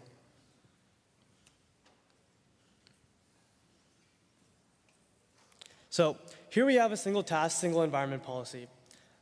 With imitation learning, we know how to do this generally well. You do like 100 demonstrations, do some imitation learning, and you can easily complete this task. But how do we go from that to something like this? Maybe you collect 9 sets of 100 demonstrations, train a multi-environment generalist policy. But what about scaling to like 100 environments or 1,000 environments? At some point, it becomes infeasible to collect data in every environment we want to deploy in. It's time-consuming for humans, and it's hard to parallelize due to real-world hardware and labor costs. So how do we train policies that generalize well over many domains? Well, here's how we did it. We trained robust policies across a variety of tasks and environments with very little real-world data, most of the data coming from real to sim to real. So to that end, we proposed Cacher, a method of crowdsourcing and amortizing human effort using real to sim to real. We leverage the benefits of simulation. We don't have to do expensive hardware, and it's well suited for crowdsourcing.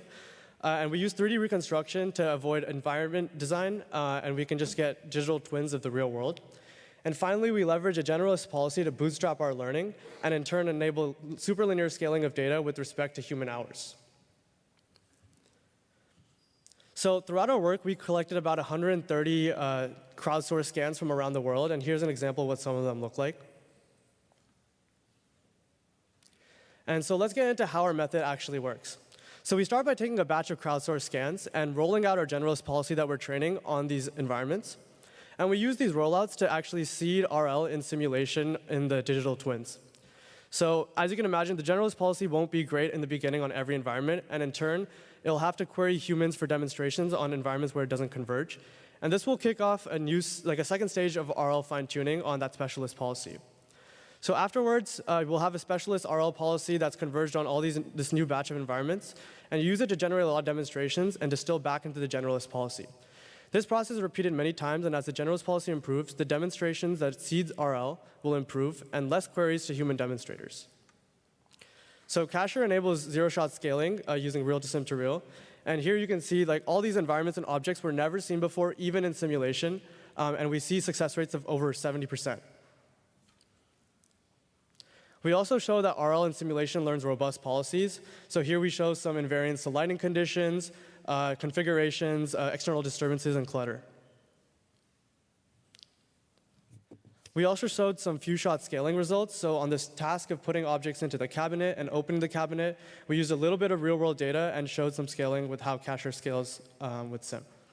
So let's assume that a human demonstration takes about 1 minute per demonstration. Let's compare how Cacher would do in terms of human effort to traditional methods. We take a policy we trained with 30 environments, 500 demonstrations per environment distilled, which is about 250 hours of human effort.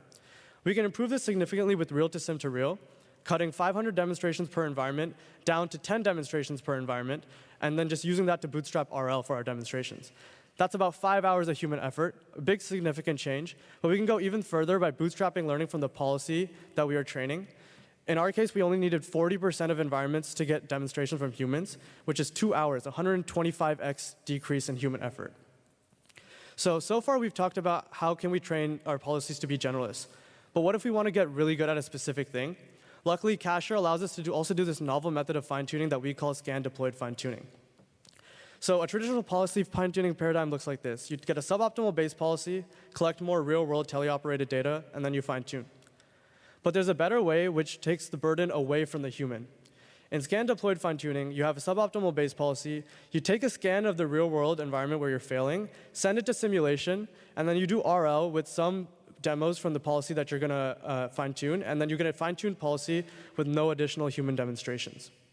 So here you see we started at 20% with both of these environments, and with scan-deployed fine-tuning, we got a boost of 70 and 80% respectively with no additional human demonstrations. So that's a general overview of Cacher, and I'm happy to take questions. Yeah.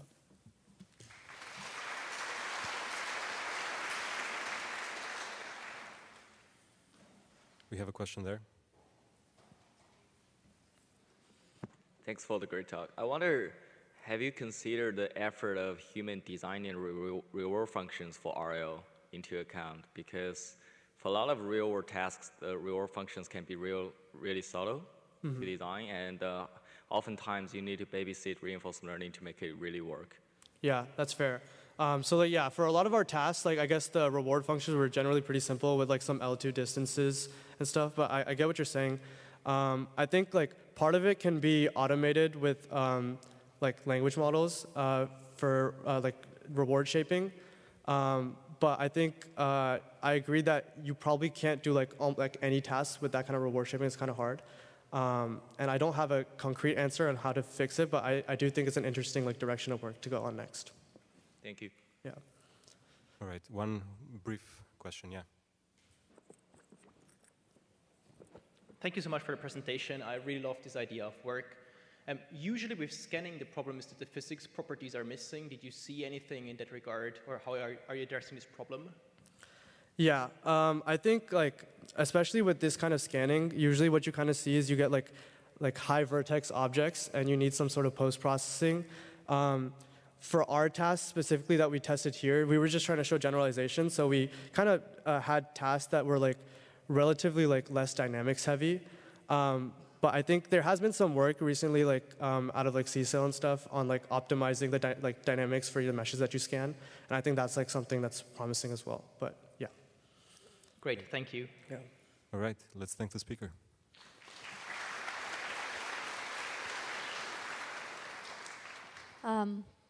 The next paper is action flow matching for lifelong learning, and the presenter is Alejandro Murillo Gonzalez. Hello, I am Alejandro Murillo Gonzalez, and I am presenting action flow matching for continual robot learning. AFM is a method for online and non-episodic dynamics model refinement, seeking to help a robot adapt to unstructured terrains or embodiment changes. It is not changing. The slides are not moving? It's not moving.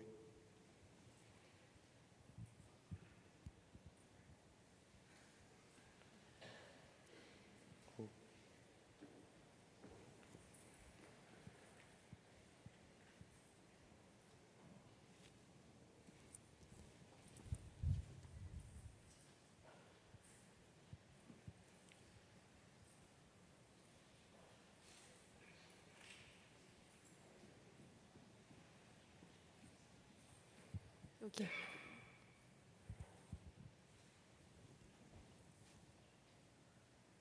Okay. Oh. Okay, so AFM is a model for online and non-episodic dynamics model refinement, seeking to help the robot adapt to unexpected world or embodiment changes. Specifically, we ask ourselves, how can a robot continuously refine its model during deployment? Humans naturally do this. However, most RL-based robot controllers rely on static models that remain fixed once deployed. This is common in unstructured environments, where it is impossible to anticipate all future dynamics regime. For example, a ground robot trained on smooth terrain may face rough or slippery surfaces. To address this, some of the works shown in the videos have developed task or embodiment-specific methods. However, doing this presents several challenges. For example, sample-efficient model updates, the impossibility of exhaustively anticipating all future dynamics regimes, reducing inductive biases, balancing exploration and exploitation, among many others. To address this, AFM introduces a modification to the standard online model update approach. The key idea is to learn a corrective transformation. Instead of executing a potentially suboptimal action, AFM uses a flow matching network to transform it into a more informative one. In this way, the robot can gather better data when the model is misaligned. Formally, given a planned state that can be inferred from the action selected by the planner using the model and the currently identified dynamics regime, AFM adjusts the actions in order to reduce the gap between the plan and actual state transitions. By focusing on adjusting the actions, instead of directly capturing the current dynamics regime, AFM remains agnostic to the model architecture. To do this, AFM relies on three key insights. First, efficient dynamics space reduction using the initial dynamics model. Second, capturing the current dynamics regime using state evolution patterns. And third, intent mapping via the misalignment error between the plan and actual transitions to inform the flow model. During training, we generate data in a counterfactually inspired manner using the initial dynamics model. This helps us reduce the state action space to a feasible dynamics region. In parallel, we learn two representations, one for the dynamics regime and one for the intended action. These are fed to the flow model, which is in charge of predicting the velocity fields to smoothly adjust the action. During deployment, when the error between the plan and actual state transitions is above a threshold, AFM adjusts the actions. We validate this using an unmanned ground vehicle and a quadrotor. Each task introduces unexpected dynamics changes, and the robot needs to adapt online in order to fulfill the task. The nature of these changes are unknown, and the timing is also unknown for the robot. Overall, for the quadrotor, we see a 6% lower tracking error while flying with target speeds ranging from 0.3 up to 1.7 meters per second. For the UGV, we see a 34% higher task success rate while doing so with 15% fewer steps. In the lower video, you can see the robot trying to track the trajectory shown to its left. And in the top figures, you can see the trajectory of AFM and the baselines at multiple points in time.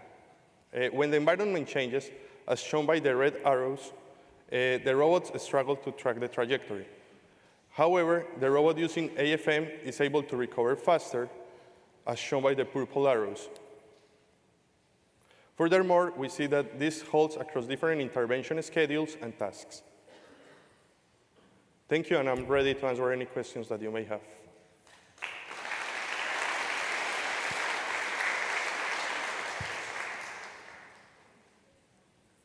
Any questions?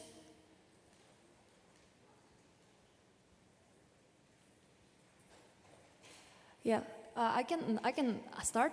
So how does this method of adapting the dynamics of the agent compare with simpler methods of fine-tuning on the dynamics model or conditioning on a history of observations and actions to predict updated weights for the dynamics model? I was wondering if you considered any other baselines for that adapt dynamics on the fly. Yeah, we consider other models that do so, for instance, with physics-informed models. And the physics-informed neural network allows the model to have some prior knowledge and then adapt on top of that. However, the other alternatives were more data-intensive. So using the stream of state estimates that is coming to the robot was not enough to adapt, or was to adapt fast enough to have a satisfactory performance. Great, thank you. Well, let's thank the speaker.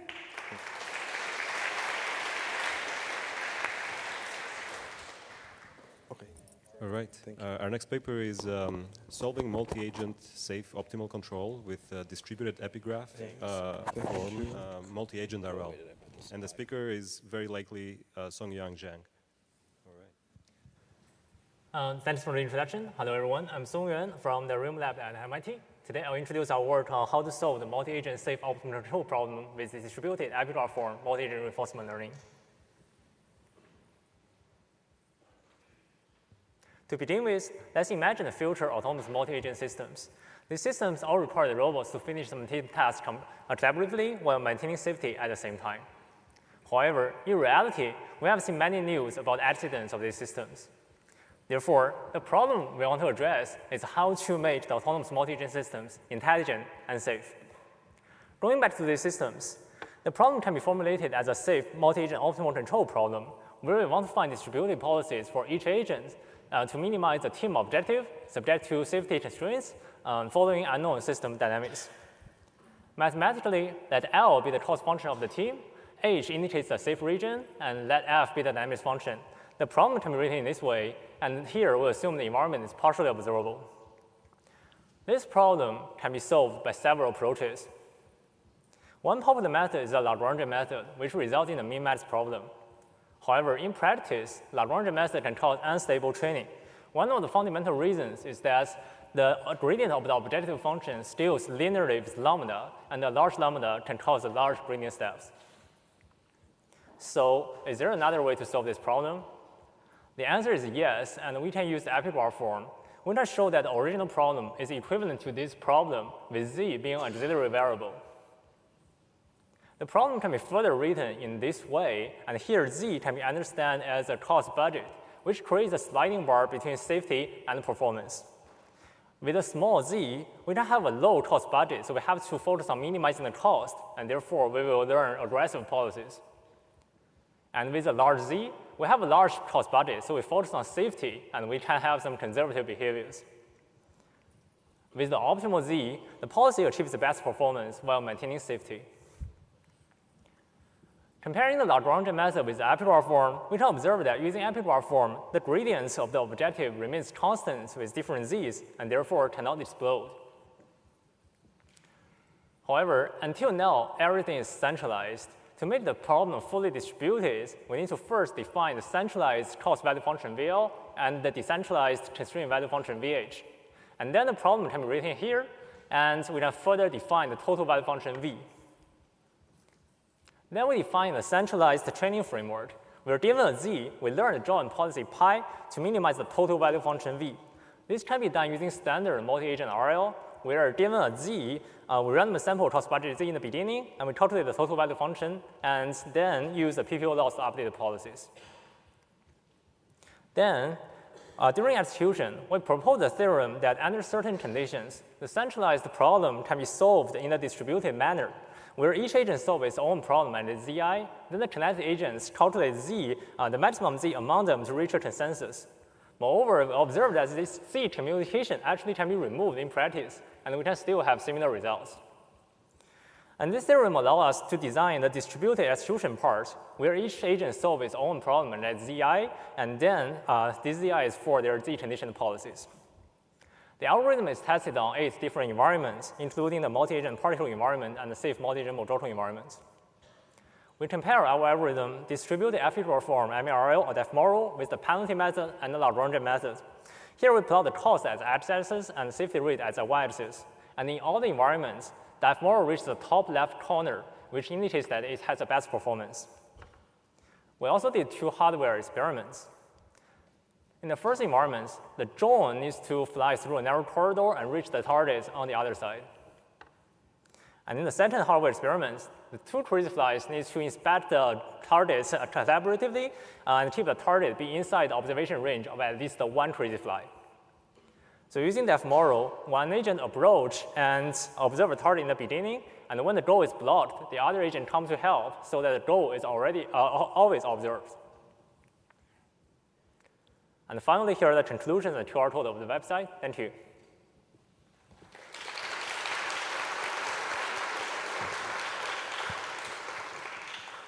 Do you have any questions? Anyone? All right, maybe I can ask one. So it seemed like the cost function that you had did not use any discount factor. And the epigraph certainly helps with that, so it bounds it, it has an upper bound, so you don't have any numerical issues that way. Do you think if you incorporate discount factor in your original problem, you would get better numerical behavior in your solver? Yeah, it's mostly because the Lagrangian method, we know that it has several numerical issues, like the large lambda can cause large gradient steps, and also for our problem setting, it's the zero constraint violation setting. So the lambda actually keeps increasing in this setting. So epigraph form actually avoids this because like the gradients actually not change with respect to z. So it's like minus z, it's not times z. That's the key difference. And here, like using different z, actually we can cause like we can balance different ways between the cost and the constraint satisfaction. So in this way, like we address the inventory issue here. Great. All right, let's thank the speaker.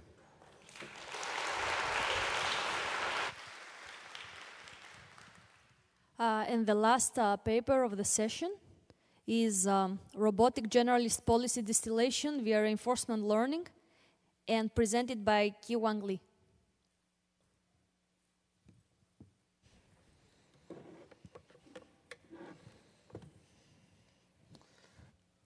Hello, everyone. My name is Colin. I'm here to present our work on robotic generalist policy distillation with reinforcement learning. This is a joint work with Charles Xu, Jianlan Luo, and Sergey Levin.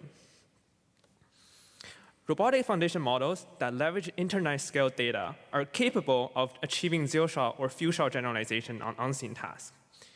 These models are generalists, so they can make good attempts at many tasks, but often cannot do them perfectly. We often desire to improve these generalists on the tasks that we care about while maintaining their generalization capability on unseen tasks.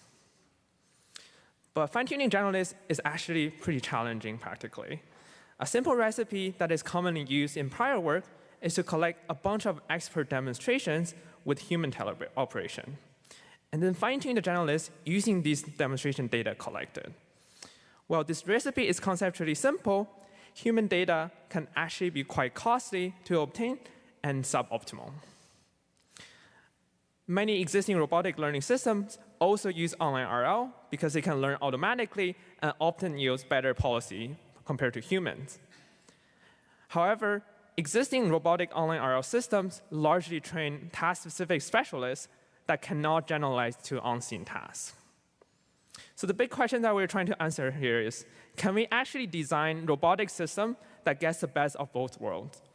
That is achieving policy performance better than a human, like a task-specific specialist, while being able to generalize well on unseen tasks like a generalist.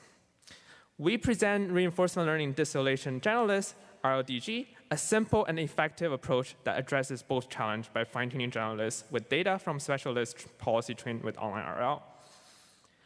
Our approach consists of 3 steps. First, we train a specialist policy on individual tasks using online RL until it can succeed in the task reliably. Then for the second step, we roll out the trained specialist policy on individual tasks. And we roll out the trained specialist policy to collect as much data as we want, avoiding the costly human data collection. We can then repeat the same process for all the tasks we want to fine-tune the generalist. Finally, as the last step, we simply fine-tune the generalist on these data with a supervised objective. Essentially, we're distilling a well-trained specialist policy into generalists through the data we just collected. Empirically, we found that the generalist fine-tuned on RL data achieves better success rate compared to our baseline, where the generalists are fine-tuned on the same amount of human data. Let's first take a look at the performance of our baseline. The plot here shows that the success rate of the generalists fine-tuned on human demonstration data across 3 challenging domains. In particular, we evaluate the generalists on the fine-tuning task as well as on similar tasks with unseen objects. Now, if we use our distillation recipe to fine-tune on the RL-generated data, we see a uniform improvement in the success rate across all 3 task domains. Notably, RL data fine-tuned generalists even exhibit stronger generalization capability on unseen tasks as well. This highlights that our approach not only fine-tunes robotic generalist policy effectively with RL-generated data, but also does so by maintaining and even enhancing the policy's generalization capability on unseen tasks.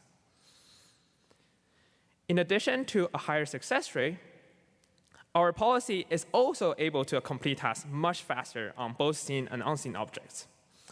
As shown in the video here, RLDG fine-tuned generalists on the left complete the connector insertion task much faster than the human data fine-tuned generalists on the right.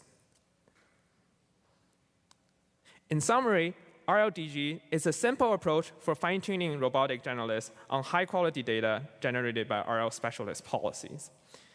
The resulting fine-tuned generalist policies are capable of precise manipulation and generalization to unseen scenarios. Thank you for your time. I'm now happy to take any questions from the audience.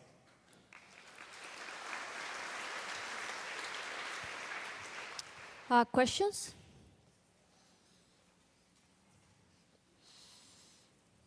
Yes, please. Thanks a lot for the presentation. So now it seems like with the RL specialist policies, you do end up now having the same issue with RL, that you need to start defining reward functions for all the behaviors. Is there any thoughts on this? Like, because now the problem with imitation learning was that you need to start collecting a lot of data set, but now the problem is now switched to, like, again, tuning rewards. Oh, so actually in our work, we use a sparse reward function, which can be obtained relatively easily by collecting some positive and negative example.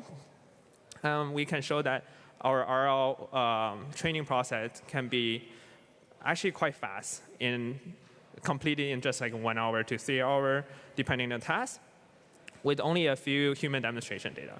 So with the sparse reward function that we get with the human demonstration, you can basically train the RL to success really reliably on the task we consider. But you're right that in general, it's sort of kind of like put the weights more on the RL side. We're sort of relying on the RL to be successful. Great. For the sake of time, we're not going to take another question because the poster session is starting right now. So before you leave, we have 2 items of housekeeping for you. If you go outside and to the right, you will end up at the poster session area. And the conference organizers have taken extra care this year to accommodate people who couldn't get their visas. So virtual talks, we have a QR code which you can scan and you can connect to Zoom and chat with the authors. So please try to engage with these authors and speakers and try to show your support. Thanks very much.